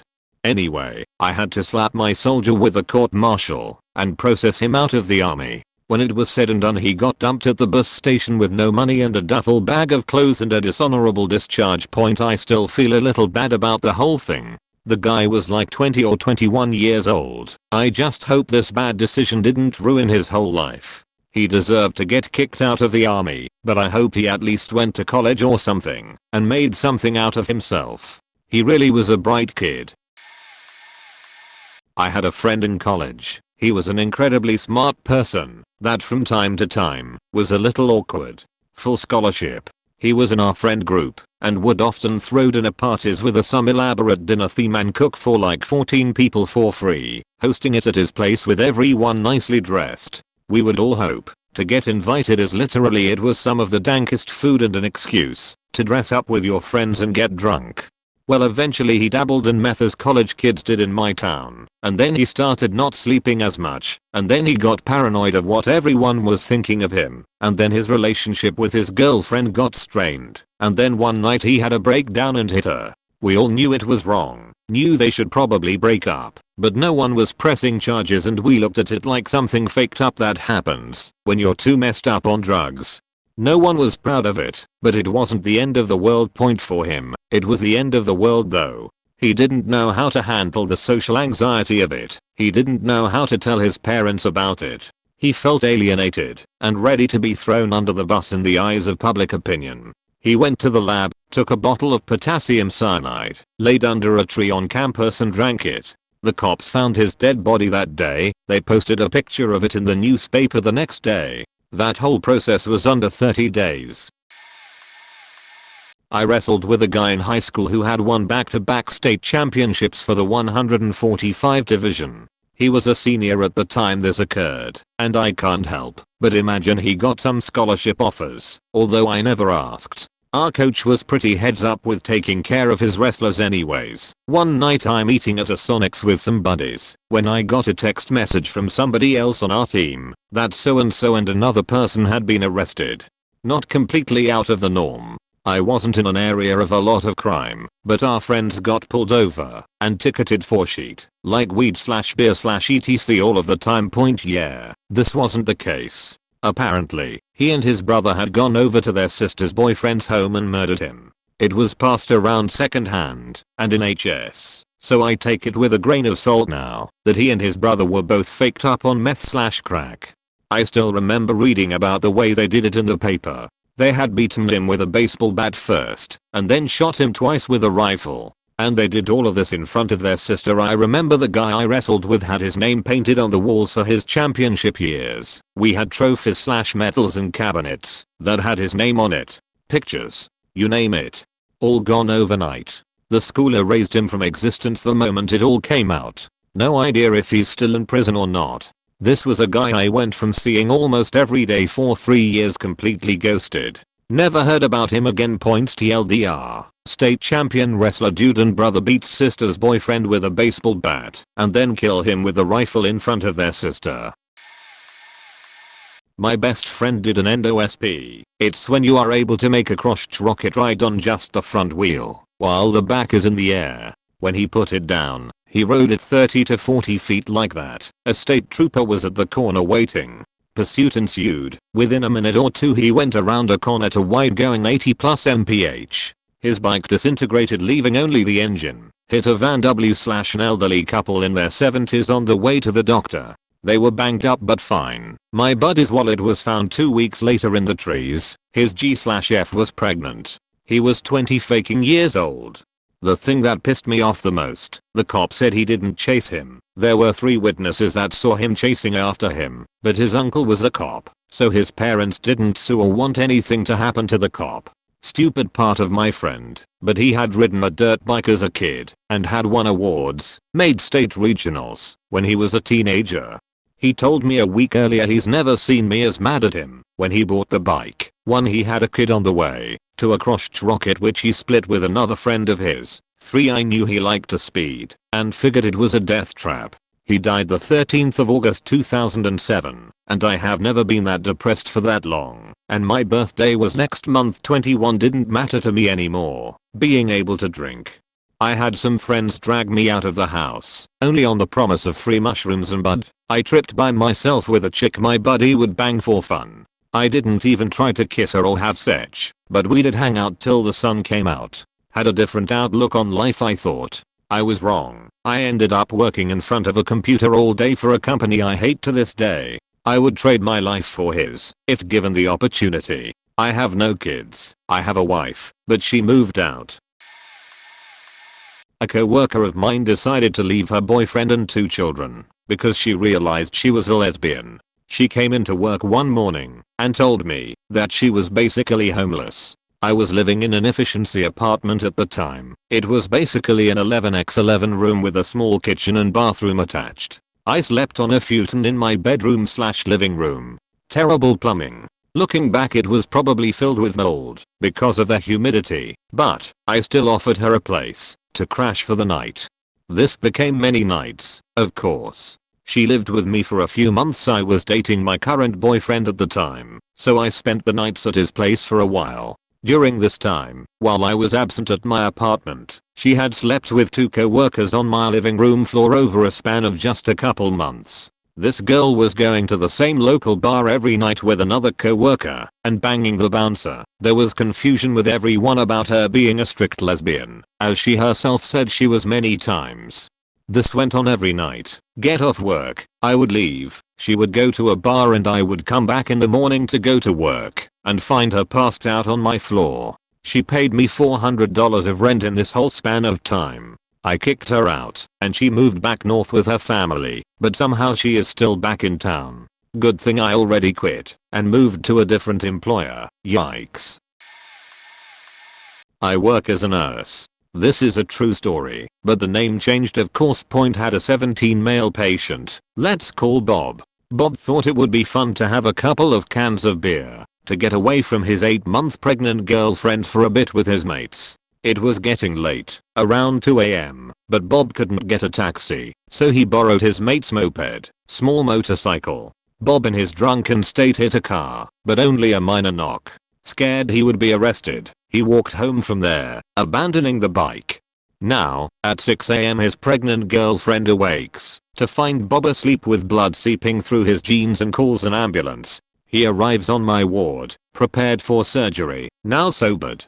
The minor knock tore through his jeans and his leg to the bone. We have no choice but to take the leg. Not only will Bob be in hospital for his child's birth, causing stress to his girlfriend and facing a police charge/investigation, he must also now spend the rest of his life at 17 years old as an amputee. Seeing the realization of his actions when the surgeon tells him we can't save the leg, you could visibly see broken bone, torn tendons, etc., is something I have not forgotten despite this occurring a number of years ago. It still amazes me to this day how he managed to get home after the knock, and it's a story I share with all my students. We had a guy join our artillery unit as a private. First thing he did was go buy a cheap junk car from a shady dealer and failed to tell any of us. First problem was that he had no money to do so. Second, hid his car from us at the base. Third, he had no life experience to tell him he needed to replace his tag and get it insured. We found out about the car after he had to have it towed back from a breakdown and got a ticket for not having a valid license plate or insurance. Strike one. After this, we told him he can't drive the car until all things are fixed and he needs to make his car payments. Come to find out, in the 3 months he owned it, he also never paid for it. Excuse was that he didn't know where to send the payment. The Marine Corps is now garnishing his wages to make the payments. He is now under restriction and has to live in the CP command post. Strike 2. He gets out of restriction and we have long weekend a couple months later and he decides to smoke weed. Well, after every long weekend we do a pee test. He knows this and does it anyway. Ends up peeing hot and goes back to restriction before they send him to the brigadier. Ends up with a dishonorable discharge, felony, and sets up the rest of his life to failure. We tried really hard to work with this guy, but sadly some people can't be helped. This all happened before he even hit his first year in fleet. This might get buried, but I'm still emotional about it. My best friend in high school, grade 9, died a slow death because this lady and her husband, both drunk, hit him while he was biking on the side of the road. Story: he was biking home from a mutual friend's house at about 12:30 am. He was always careful biking at night. He wore those high-vis vests. This couple was driving home from the bar and hit him from behind, sending him into the ditch.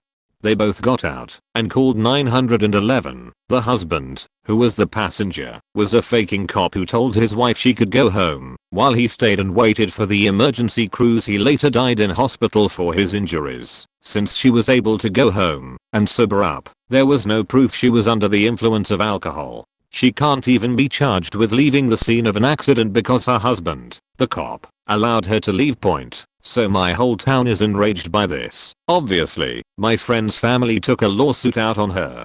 But since she had a lot of money, she won and had to pay nothing. But just to add to their pain, she sued them back for mental and emotional distress, or whatever it's called. The police chief of our town was quoted saying, "This is the first time ever that someone is suing the family of someone she killed. The only bright side is that she lost. She ended up moving to a different town. People found her there and started threatening her, so she changed her name, and last I heard she is living somewhere in Ottawa." I was friends in high school with a guy whose mom was a modeling agent. Don't know how successful or if she worked with any big names. Just know she was in that business. His junior year, she made a deal with him that if he had a six-pack by the time he graduated, she would be able to help set him up with a job that would get him through college pretty easily, as long as he stayed fit. He was already a pretty trim guy, since he was a cross-country runner on the school's track and field team, so of course, about halfway through his senior year, he's already got it done. So he's basically set all through college. No possible way he can screw this up. Well, about a week or so after his graduation party, just a few days before he starts his modeling job, he gets arrested for possession with intent to sell. And here's the cherry on top, faking meth on our high school grounds. Turns out he had a friend that cooked this stuff up. He had stayed totally uninvolved, but aware of this going on for years. Basically what he told me is that he never got involved because he was scared to get caught, but his friend convinced him that without him having to worry about school and whatnot, it would be super easy to make a lot of money really quickly without much risk. He didn't end up serving any time in prison, but long story short, his mom was definitely unable to help him get a modeling job so soon after that. The college he was accepted to kicked him out before he even started there. And last I saw him, he was working at a Subway, having lost basically all muscle tone, like anorexic skin and bones, telling me he was taking a few semesters off from a technical college to try to raise some money for tuition. He's working on getting a degree in personal fitness or something, and trying to get a job as a personal trainer at the gym. He doesn't have his life back together yet, but I hope he's at least moving in the right direction. He sounds like he is anyway. Knew this guy growing up who played football. He was really fucking good. stopped talking as much when he went to college, but we were good friends growing up all through high school. He grew up in a decent home, but a lot of our role models were rappers and thugs, so he thought he had to act that way to be cool. Also, his dad died when we were in high school, and I know that tore him up inside and caused him to have a lot of anger issues and resentment, and he started to rebel more. His schooling suffered, but it doesn't matter when you're breaking national high school records for touchdowns and yards per game. So he went to a top college. Even if he dropped out of high school, he played well in college as expected, ended up with a national championship ring and All-American honors his last year there, and entered the draft a year early, because when you're that good, why not? A few years into his pro career, it was looking like he was shaping up to maybe be a Hall of Famer. He was that good. A couple years into his career, I got a call to come hang out with him, my old best friend, down in Florida. How can I say no? I spent a week clubbing and partying with him, and decided when I left that would be the last time I'd see my childhood friend. He was not who I remembered him to be anymore. He was so arrogant, egotistical, could do no wrong, and he had a serious temper. To compliment his new character, I didn't think too much of it past that until about a year later I'm watching the news, and whose face do I see pop up on the screen but my old buddy's, investigated for murder. They were trying to say he murdered 2 people for committing the unforgivable act of spilling a drink on him, so he shot their car up. Then they said that he killed his fiance's sister's boyfriend because he was a witness. I didn't wanna believe it until I saw that his football team was cutting all ties with him, and I saw him leaving his house in handcuffs surrounded by police officers. Eventually he was acquitted of the drive-by double homicide, but found guilty and given life on the murder of the witness. Just recently he killed himself in prison because I guess he couldn't handle it. P. Aaron, you faking coward. My mom, who I no longer speak to, has a boyfriend. This boyfriend of hers was a former chief of surgery for some hospital down in Atlanta, Georgia. This guy had it all: a nice house, a wife, 3 kids, lots of money. This guy had a golden ticket in life. Well, somewhere in the early 2000s he was caught writing bogus prescriptions, but that's only the icing on the sheet cake. He was also caught trafficking a significant amount of cocaine. I'm talking like Scarface levels of that sheet. He and his buddies were also caught in possession of all the materials you'd need to make crystal meth and a small lab in some warehouse. The motherfucker lost everything after he was arrested. His wife divorced his ass. He spent 6 years in prison, not long enough in my eyes, and he's also prohibited from entering the county where he pulled all this shit.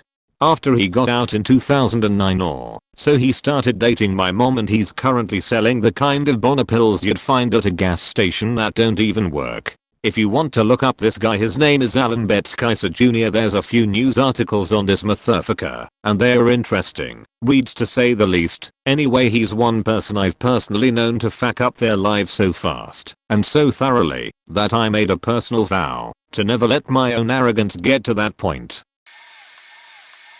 Completely avoid every bill and legitimate adult in their entire life. Then cut out the friend who is tired of seeing shit go to hell.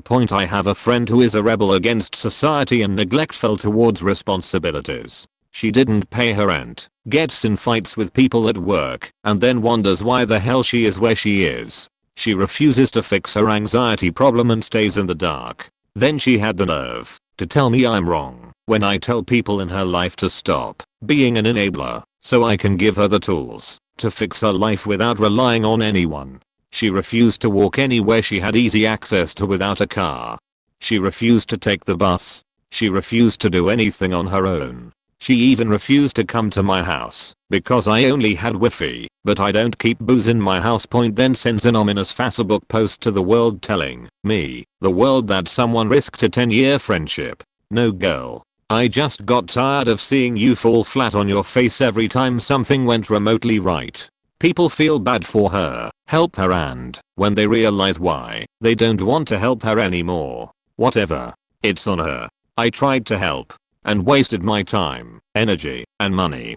And she used me for shoots she wasn't even getting paid for. Okay, whatever, this isn't all she did to ruin her life. This is just a fraction. She screwed herself in more than one way. and one of them being a refusal to fix her problems and grow the hell up, giving herself excuses like her bipolar disorder and anxiety and depression. I know people with bipolar. I know how it works. And I have anxiety and depression. But honestly, you have to face your demons, and I tried teaching her that. But I guess she wasn't ready to hear it. It's been a year since she cut me off. My coworker. She's 20 years old. Very attractive girl, but has no confidence or self-esteem at all. Dropped out of college. She went to the same school as me, and it's only $6k a year. Somehow she took out $20k in loans and blew all her money on sheets she didn't need. Now she has to pay a lot every month, and she's been trying to get them to lower the payments onto the next fuck up of hers. She was desperate for a boyfriend for a while. Finally met a cute guy she was interested in. She got pregnant after 1 month of dating him. He admitted he did it to trap her. He has 3 kids already with 3 different women. But of course my coworker is the exception, and he isn't gonna leave her. Sure. My boss told me he asked his ex for nudes recently, but my coworker wouldn't dump him over it. Probably because they are gonna move in together soon, and she wants to be taken care of. She's already told me men are obligated to pay for everything. Oh, and this guy's diagnosed with schizophrenia and bipolar disorder. And had 3 DUIs. Will winner. She always complains about being broke, but is going to part-time instead of full-time, and says her doctor is gonna try to get her disability for being pregnant, and she thinks she's gonna get it easily, as if being pregnant is a disability. It's not easy getting it, so essentially, a beautiful girl with plenty of opportunity faked her life up because she's entitled, lazy as shit, and has no confidence. She has one more chance to not get written up before my boss has to fire her, and I honestly hope it happens. She's a wreck now. Despite all these fuck ups, she always complains about how life dealt her a shitty hand, and that it's not fair. She always tried to get pity, and gets offended when you don't give it to her. TLDR. Beautiful girl is lazy and entitled, drops out of college, gets knocked up by boyfriend after 1 month of dating, wants to rely on gov assistance, and expects everyone to treat her like a victim. My sister had all this good stuff going for her. She just bought a nice house with her new husband, and she just had the most adorable little baby girl. She bought a nice new car too, because she was also 1 class away from earning her master's, and had a good job lined up at a hospital. She was on the right track for a successful life. Her pregnancy didn't go well, and she ended up in the hospital for 3 months being pumped full of pain meds. She had some pain meds prescribed for a year afterwards, but then they just stopped prescribing them. She started buying them from a dealer. Then she started using heroin and meth. She went to jail 5 times for possession of narcotics and controlled substances. She totaled her new car and my parents' spare car in the same week. She had also quit paying for insurance, so now she owes $50k and has nothing to show for it. The state took her little girl away from her. She lost her job. Her husband wants a divorce. She doesn't have a car, but she has a big car payment, and they are close to being foreclosed on. Finally, the last time she got arrested they sent her to prison for many years. Her life fell apart completely 2 months after they quit prescribing her pain meds. It's the most terrifying thing I've ever witnessed. It seemed like she had it all figured out, and a powerful addiction destroyed everything good in her life for 2 months. This happened about a month ago, but the repercussions are still winding up today. This is also about my brother, but I felt it was an appropriate story to tell. My brother, my cousin, and my cousin's boyfriend are at a bar. Karaoke, alcohol, the works. This predator touches my cousin inappropriately. She tells him to stop twice. Boyfriend is an ex-marine. He's not allowed to hit people. Federal law something, but he makes it clear that he needs to back off. So my brother gets a little hot-headed. He tells the guy to stop before he knocks his ass out cold. Pred starts taunting my brother, sits on a speaker in front of the stage and stares, instigates, she talks, the works. Now, my bro has a mean right hook. I felt it more than a few times, and he lands one right in the sweet spot of Pred's jaw. Indeed, knocks him out cold. He doesn't follow up, just takes a step back, and lets this guy's friend come pick him up. Everyone gets thrown out of the bar. This guy needs major surgery, 10k in bone reconstruction, broke his face apart in 6 places. Turns out this predator is a uniformed firefighter, upstanding citizen and has friends in high places. My bro is facing felonious assault charges, 2 to 8 years, and has one of the best defense attorneys in Ohio. It should be noted that my cousin and her boyfriend also filed a police report against this guy for touching her, and there was no follow-up investigation filed. TLDR, my brother and cousin were at a bar. A man touched my cousin and my brother hit him, breaking his jaw, and is now facing time in prison. I'm currently a first-year college student and have been seeing it happen non-stop in the last couple months to kids I graduated with. 4 kids were driving around. It was Kid A's 20th birthday and they were celebrating. Kid A and B got out near a field and were firing off a sawed-off shotgun, illegal in itself, but also in IL where you need a FOID card to own a gun, something none of them had. They get back in the car. Kid A driving, Kid B in the back with a gun. Kid B accidentally fires a gun hitting Kid A in the head. They pushed him out of the way and drove him to the hospital, but he was gone.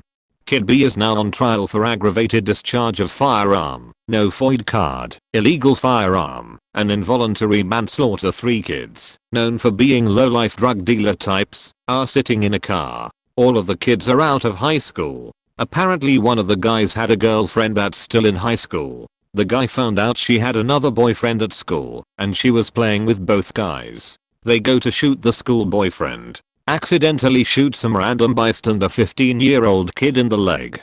Get illegal gun charge, no FOID, assault, and aggravated discharge of firearm. Kid a year older than me held his ex-girlfriend and their kid hostage. Does that term only count if they are asking for money and stuff? Because he wasn't. The girl almost escaped, and he started dragging her around. He finally let them go, and fled to CA, where he was caught. Charged with battery, kidnapping, restraint, and burglary. I was working a bomber security job that paid me 5k a month after taxes with my best friend too. Well, our boss was being dodgy with the pay, and since we would sit out in the countryside securing some land for this company for 12-hour shifts, we would just get sheet-faced and watch movies all night. One night I had enough with my boss, freaked out on him, and quit. Finally got my paycheck a few days later, while my buddy was still working for him, and started getting paid too.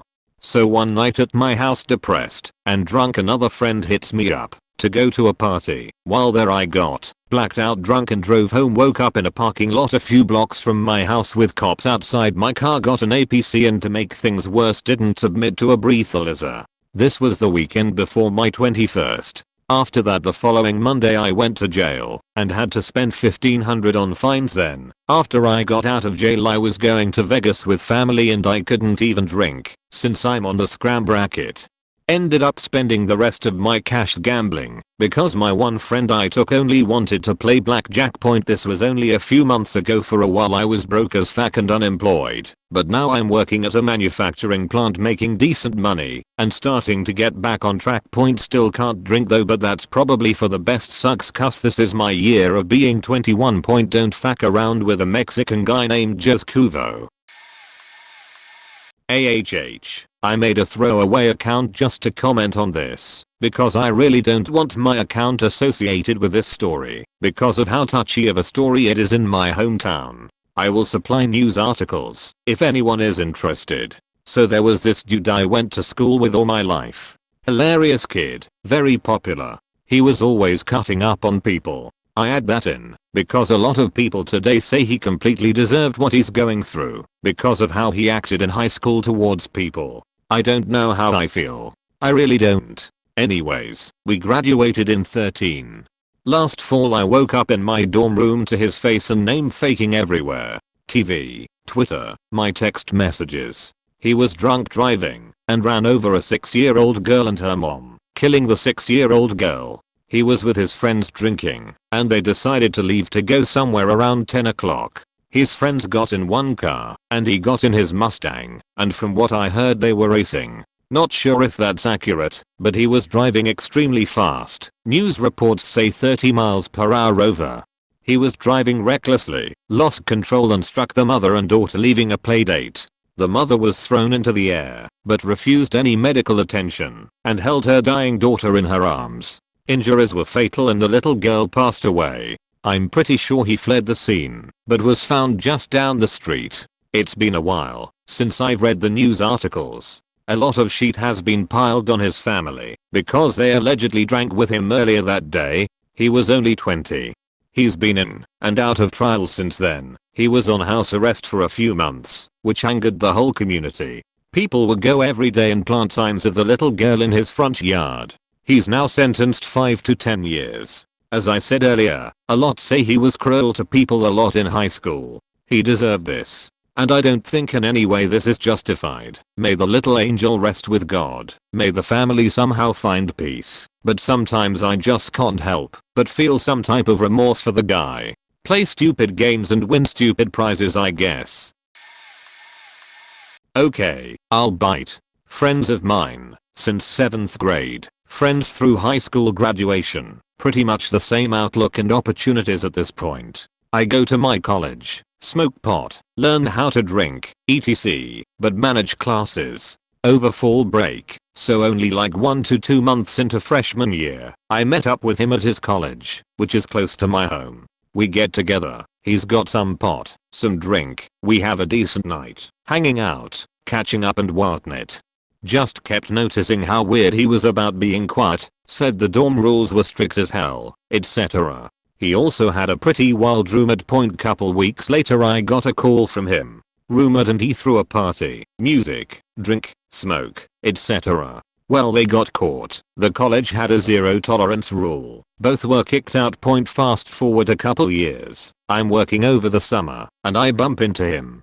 Now this is a furniture mill. He's full-time, got a pregnant girlfriend that would soon become his wife, and I'm there for 2 months before going back to school. Now, did he ruin his life? I can't say that. He's still in his hometown, has a wife and kids and works at a mill. Did he totally obliterate his chances at a better life? Pretty much. That's one of several people I went to school with that I'll catch occasionally around my hometown. Sad to see, but again, to each their own.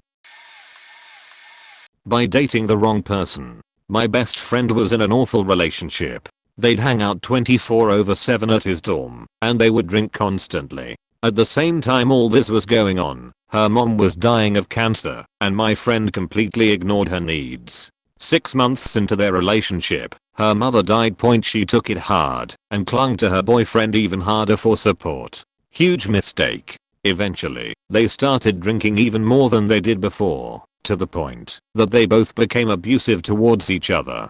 They had the cops called on them numerous times, but neither one ever pressed charges. Eventually, after a particularly brutal fight on campus, they broke up and filed a lawsuit against each other. I was relieved to say the least, but it was short-lived. I found out a few months later that they would see each other in secret and drink in public. I tried my best to help her and convince her she didn't need him, but to no avail. One day I got a call from a police department 2 hours away from me. Apparently she met up with him in secret. She totaled her car and said her boyfriend was driving. He fled the scene with his other girlfriend and she got arrested. I had to bail her out and I explained the situation to the cops. She resented me ever after. Few months after that incident, she started doing heavy drugs and sleeping with married men. Her ex-boyfriend was arrested for driving drunk down the wrong side of an extremely busy highway for 20 miles. He's facing a couple years in jail. I feel silly posting this as it's not as dramatic as some of these stories, but here goes. Single mom, had a kid growing up across the street from my son and me. He's about a year older than my son and they became fast friends. This kid was rough and came from a shitty home. Mom had 4 kids from 4 different dads and was now pregnant with this new guy. This boy practically lived at my house and I was okay with that. Fast forward 7 years. We got a call about a week before Christmas. He's homeless and living in his car, which just can we help? Well, of course we can. We fill his car and give him a bedroom. We buy him gifts and take him around to all of our Christmas parties. We hook him up with job interviews in our neighborhood. We talked to him about college and trade schools. We offer to co-sign loans for them. We take him around to talk to professors. We show him life can be different than what he knows. Then my son comes to me stricken. All the cash is missing from his piggy bank, about $250. Coincidentally, this kid somehow gets the cash to have his cell turned back on. He owed $240. We had no proof it was him, and my son didn't want to press the point. But then we get a call from some dude on my cell phone saying this kid bought the car he's driving from him, but never paid him, so he reported it stolen. Cops show up and find drugs in the car. This is 4 months after he moved in with us, and a week before he was to register for school. He winds up going to jail for a year. We still talk to him and try to help where we can, but no more money and he's not allowed in our house. .tl/dr. We tried to help a kid with college and he robbed us and some other folks. Actually very relevant, because this just happened yesterday. Our assistant manager, who has a kid and is living on his own at 18, came into work to open super late, and the franchisee's son yelled at him for it. Pissed, he storms off after telling our GM that he was done. While leaving, this faker tries to steal 2 whole roast beefs from us along with some tuna. We caught him on camera and gave him an ultimatum to return the stolen items, otherwise a police report would be filed. When coming back to return all the stolen items, all of it was open and ready to be used, so we can no longer use it. He was also drunk and high off his, as when he came in to return the items. Mind you, he is 18. He then proceeded to get in the face of our GM outside talking shit, trying to get our GM to hit him so that he could have a reason to sue, most likely, which he would lose easily. This was his first job that he left after a year and a half. He has a non-working girlfriend and a kid, and now on paper has either never had a job or he quit without giving notice to an already short-handed staff and attempted to steal company goods as he stormed off while simultaneously trespassed on public property while being asked to leave. All while his daughter and girlfriend were watching. He can't get unemployment either because he officially resigned from his position. He can't pass a drug test to save his life. In all honesty, I feel bad for his kid. She's a 1-year-old who has to grow up with an idiotic, careless, uneducated father and a leech for a mother. My fiancé and I worked at the same Kinkus back in the day. My fiancé had a second job as well as waiting tables. A supervisor at Kinkus began sexually harassing her on days I didn't work. At first she sorta shrugged it off, hoping it would stop. Confronted him, he said he'd stop. Then when it was apparent he wasn't going to stop, she told me. Naturally, I was furious. I called him like, what the fuck, man? He knew that I was on probation for a marijuana charge and told me that if I retaliated with physical violence he'd report me to the authorities. She told the manager and they put him on different shifts from her after a week of unpaid leave. I confronted him at work and told him I wouldn't punch him or tell his wife if he told her what happened. He said he did and that she was mad at him but forgave him. Then one day, while I was working, she was at her other job and he had the day off. He drove to her second job and hand-delivered a note to her. It was professing his love for her, explaining how he should be with her rather than me, and how they were meant for each other, soulmates. I didn't deserve her because I was on probation, etc. After the note she reported it to the manager and gave me the note. She was really upset by it to the point of calling sick from work to avoid the situation. I was furious. This mother faker was meddling in our relationship and I called the manager as well. I told him I could no longer work with this guy either, or I'd end up smashing his face. They fired him the next day. They issued a trespass order to him to not come to the store. Then his wife called the store to yell at me and my fiancé for lying and ruining his career. I told her what he was doing and she was in denial. Insisted my fiancé was a hussy and hung up the phone. His wife worked at a local hotel concierge desk, so I copied the handwritten letter and drove to the hotel to deliver her his note that he wrote my fiancé. She couldn't believe it. She recognized his handwriting, but the words on the page were with a passion she'd never seen from him. She told me that he had told her that my fiancé was making passes at him and I was cool with it because I was some kind of cuck. She kicked him out and filed for divorce. This man got a crush, got really aggressive, and lost his job, lost his wife, lost his medical insurance, and was denied unemployment all within a 1 to 2 week period. Not to mention he had me furious at him. At one point I think I told him, when my probation was lifted, I was gonna break his leg. Meth. 10 or 12 years ago, my cute, funny, creative, employable Australian girlfriend, not girlfriend, connected with one of my high school pals who was now a drug dealer. He got her on meth, and she quickly became a ravenous user who couldn't stop smoking it. Now she's just crazy, hearing voices, has weird beliefs about Robin Williams being alive, and how he's going to help me realize my acting career. Looks awful, wears heavy makeup, she looks like a raccoon, and neon colored wigs all the time. She used to be so pretty, and actually is, if she doesn't put on all that horrible makeup and stupid wigs. She lives in an assisted living facility for people with mental health problems. Still smoke it, just not as much. Also crack. A long time ago one of my friends thought getting into that stuff would be a good idea.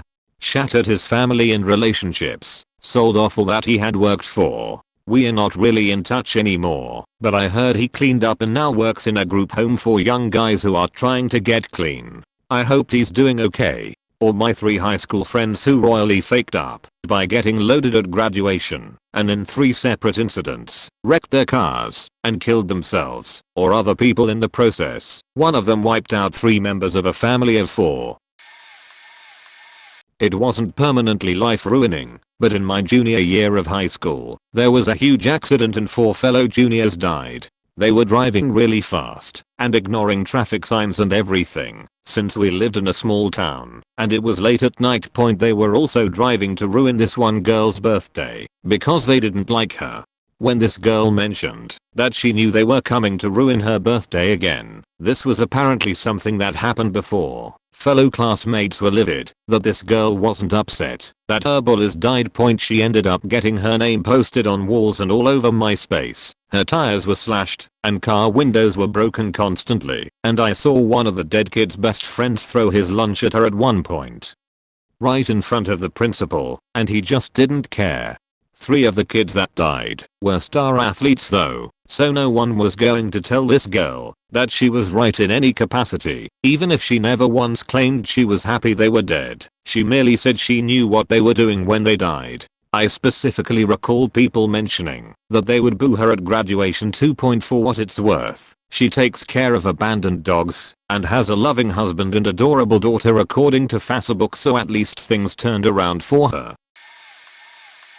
Remy and Hank had been best friends since grade school in our little town. All they wanted to do was listen to rock and roll, smoke pot, and drink Budweiser. If you needed a field hand or help framing a house, you could get them to help for cash at the end of the day, but don't assume you'd see them the next day. They sold a little weed to fund their own use. The chief of police knew they had pot on hand, but he left them alone as they were mostly harmless. Remy came home one afternoon to find Hank faking his meth head sister. Remy shot Hank twice with a .22 pistol in the ass. The EMTs took Hank to the ER and the PD took Remy off to the county to let him cool down.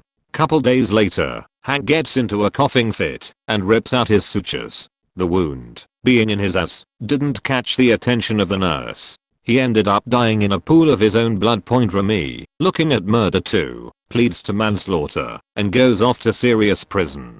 He was released in 5 years, but he had to join the Aryan Brotherhood to survive. Now he's shaved, tatted up, and hates everyone that's not white. Remy's sister died from meth abuse, leaving a 12-year-old son. Their mother is given custody, but she was near death on her own. Remy ended up raising his nephew. The kid ended up in juvie a couple times, and doesn't have a bright future. 3 lives wasted. All because a dude couldn't stand that his best friend was faking his sister. One of my best friends in high school got caught stealing money from the animal shelter during his senior year in college. I still believe he was just covering for his girlfriend, the director of the animal shelter, the person that hired him to do the accounting. Just about a month before graduating college and taking a $100K plus job he was offered, he killed himself. He had a bad habit of drinking and driving, and had used his suspended imposition of sentence on his third DUI. With no get out of jail free card, he was probably going to lose his job offer, so he shot himself. The worst part is that he could have sold his ATV/boat/snowmobile or one of his rental properties, bought his first rental home while in high school, paid back the missing money before trial, and been sentenced to probation. Probably could have still gotten the job after graduation, especially if he could have worked a plea deal for a lesser charge. Another of my best friends from high school stole a horse. 21 years old, drunk and just being obnoxious, he took a horse from the fairgrounds, rode it across town, and hitched the horse outside. This horse did not like to be tied to a post, and ended up injuring itself getting its legs wrapped in the rope. I can't recall if the horse had to be put down or not. Small town, rumors spread that he dragged the horse behind his truck. He was from a poor family and never had a real good reputation before the event, but shit went downhill very fast. He ended up getting a unique sentence to spend a week in jail every year. A few years later, he was in trouble for something new, and while in jail he hung himself with a bedsheet. I really regret not keeping up with these guys better. Maybe if I had known what they were going through, I could have helped. And maybe I would have been right beside them doing the same dumb shit and suffering the same fate. Either way, I regret doing nothing. So this is late, so it will probably get buried, but I need to tell the story of the shit show. That is my buddy's life. Technically this took place over 3 years, but it was a domino effect that began from one dumb decision, getting back with his ex against all common sense. So he was a good kid who had some trouble growing up. Dad was addicted to drugs and left his mom to raise him and 3 siblings by herself. He was an amazing track star who won a couple state titles for our school. He was dating a girl for a couple years who was batshit crazy and decided to break up with him and start dating a drug dealer from school. He ended up getting arrested and came crawling back to my buddy, who had a full ride scholarship to a small school in our state. He began to date her again, dropped out of school, and got a job making pretty good money at a factory close to home. He found out she was pregnant with a drug dealer's kid and tried to do the right thing by marrying her and taking care of the kid as his own. Fast forward a year, he finds out she's regularly cheating on him while he's at work, having a 3-way relationship with a guy and some girl. The girl ended up feeling guilty and told him. He does the right thing, gets a divorce and continues work. However, the guilt of essentially no longer taking care of her and the kid caught up with him, and he began turning to drugs to numb himself. Fast forward another year or so, he quit his job, began running drugs, and was sent to prison and sells everything he owns because he can no longer afford the house he bought for himself and his ex-wife. I say this was all quick because in a split second he decided to date an ex that then led to one horrible decision after another, and I ended up breaking off contact with him. That haunts me to this day. I really wanted to be there for him, but I knew any support would just end up supporting his addiction, and I felt like there was nothing I could do to support him. If you know anyone at risk, please be a better person than me and try to be more supportive of what is best for those you love, because losing them will eat away at you forever. Alcohol. I witnessed my cousin turn from an average, FIFA playing, procrastinating student to an alcoholic who's currently in jail right now. He was pretty good at soccer and played video games, FIFA, like any other normal kid. Never really cared about school as much and mostly focused on hanging out with friends and skating and shit. Then I remember he started to get hooked on alcohol around his junior/senior year of high school. The sad thing is we have a really chill uncle who bought him alcohol thinking it was normal for teens. After a few months all he could talk about was alcohol and drinking to have fun. He was expelled a few months before graduating for having alcohol in a water bottle and being drunk on campus. So he finished his studies at a continuation school I believe. A few months after he was arrested for DUI, crashing into another car while driving his friends. This faked him and his parents over as it was their car and the kid's parents were minors. So he's out of jail and seems to be doing fine. According to my uncle he was just at home unable to hold down a job, playing video games. He quit college and pretty much just leeching off of his parents. Then a few months later he's in jail again Now the reason for this, I still don't quite know, because his parents never really talked about it with my parents, but I heard from my aunt that he had been putting those card scanners or something on the ATM machines, I think, to steal people's info. And was caught retrieving one or something. Anyways, he's still in jail right now, and I can't help but think if he hadn't started drinking, this never would have happened. Also, I would like to note that my uncle sold him alcohol after he had already started drinking, probably with friends at parties and stuff. Point not to say drinking is bad. I drink, but I feel like drinking before college just sets you up for disaster. An old friend of mine. She was a pathological liar and claimed to have every mental illness out there without actually seeing a doctor about them once. It got to the point where I would question her, because at the time I believed she had depression, and I was struggling pretty badly from self-harm and etc, as I had gone through some physical and sexual abuse from my father. She then began trying to one-up me and make it seem like everything was worse for her. I once told her about how my father had sexually abused me and how I was sexually abused when I was younger from older boys in the area. She then tried to tell me about how her cousins had raped her and etc, which made me feel pretty shit for talking about my own experiences. She later would admit that it was all a lie. Well, soon enough I end the friendship after lie, and finding out how she wasn't actually suicidal but was saying she was so she could go to the school counselor. By doing this, the counselor stopped seeing me so much as I was seeing a counselor outside of school, as well as I was in and out of hospital at the time, but she saw my friend as worse due to all the lies. The school would also find out later about all the lies and contact our family and apologize. She would then start to drop her grades to get attention from the teachers and fellow classmates. By getting kicked out of class, she was known as that kid. She was also in a long distance relationship and would fly over in the middle of the year for a few months and not do any of the assignments needed to go to year 12, making her drop out. She started getting in with a bad group of people and has now had multiple pregnancy scares, does some hardcore drugs, drinks every day and smokes. She's also done some camp shows despite being underage still. She had so much potential and threw it all down the drain trying to get the most attention. I feel like I personally dodged a bullet by not being friends with her anymore. I did, however, go to an art gallery with her the other day and she started smoking in the middle of MC Donald's and got kicked out for doing so. I hope she gets her shit back together. This has all happened through the course of a year as well. Not a fuck up as grave as the comments before mine, but here it is. Wanted to become a software engineer because I became interested in learning various programming languages because of HTML, and I was a computer wizard in high school, but mom forced me into chemical engineering despite the people I talked to about suggesting my mother that she should think about it twice. Her reasoning was that chemical engineers are paid better. What's even more is that she also forced me to take summer classes during college life. I know that I'm not as keen on crunching numbers hardcore, and my high school math grade isn't all that stellar. For 3 years I've endured mediocre or failing grades on most major courses. I was also constantly being shouted at and scolded when I played games after studying, as if I should be a study monk. On top of being unmotivated to study, I was seduced by my friends to parties, thinking I can pass off this bad feeling by drinking. It didn't get any better due to how things were going. My mom decided to have me shifted to my dream degree.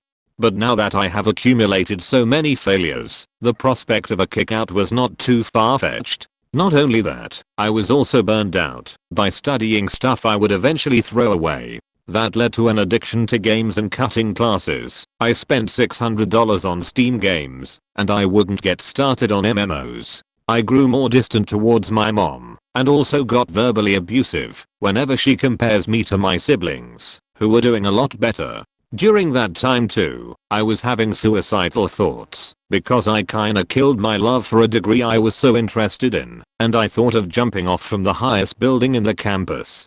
But some girl did it first, by jumping off to the center of the longest spiral staircase of 21 floors, and now they fixed it by lining the railing with steel cables.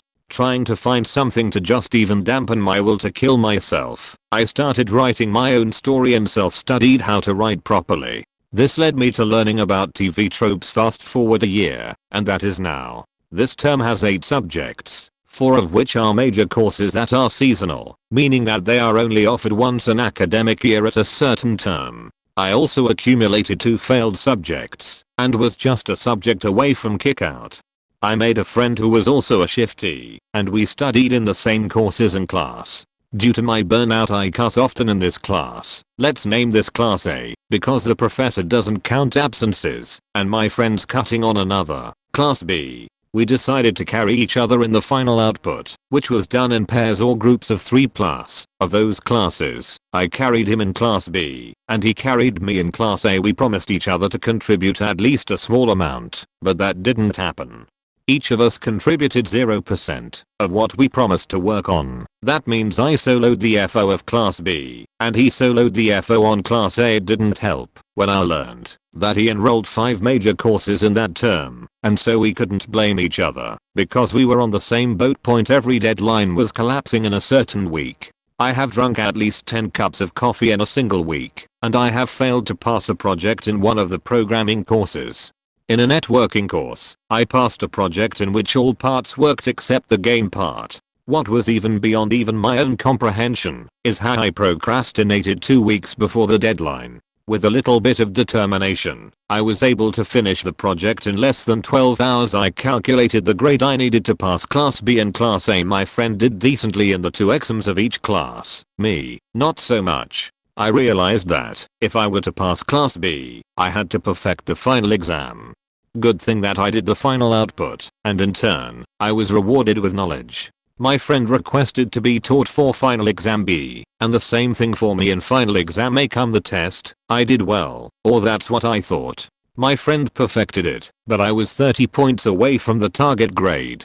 I did well in final exam A, but to see that I have a failing grade means bad news to me. The backup university I was planning to transfer strictly rejects any student. That is a kick-out point, but hope was not lost.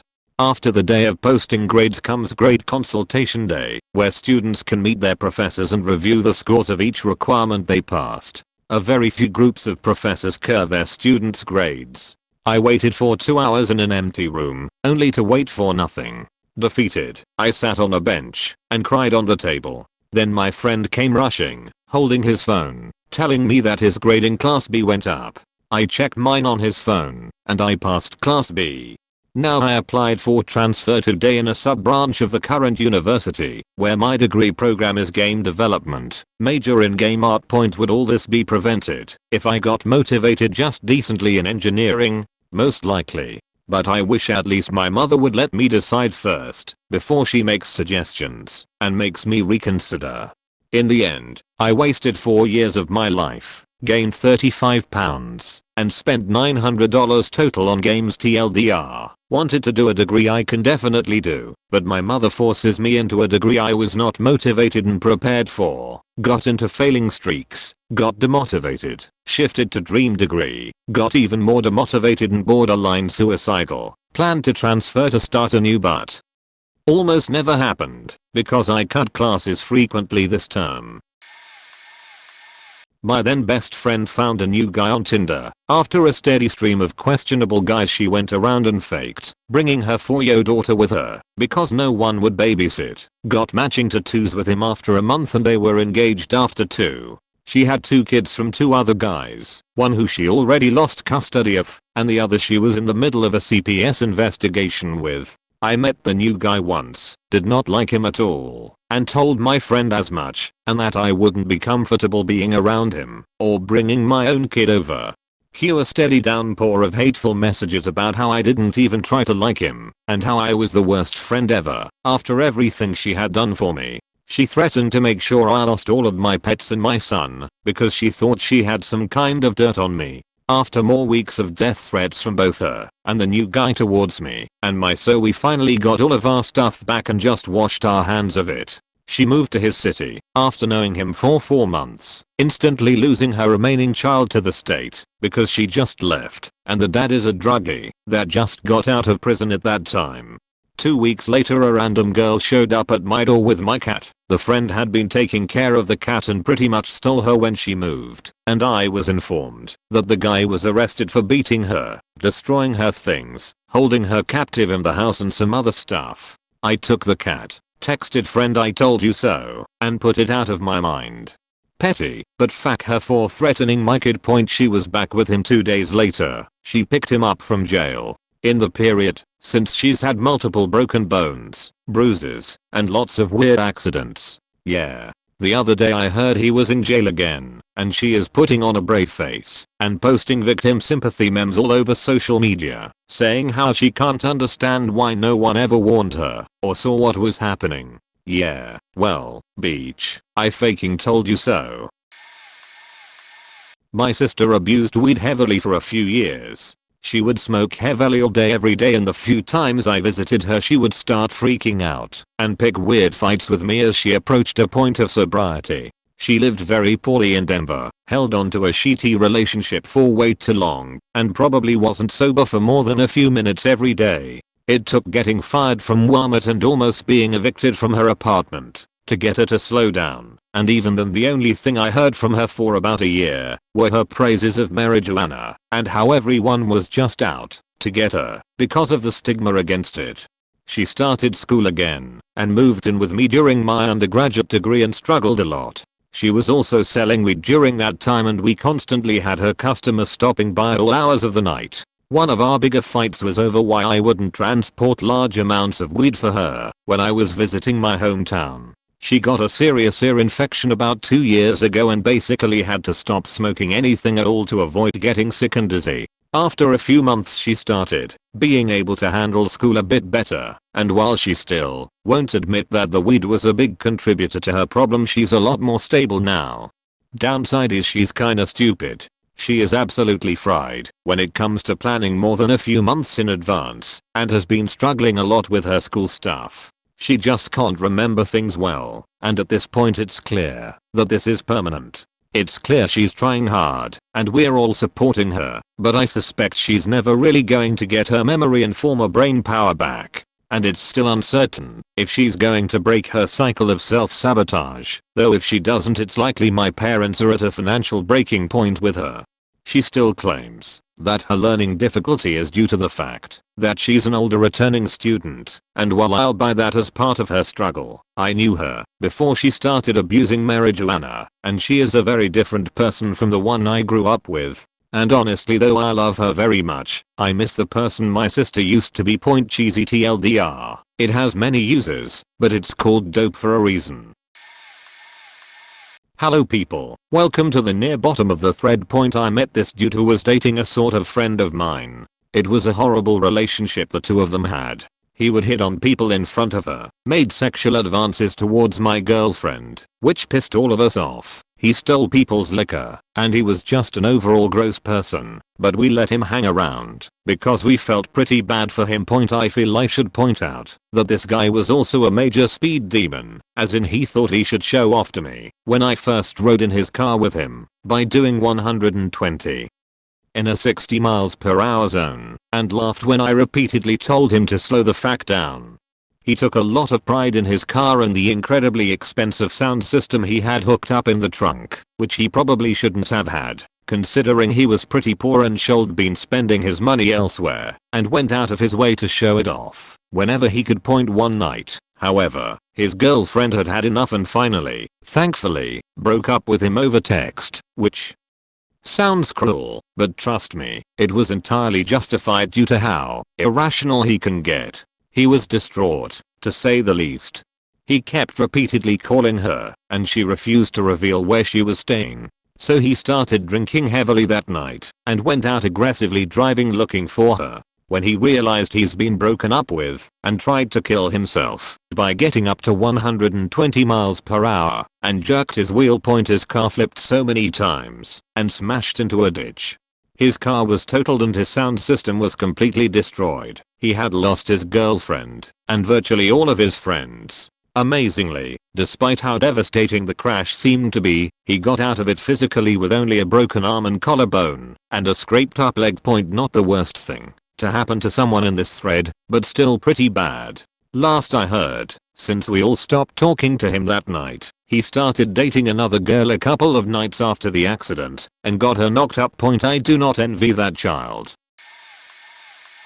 Well, I don't know if this qualifies as the quickest way, and I don't think it his life up forever, but it certainly threw away a great rare opportunity to take advantage of. Played football in high school. Had a kid on my team that started getting recruiters his freshman year showing interest. Not just anyone, but D1 schools in the top 10 like not really Notre Dame, USC, OU, OSU, etc. Ivy League, you name it. By the time he was a junior he was ranked top 25 in the nation, and at his position, and played for a losing record team. I mean, our O-line was just horrible, and he would just make plays like Mike Vick would pre-dogfight. He could have gone just about anywhere in the country he wanted to. 4 to 5-star recruit. Flash forward to the middle to end of his junior year, he switched schools unnecessarily and got involved in gang affiliated activities, not killing or way out of bounds, but enough for him to lose focus and let other idiots bring him down. He also began to skip class and his GPA went way down. I mean, if this kid just managed a 2.0 he was set to play just about wherever. I saw him do things you cannot coach, and a lot of people looked up to him because of his blessings and upbringing. Sometimes you just don't realize how blessed you truly are, which is astonishing. We had coaches let him stay in their homes as if he was their very own son and do things to keep his head together / provide stability because he didn't have stability in his own home. I will never judge this person as I don't know all the details, and truthfully I still think of him as a brother. Just a damn knucklehead of one. His grades combined with his gang activity was enough to keep him away from most scholarships, if any. I'm not saying he would have gone to the NFL or made millions in that way, but when you have certain gifts, do not throw them away, use them to propel you forward. I'm more concerned with the individual than I'm for some contract or money. He didn't have the best upbringing and had plenty of opportunity to overcome it, but it's easy to point the finger and say how silly someone is for not taking advantage. There's much more to the story than that. Perhaps that didn't mess his life up completely, but it certainly made it much more difficult. If he decided he didn't want to play anymore, fine, but don't let opportunity go to waste. The experiences, camaraderie, strength, discipline, structure, etc. that come from taking opportunities like this could have changed his life and fortune in a major way. He now has to go the hard knocks way. Take advantage of opportunity, people, especially rare ones. A guy that was a grade A student in elementary school went into the same class as me. Technical school, electrical engineering. He didn't seem that different. Never gave problems to teachers during the first year that I was going with him. But after a few weeks he started, I guess, to build his reputation, because then no one knew who he was. He did some drugs, not a big deal, but he would fight random kids for stupidest reasons. It was so obvious that he fought just to fight. Then he failed class and moved to different school in same city. I didn't see him that often anymore. Then 2 years later I noticed all of his new pictures he posted on Facebook were with middle finger, and he obviously started hanging out with some skinheads. I heard his parents tried to help him regarding drugs and bad friends. Since he failed that technical school, his parents moved from Germany to here in Croatia and gave him everything and loved him since he was their only child. He was driving a Mercedes at 19, had a girlfriend and reputation. So few weeks ago apparently he helped his mom with some work in field. Then while he was in backseat with one of his skinhead friends, he shot his mother in the head with a gun that he took from his father that was in special riot police force. Then few hours later he killed his father in same way, this time in their house garage, while his father had his back turned to him. 2 clear executions of his both parents. Then he went to one of his skinhead friend's birthday and admitted he did something bad, partied all night and drove to country capital, which is 300 kilometers away, but came back since there was blockade or something probably. So on second day police notifies media so people can identify his Mercedes, and while he's driving around his home area, police helicopter found the car with his mother inside. Since he killed policemen, they were very furious to find him. Some of people who were searching for him was special anti-terrorist unit from Atlaco, basically one number our version of SAS. Then when they closed in on him in town near his house, our SAS surrounded his car with one of them breaking the car window and pulling him out while he was trying to get a gun underneath his seat to kill himself or kill one of the policemen.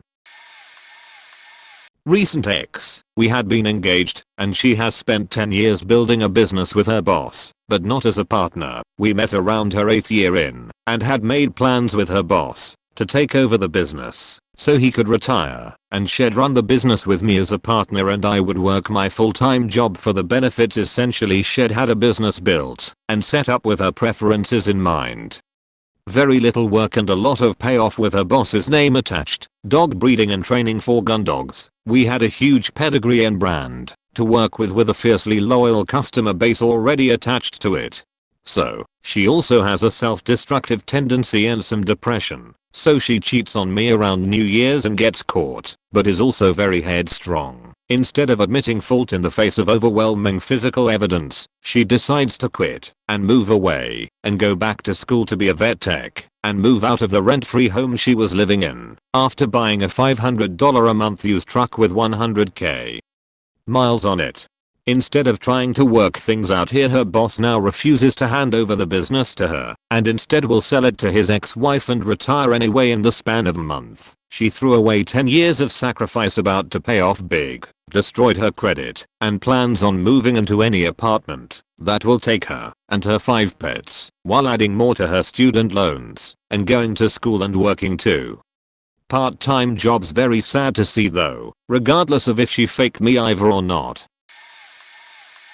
Backstory: uncle went through a horrible divorce. Wife basically used him for a green card.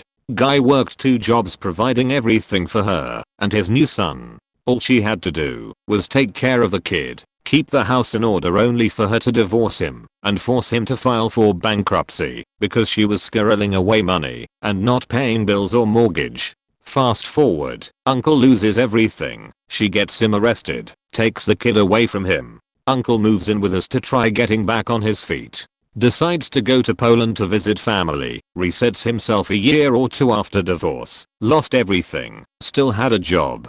Runs into a lady he knew growing up in middle school before family came to America. Falls in love instantly. Comes home instantly, plans trip back. Wants to marry said lady. Wants to take 3 months unpaid leave from work. Job won't allow it. This is where the faking up happens. Within a few weeks, uncle quits. Cashes out 401, goes to Poland, marries woman. Stays there for 4 months or so. He doesn't tell the ex. He stops paying child support because she's been screwing him over for too long. She got married and demanded more money for child care because she got pregnant and wants a nanny to help take care of son because she doesn't have energy.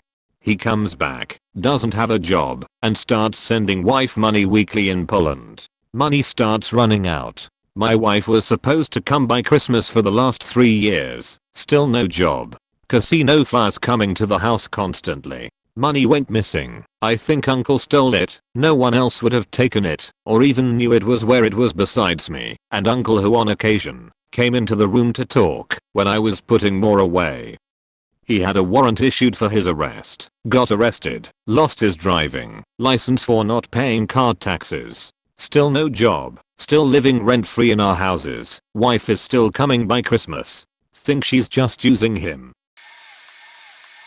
This isn't half as bad as some of the stuff that's being posted here, but when I was 17 I knew of a kid who was in private education, one of the most upper class schools in my city. This kid, 17, almost 18, got his own flat as a present from his parents. It was pretty evident that it was a party flat. He had very little care for it as far as I was led to believe. Anyway, he ended up taking out a £2k loan for some reason. He didn't pay it back and refused to contact the loan company, so the police got involved. They got permission from the guy's parents to access the flat to speak to him. They found a considerable amount of cocaine lying in the living room, at which point this guy had already fled the country. He had gotten in touch with another acquaintance of mine whose family resided in Venezuela. This guy asked my acquaintance if he could do him a solid and ask his family if he could live with them, as he's got himself in deep shit. All goes quiet for several months. I then hear through the grapevine from a friend of this guy who fled the country in the first place that he had come home and had been arrested on the spot for possessing a firearm. He was being charged for possession of an illegal firearm and possession/intent to sell cocaine. Never heard anything since. That was 5 years ago. I have a couple for this one. Point. My best friend in high school was probably one of the most naturally gifted musicians I have ever seen. The kind of dude who could pick up any instrument and have it mastered by the end of the week. He was in a really good band that had a lot of potential. We both played guitar, and of course being dumb as teenagers would smoke a ton of weed and sneak his dad's beers while we jammed, though we were never like partiers. So right after we graduate we get invited to a party by a girl who would come to his band's shows. I decide not to go have a smoke sesh with our circle, but he does. Ends up faking the vocalist's girlfriend, got a DUI, got both of them arrested, so of course the vocalist found out, broke up the band, and he had to sell almost all of his gear to pay his tickets and stuff. His life has been on a downward spiral from there. Multiple Lewis, on probation, has a breathalyzer in his car, and is an extreme alcoholic, so he has to get his 18-year-old brother to drive him around, does a lot of cocaine. 25 and works at a local pizza place that hires a lot of high school kids, so he still parties with and fucks high school students. My group of friends and I have proof that a girl he slept with was 16 when they did the deed, and he was like 23 or 24 at the time. Other story is a girl I dated for a bit. She was diagnosed with anxiety, but this was back in like 2010ish, when Xanax was being way overprescribed. She did not have anxiety, she had poor social and coping skills from being a spoiled only child, and her parents being major enablers. I mean, don't get me wrong, I took advantage of it, but these were the kinds of parents that let their 18-year-old daughter who was still in high school have 18-year-old me spend the night, because we were gonna be watching a movie till late, and also could you go get us some drinks, we need a 12-pack, because we just want to have a few. Yep. So anyways, this girl gets prescribed Xanax and goes off the rails with it. Like straight zombified 24/7 from day one of being prescribed. About 2 weeks after being prescribed she tries to drive while barred out to go get cigs. Wakes up in a gas station parking lot at like 1 AM, not knowing where she was or how she got there, with her car completely smashed. She called me crying asking me to come get her, and that's when I noped out. Turns out she sideswiped about 5 or 6 cars parked on the street on her way. She was too scared to call her parents, so drove herself back home, at which point the cops, taking statements from the people whose cars were smashed up, noticed her smashed up car and connected the dots. She got arrested, charged with a bunch of stuff. Her parents had to pull her brother out of college to afford all the costs of her fuck up. She went downhill from there for a few years, though I don't know all the details. I know she still abused and is like crazy, and had some real bad shit occur due to that. Redeeming part, we reconnected for a few months about a year ago, and she is doing better and getting her life back on track, has a decent job, is going to school, and last I saw, got engaged to a dude who seems to be a decent dude. A girl I dated defaulted on her divorce, despite her ex being fucking insane and abusive to her and her kids. I was seeing her from the beginning of the divorce to the end. She and her ex had an open relationship, so this was fine with all parties involved. Apparently, if you don't sign the divorce papers within a certain amount of time, 3 weeks in Michigan, you basically forfeit your say in who gets what. The whole while, I kept telling her to sign the papers, to get a lawyer, or at least do any kind of research about the process. Her ex made significantly more money than her at the time, so she could maybe file for alimony. Instead, she just let it default, because she didn't want to hurt the kids, and I don't have the money for a lawyer. Between the two of them, they had 2 cars, a motorcycle that didn't work, 2 houses, and 2 kids. My ex kept the oldest car and the motorcycle. She only got the motorcycle because it was the only thing not in both of their names. On top of that, for whatever bizarre reason, my ex took on their shared debt too, tens of thousands of dollars worth. Worse yet, apparently ex's lawyer was a faking joke and tried to file complaints prior to the official proceedings that were nonsensical and only actively pissed off their judge. The judge even took pity on my ex during a superfluous hearing and gave my ex advice in front of a lawyer, since the ex was about to be homeless unless she did absolutely anything about the situation. But nope, I didn't want to hurt the now routinely neglected children or borrow some money for a lawyer. Cocaine. When I was about 20, I briefly lived with a married couple. We had a bit of a weird situation. I knew them from high school, but hadn't been close to them. A buddy of mine was good friends with them, and through him, we all ended up hanging out. Only my husband and I had a car. The married couple would grow pot in their apartment and sell it, and all of us would consume a lot of it before it ever got sold. The husband worked long shifts as a delivery truck driver, so when he was at work, his wife had no way to get around, especially since my friend and most of their other friends didn't have cars. Eventually, it just became an unstated arrangement that I would hang around there when I didn't have class or work, give the wife rides wherever she needed or wanted to go, and in exchange I crash at their place whenever I want and can smoke to my heart's content. After about 2 months or so of this, their drug dealer starts offering them other stuff as a trade for the pot instead of paying cash. Sometimes it would be a handful of random pills that he couldn't always identify, but most of the time, what he had for trade was coke. I don't honestly know exactly when they started getting into coke. I was around them all the time, but it wasn't until things had already gotten kind of bad that I found out they'd been doing coke in quantities that would rival Pamplavey. They'd disappear into their bedroom and do it, and one night I happened to be in there talking to them and some other people when out comes the coke, lines all set up and ready to go. They offered it to me, and I passed on it and left the room, cause I figured if I wasn't gonna participate I should just let them do their thing. After about another month, I quit going over there. They had both begun to go faking crazy.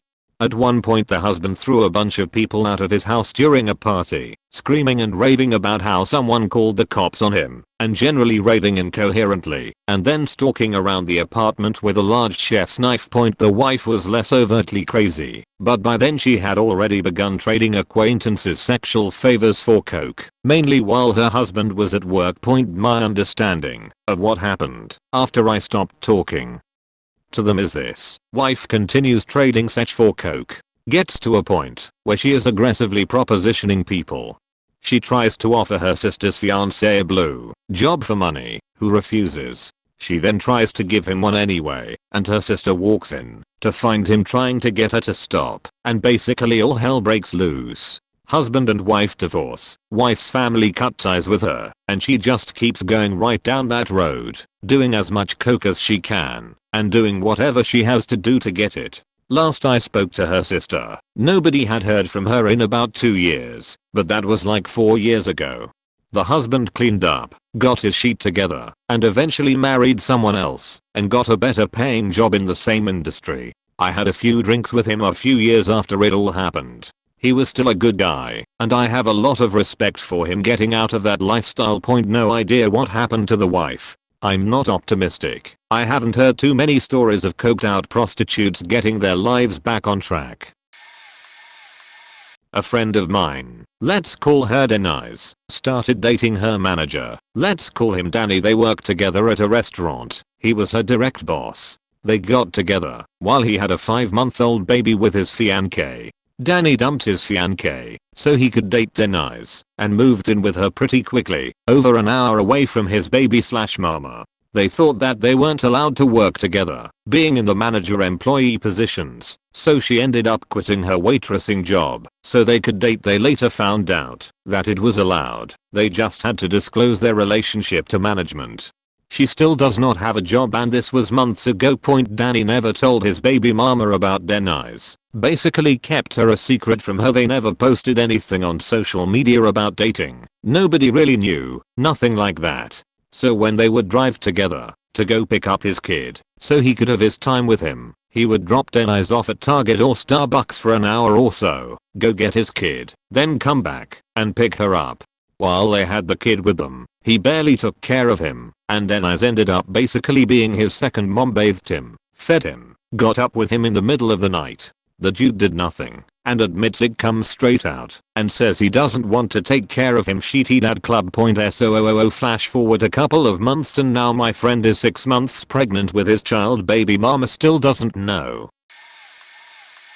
My friend, who had 1 month until he graduated high school early, decided that it would be a good idea for him to drop out and work full time. Okay, so many he didn't want to go to college and was okay with working at this pizza shop for the rest of his life. Not the best life choice, but it's doable. A few months later he tells me that he quit his job, got fired for coming in drunk and insulting the other employees, bridge equals burned, and moved to a different city to live with some people he hardly knows and to do drugs all day every day.